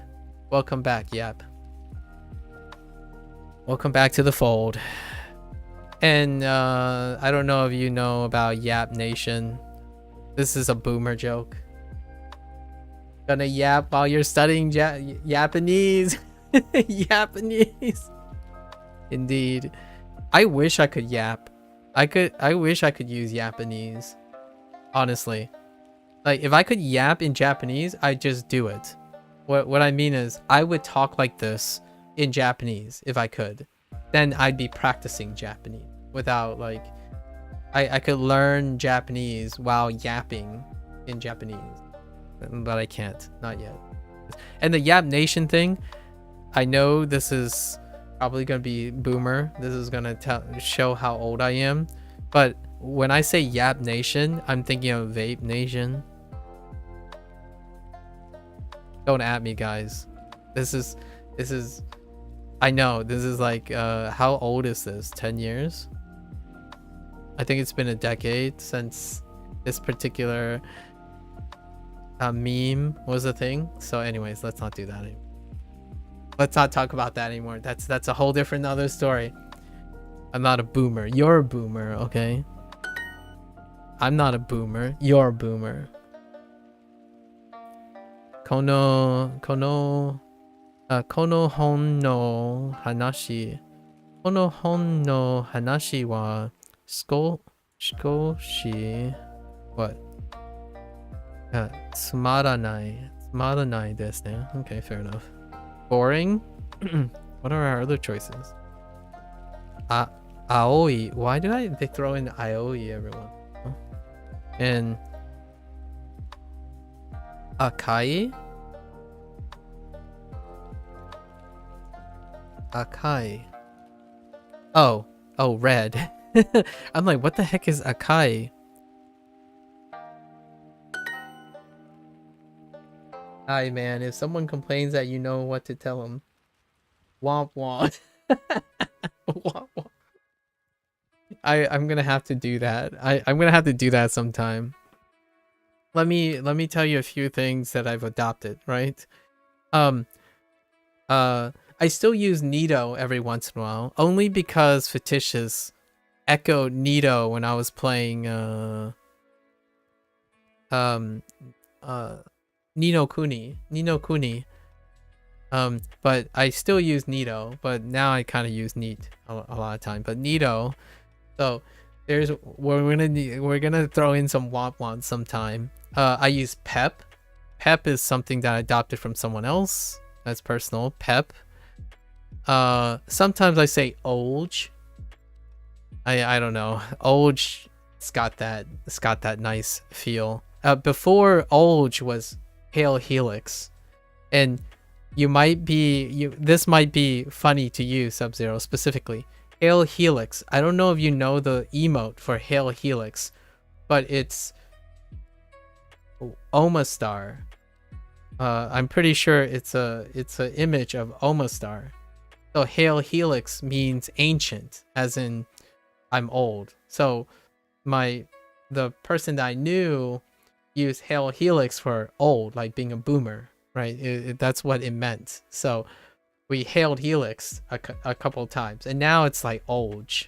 It's already matriculated. That was like 3, maybe 2 years ago. Yeah, the fossil Pokemon. Yeah, Omastar. So if you typed in Hail Helix, right, you get Omastar. And I'm like, okay. So there's so many things I've adopted over the years. Like Pepega. So like Pepega, someone does, wait, first it was Pepe, right? Pepe, and then they described to me, and then it was the dawn of Pepega, which is making Pepe into something silly and doofus, and then now it's evolved into Pep. So now we just Pep. I mean, some people went from Pep to question mark, right? Just one question mark, actually. But yeah, all of this happened within 5 years. And then Hail Helix, I think it was this one, Hail Helix, or whoops, Helix with an E. Hail Helix, which gets you the fossil Pokemon Omastar. I think that's what it was called, Omastar, something like that. Maybe there's an E here. Omastar, meaning super ancient, old. And then we adopted that. Now it's just Olge, which is the Pepe. So how is Olge related? It's Pepe, super old. Language, guys. There you go. There's the English language for you. I can't even fathom people trying to learn English by listening to other English streamers. Honestly, I do like listening to Japanese people who are learning English, but man, if you listen to other people, like I already mentioned it yesterday, I tried to listen and watch a popular streamer, right? A popular streamer, the kids mentioned, a popular streamer, and I try to do like a head study. So because I'm in the language learning mood, and in like 10 to 20 minutes, I basically heard 15 words. And the 15 words occupied like 80% of the sentences. And the astonishing one is bruh. bruh, and like 3 variances of bruh. And they are used at least twice per sentence. And the twice is in different parts of speech. So different parts of speech. So like, and then if you take the bruh and the 4 variances, right? It occurs in 70% of the sentences. Like bruh, bro, brew. Like this guy kind of struck me as someone who had a Spanish accent too, maybe. Like it's like bruh, brew, brah. Like it's like, and then bruh, like constantly back and forth, and then they start with bruh, bruh. And I can only do this because of Spanish. Bruh, bruh, bruh, and then brew at the end. Like whatever is in between, it ends with it begins with bruh and ends with brew or bruh. I don't know. And I didn't, it felt weird. And then every other word is like a swear word. So, you know. That's it. Sorry, folks. That's, I don't know what to say about the I don't know what to say about the English language at this point. What? It's been so long since I've watched someone who is not a millennial or older. So I didn't know what the trending, it's been like maybe 2 years since I've really sat down and attempted to watch someone who is currently trending that is of a different generation, and their language is so different.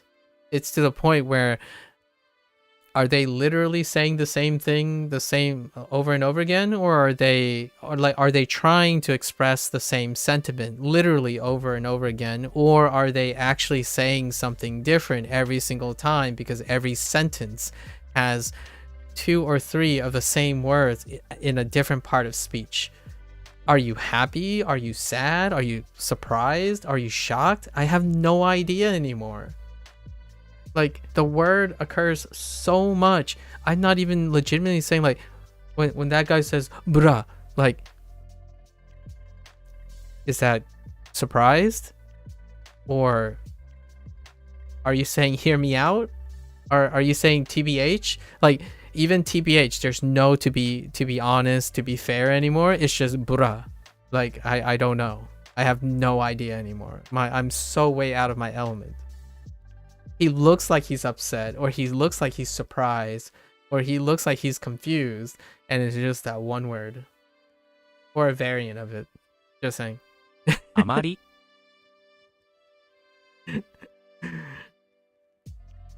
No remorse. Get with the meta. They should have its own course for it on Duo. Okay, one last thing, and people don't like this. This is contentious, and we already talked about the gatekeeping thing. So, Duo recently announced a collaboration with Crunchyroll, right?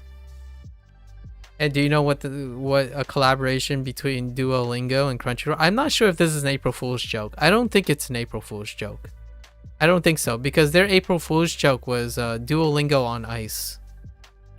Pretty sure, but not sure. However, their collaboration with Duolingo, do you know what it is? Duolingo is going to feature Japanese anime phrases. Or anime phrases. It's related to what you just said. Like, Duolingo should do like a course on bruh. Well, one of the trending things is Crunchyroll, right? Or like anime's influence. So naturally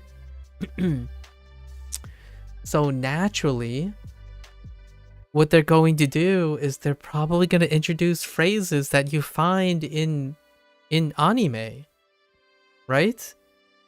So it's going to cater to the most popular thing. And sure enough, what's part of the gatekeeping? One of the biggest groups that's causing a resurgence of Japanese outside of Japan, right? Outside of Japan is literally this group. Not Crunchyroll, but literally, but figuratively, the people who are interested in anime by transition, right? So I haven't seen any of this yet. I don't know if it's in the desktop version. Technically, the web version is in delay compared to the smartphone app. I myself have not seen any of these anime phrases. I've seen words that I've heard from anime, but not in the way anime says them. So the whole idea is now you have gatekeepers. This divides secondary acquisition versus native. So it's very divisive. Native speakers who believe, or native-like people, the people who want to be native-like, are saying, heck no, because it's not natural. It's you know, it's not representative of being native like.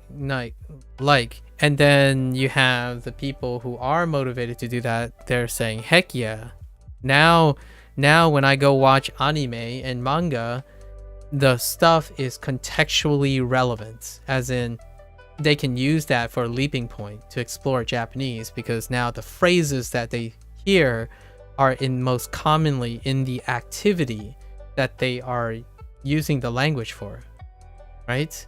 So it's tough. I'm not in either group.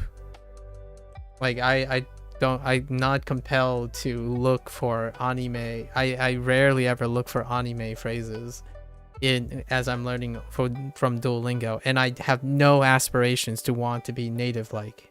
I actually like the idea of encouraging a bunch of people who speak English in the United States to collaboratively become a group of their own.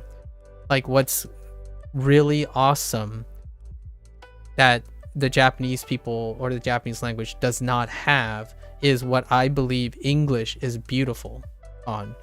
About English have collectively different English groups, right? They have different people that collectively can find an identity, with the trade-off of not having consistency and, you know, our opinions everywhere and stuff.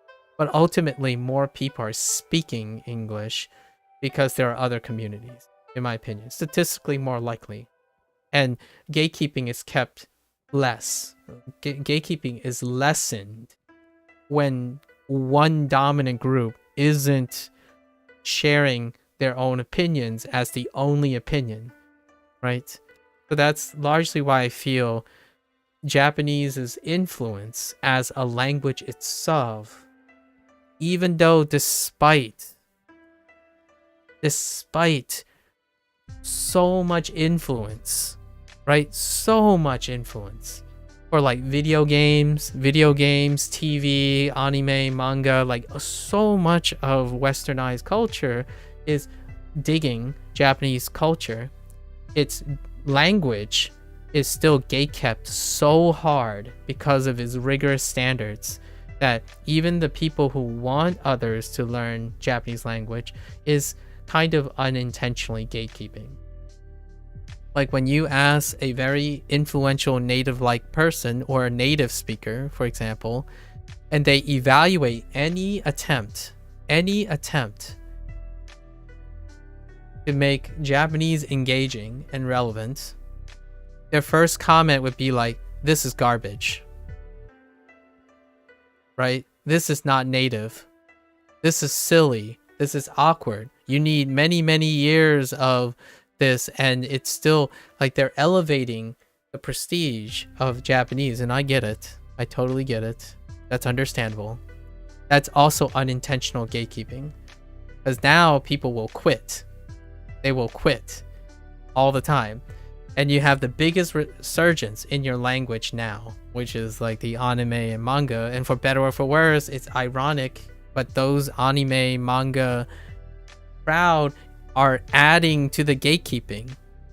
It's both. Both of them have the same remark. So when there's like an anime fan who learned a lot, say 3 or 4 years, and they spend a lot, they would go to the newly minted people who are learning Japanese and say, oh yeah, that's garbage, don't learn it like that, I've learned it using anime and manga, and this is what I used, and you should be doing it this way. So they naturally, it's funny because the irony here is those who made it and actually have Japanese competency, I almost coincidentally, maybe, or not coincidentally, behave like native-like people and native people. So you have this gigantic wall. So if Japanese get new recruits, those recruits are so passionate about the Japanese language that they legitimately stunt the growth of the language.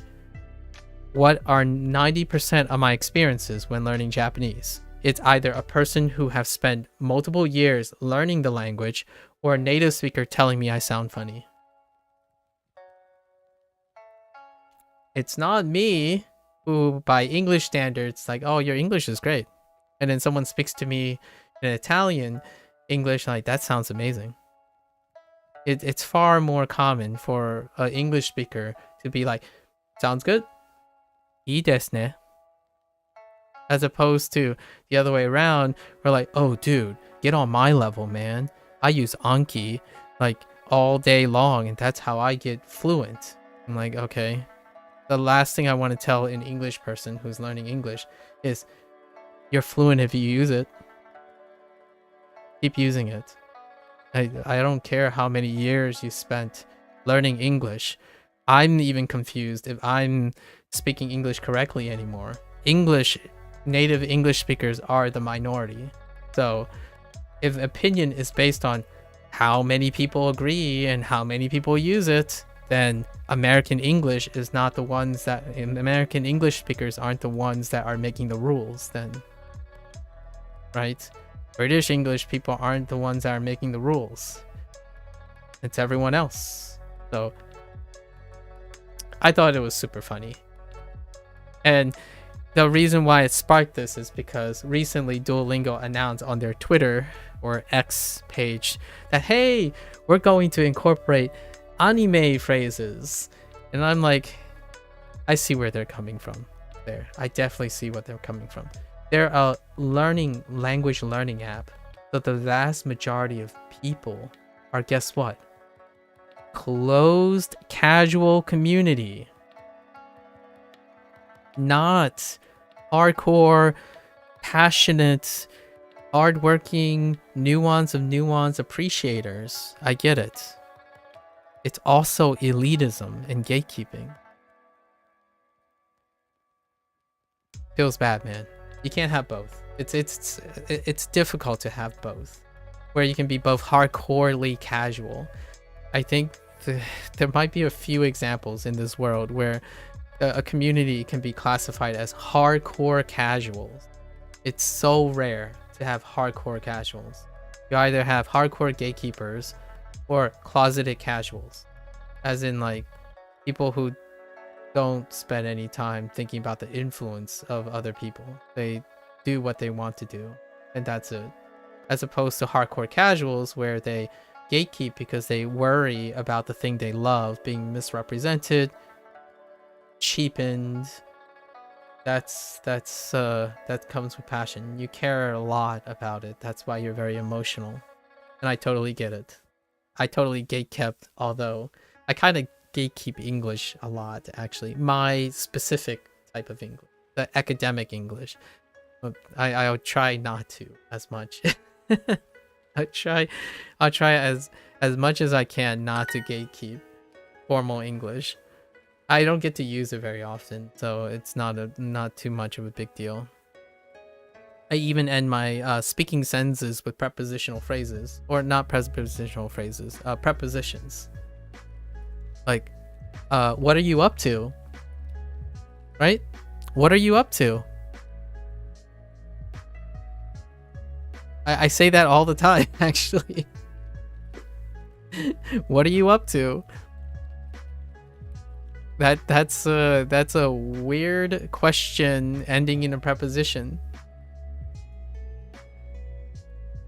Anyways, okay. Hanashimasu. Yoji. Hanaga. Hanashi. 話 Go. 5 blah blah blah blah blah blah. Zashi はあまりあまり読みません. Okay, sure. I don't really read fiction. Amari, right? Amari. So, fiction はあまり読みません. Ah, that's so weird. Okay. I gotta get used to that. Fiction フィクションはあまり読みません. 読みません。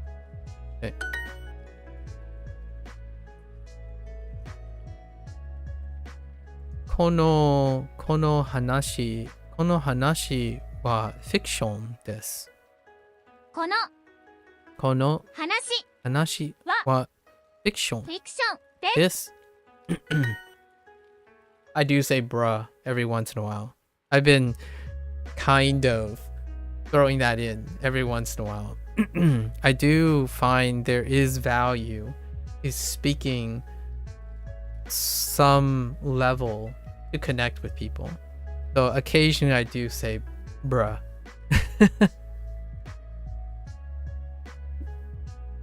I giggle when I say bruh. Or whenever I try to be hip, I know I'm not very hip. One time when I was playing Like a Dragon, fashion is a really big thing in customization nowadays in video game design. So occasionally I would drop the word drip, like, oh yeah, we finally get to get finally get to get drip, and I'm like, oh my gosh, it sounds like that's not how that works. Occasionally I throw it. I say hit different. That hits different a lot now. Like, yeah, that just hits different, man. Like, oh yeah, I know, man. It hits so differently, and that's not even great. Like, you're supposed to still say hit different, but I make different into an adverb, so it hits differently, not hit different. So occasionally my like gatekeeping self comes in and say like, oh yeah, that hits differently. I'm like, no, it's hit different. Hit differently would be grammatically correct. Or like snobbily more correct, I would say. If you say it hits differently, but it's hit different. Or slaps. That slaps. Kinda slaps. Done dirty. Done dirty. I'm not sure if that's old now. I don't know if being done dirty is still in trending. I don't think that phrase is very, very trendy anymore. I've said that a couple times. Duolingo done me dirty a couple times. Like, it felt awful. It was disgusting. The whole like takes and take, adding s to English translations. Oof. Getting robbed. Getting robbed is another one that's fading, I think. I don't know if people still say I got robbed, and not, it's got robbed figuratively. like mentally robbed or like emotionally robbed, as opposed to literal robbing, right? Oftentimes it's funny when they coincide, like, dude, I literally and figuratively got robbed. But when they say literally, right, they also mean figuratively. So when someone says, like, I literally got robbed, or that's literally stupid, it's now also literally and figuratively. However, for me, I generally say literally and figuratively to emphasize that. Dude's like, dude, man, bruh, I literally and figuratively got robbed. However, in the current vernacular, the current colloquial is that you use literally, and that's it. Because literally means both figuratively and literally now. And one other thing that I used yesterday was the idea of assume. Assume has become so powerful that presume, kids literally meant presume. But since now assume and presume are the same words, assume gets both the quote-unquote bad stuff of assuming and also potentially the good stuff of presuming. And no one knows this word anymore. Like a whole generation of people don't use the word presume. I presume that you are learning Japanese. Not I assume you are learning Japanese. But when they say, I assume you are learning Japanese, it means both. So when they're going to say, oh, I figured out, right? I figured you are learning Japanese. Like, oh, sorry, I didn't mean to assume. I figured you were learning Japanese. So really they were using assume or presume. So I presume you were learning Japanese because you're using Duolingo for Japanese. Not assume. No, but this word doesn't exist anymore. And also figuratively doesn't exist anymore. So no more figurative, no more presume. Now it's literally and assume. Fun. Language. Language. Bruh. That is language.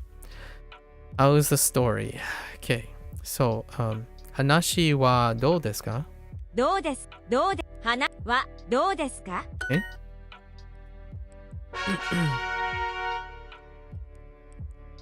Can I get 3 more lessons without messing up twice? Oh, Anison. Yeah, Anison. Anison. So Anison が大好きです. Or yes. アニソン Oh. が大好きです。 Okay. よくアニソンを聞きます。よくアニソン。Wait. よくアニソンを聞きます。アニソンを聞きます。I often listen to anime music, short. Oh, right. そのバンドのアブム No, is it アブム? No, アレブムアルブム Oh, it's アルブムアルバム Oh my god, it's just album is gonna destroy me. アルバムそのバンドのアルバムIt kind of reminds me of Betonamu for Vietnam. Aru bamu を買います。Okay. このアルバムは3000円です。このこのアルバムアルバムは3000 3000円でですす。このアルバムは3000円です。Okay. このアルバムこのアルバムは3000円です。アニメが大好きです。でもアニソンはあまり聞きません。Okay. But you don't listen to anime music. Wait. Yeah. Ooh. That's tricky, actually. That's tricky. I see what they were going for there. So, anime ga daisuki desu. I love anime. Demo, anison wa amari kikimasen. I don't listen to anime music. Although I don't listen to anime music. So, I love anime, although I don't listen to anime music. Oh, in this case, you could also put in although, you could say however as well. I don't actually know yet how Japanese people express however. However, I don't listen to. I usually use however as well. アニソン Instead of but, I use however. Sometimes I use but. When I want to emphasize how big of a but, I would say but, and it's a big but with 3 T's. That's usually my go-to phrase when I have to link 2 contrasting sentences together. Like, hold on, but, and it's a big but. I like big butts with 3 T's. I know how that sounds, but that's how we're gonna roll. All right, butts with 3 T's. Okay. Anyways, anime. ポップスを聞きます。ポップスを聞きます。ポップスを聞きます。聞きます。That's it? ポップスを聞きます。Okay, fair enough. CD のコーナーはどこですか？このバンドの新しいアルバムが欲しいです。Wow, that came out furiously. Wants to get some music. CD のコーナー。CD のコーナーはどうですか？どこですか？ Where's the CD section? このバンドの新しいアルバム、ア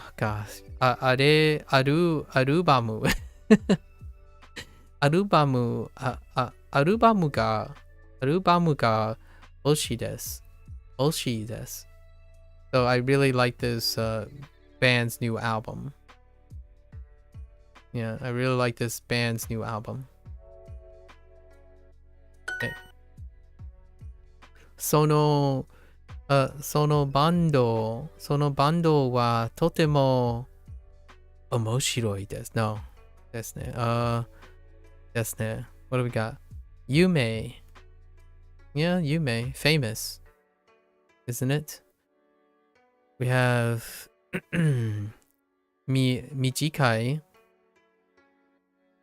which is short. Mijikai. Thank you, Lotus. Mijikai. I will never forget Mijikai and... Oh no, I did forget it, kind of. Oh no, I did forget it. Wait. Let me see if I can find it. Mijikai and...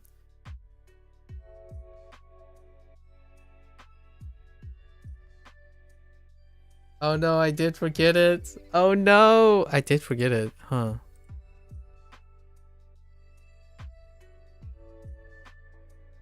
Did I? I know 2 of the kana. I want to say it's like Nagai. No, not Nagai. Is it Nagai? Yeah, it's Nagai, right? For long? Oh no. I think it's Nagai. So Michikai and Nagai. Because Lotus mentioned it a couple times already. And what is this? Ame? Okay, Ame is fine. No, it's not fine.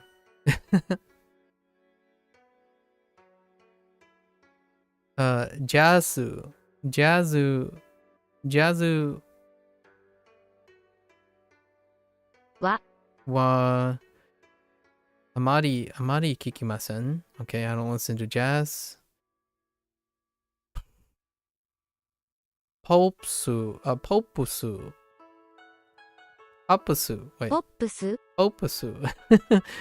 プスのコーナーに行きましょうか。ポップスはポップス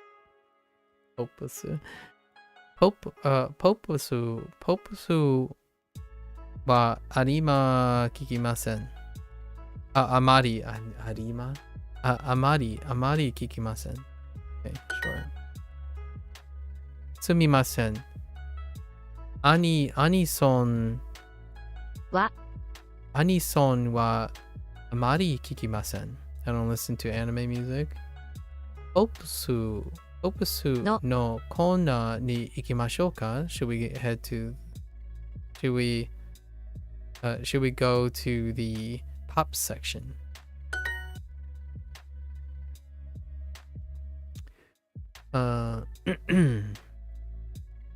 そのバンドのアルバムはどこですか？このバンドのアルバムはどこですか？すみません。ロックはあまり聞きません。ジャズのコーナーに行きましょうか？アニソンはちょっと。Gotta keep practicing the pronunciations. At least get used to it. アニソンはちょっと. Oh, hey, they brought back the other phrase. I guess to remind you, you can kind of say this too. I don't really like anime music. Okay. 毎朝ポップスを聞きます。Okay. I listen to pop every morning. Sure. Who is this band? Oh, that's interesting. I guess it doesn't really matter. Kono. That's so funny. In English, this matters. But in Japanese, if you're translating into Japanese, it doesn't matter. Kono bando wa. Oh, wait, it does. Never mind. Just kidding. It does. I was like, wait a minute. Never mind. Yeah. Wait. Is this right? Who is this band? Or is it Ono Kore Dare? Sorry, Dare wa No. Is it? Wait. No, this is fine. Wa Dare desu ka? Yeah, that's fine. This album is 3,000 yen. Kono arebamu. Kono arebamu wa 3,000 yen desu. このアルバム Aru. Oh my gosh, it's Aru. Okay. Arubamu. このアルバムはこのアルバムは 3,000 yen です。アルバム。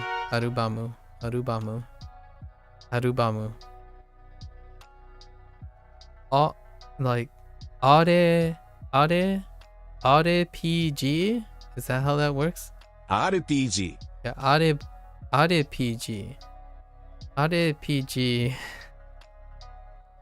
RPG が RPG が大好きです。が大好きです。Okay. カードゲームを買いましょうか？カードゲームをします。カードゲームを買いましょうか？買いましょうか？買いましょうか？ We should buy a card game? Okay. We should buy some card games, sure. RPG or RPG? No, RPG.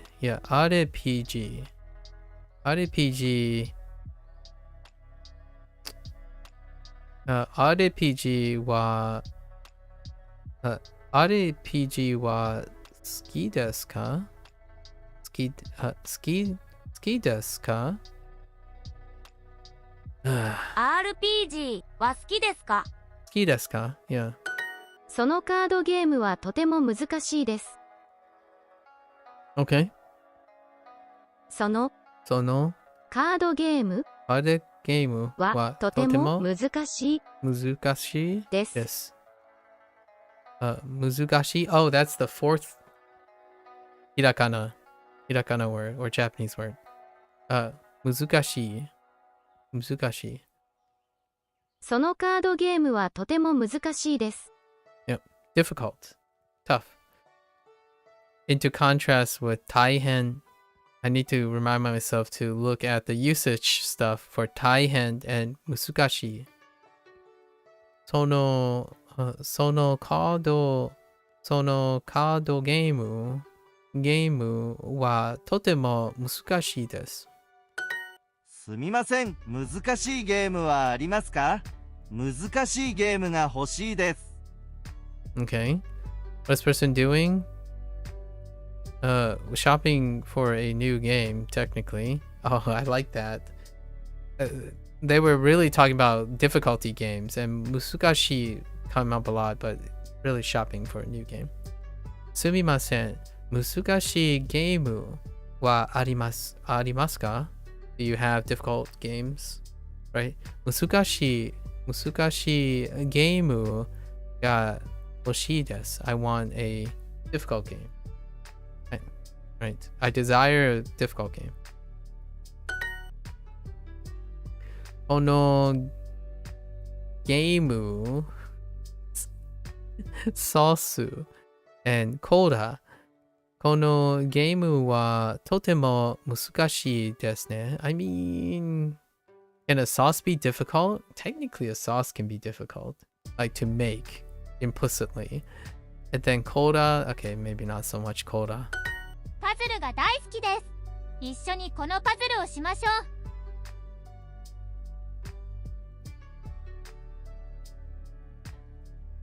う。Guess we're playing video games together. Puzzle. Yeah, there's one. Puzzleが大好きです。I like puzzle games. I like a puzzle. I like puzzles. Yeah, I like puzzles.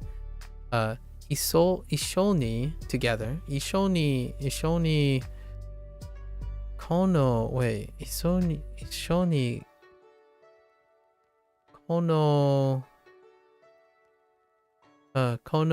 パズルをしましょう。And they're talking about work on a puzzle together. I'm like, no video games technically. No video games are implied. I thought I might have heard puzzle game, but no, it's fine. Work a puzzle together, sure. 毎日カードゲームをします。works. Okay. カードゲームはあまりしません。Fair enough. プロジェクトパズルショーテストチームso there's just so much katakana. LPG. I'm still not Aru. Maybe it's RPG. I don't really know. I really need to see the kana for RPG. Maybe it's PG. PG. Yeah, that sounds a little more. PG. I can, yeah, like maybe the kanas.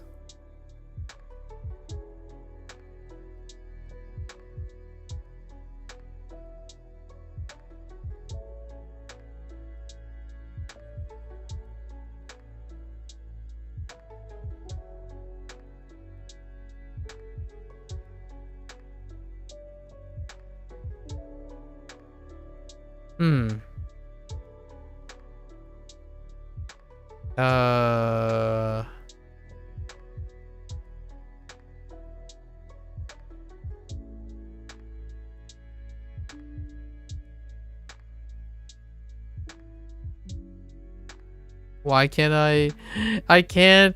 I keep thinking of hiragana. Oh no.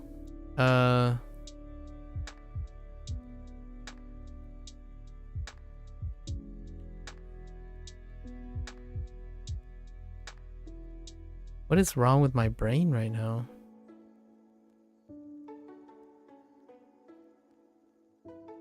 I'm gonna write it's G. So maybe it's that. RPG. I don't know. Why can't I think of the katakana for she?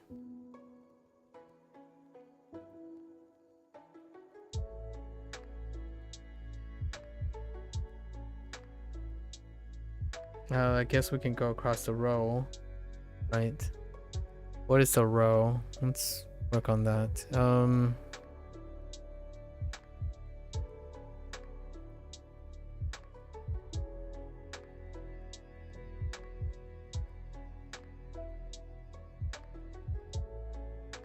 Drawing a blank on the entire row, actually.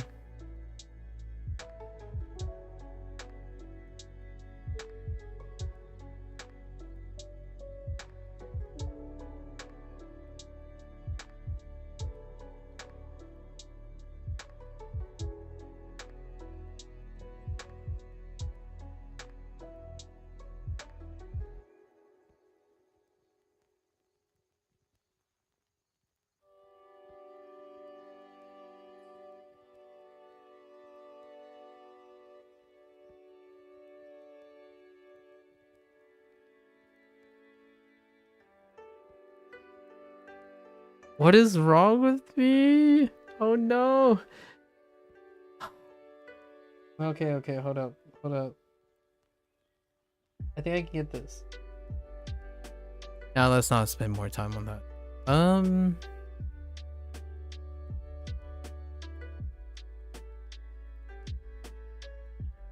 Or am I thinking of... No, I'm not thinking about that. That's not...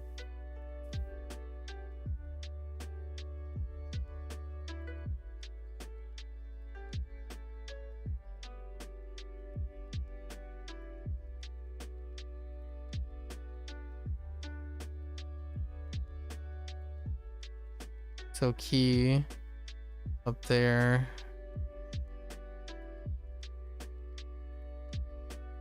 I want to kick myself in. I'm gonna kick myself so hard. Not remembering. That's Sue. Yeah, I know Sue. Oh, I know she. What am I doing?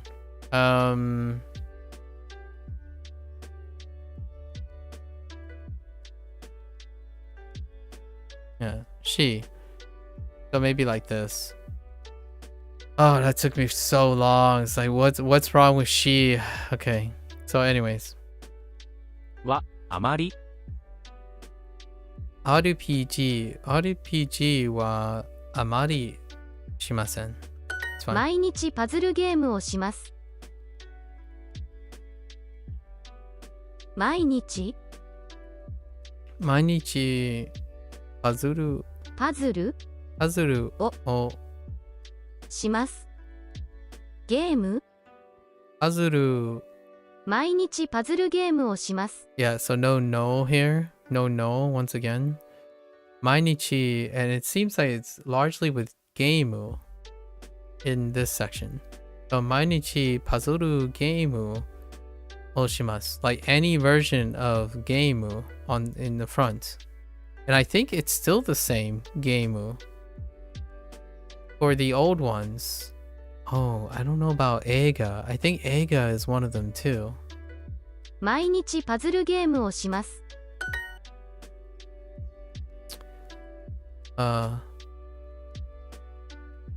Muzugashi. Muzugashi geimu. Oh, even musugashi. Oh, no, that's adjective. That's adjective territory. Muzugashi. Oh, wait. Yeah, that's an adjective. Muzugashi geimu はあまり shimasen. いいえ。いいえ、ゲーム。ゲーム。はしません。はしません。そう、ゲームはしません。Okay. よく家族とパズルをします。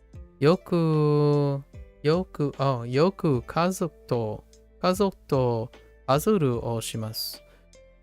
I often do puzzles with my family. Okay.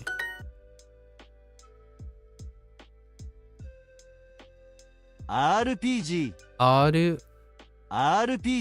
Yeah, it's Aru. RPG. Yeah, RPG.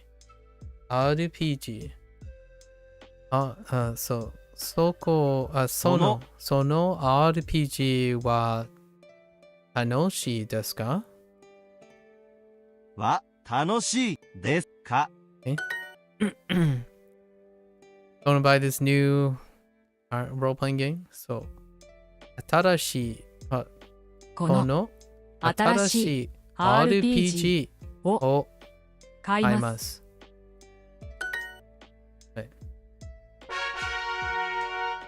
One more lesson. この俳優は有名です。この俳優は有名です。この有名俳優は有名です。この俳優は有名です。この俳優は有名です。Is this actor famous? Or this actor is famous. すみません、この映画のポスターはありますか？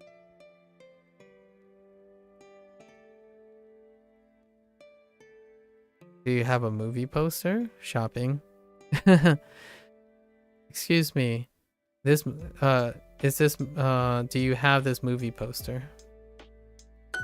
この俳優はちょっと。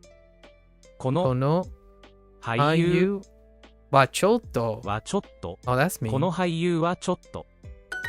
すみません。恋愛映画はあまり見ません。SF 映画を見ましょう。Okay. What to watch? They suggested SF.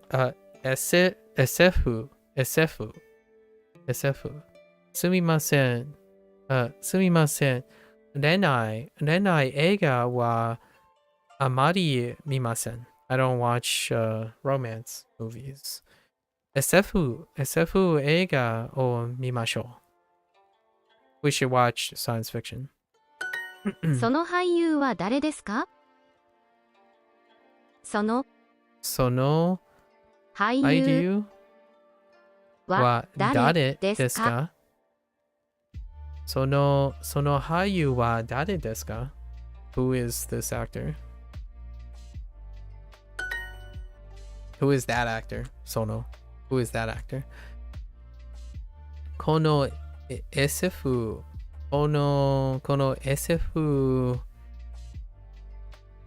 Yeah, Eiga. So Eiga and Geimu don't have nulls 面白い when dealing with these things. interestingly enough.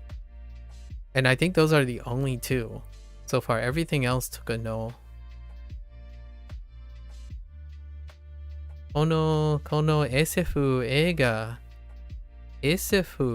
映画はとても面白いです。すみません。年内映画はありま、why do I keep saying ありま、あまり見ません。ファンタジーのコーナーに行きましょう。ファンタジーよくドキュメンタリー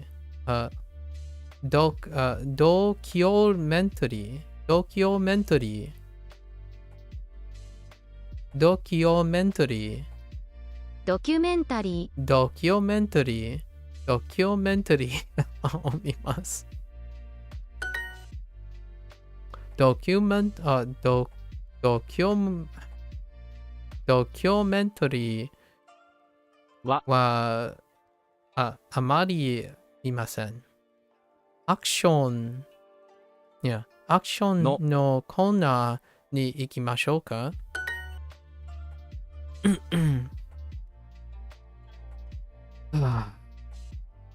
ポスターイベントセールたくさんテストポスターはいくらですか？ How much are the posters?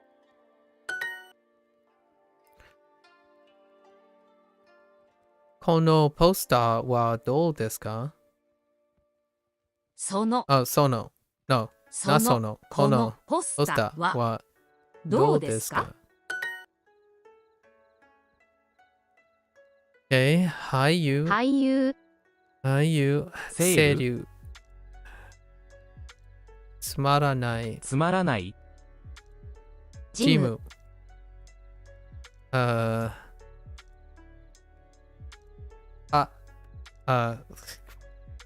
heckin' katakana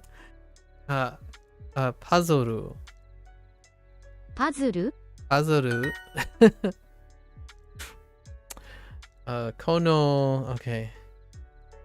この新しいドキュメンタリーはどうですか？この新しいドキュメンタリードキュメンタリー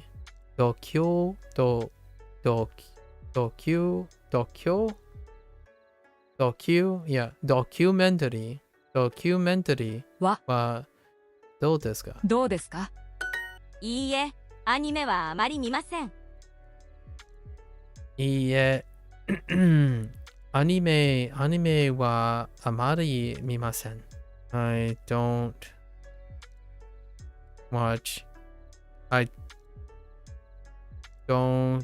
really watch anime.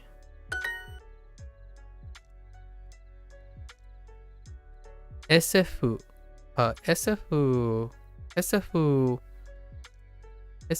は見ましょうか？見ますか？セール SF は見ますか？ Ooh. So, I don't know for science if they accept here.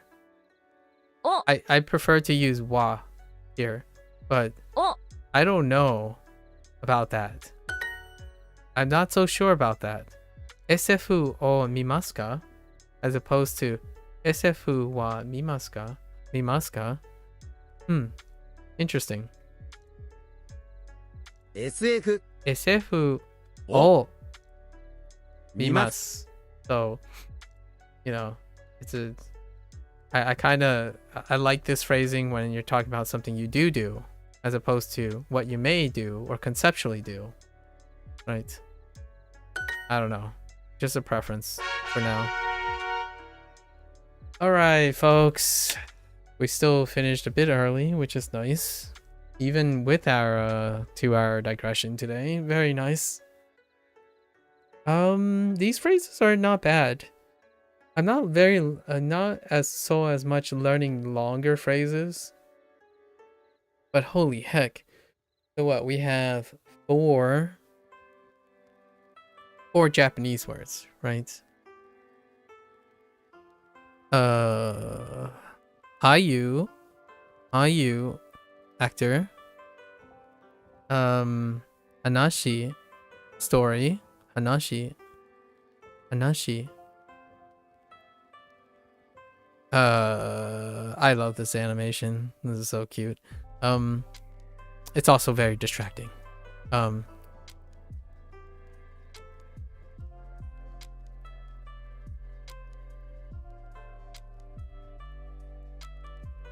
Ayu, Hanashi.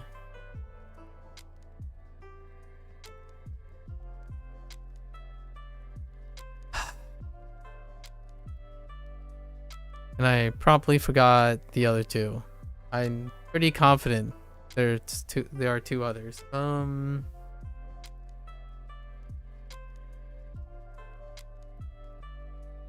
Oh, no. That's katakana. Everything else is katakana. There's so many katakana.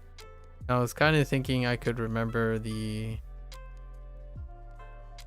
Japanese one. Maybe they're in the practice section. Ayu. Oh, right. Muzugashi. Muzugashi, difficult. Muzugashi and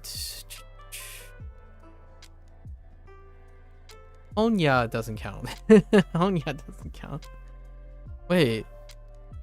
Oh, it doesn't cover the other one? I'm pretty sure there was another one. I don't know what it is though. Although Muzugashi, Ayu.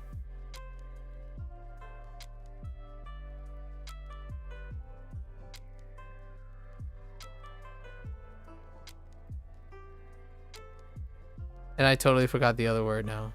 I'm losing the word so quickly. I'll just have to rest and then see how many I remember. How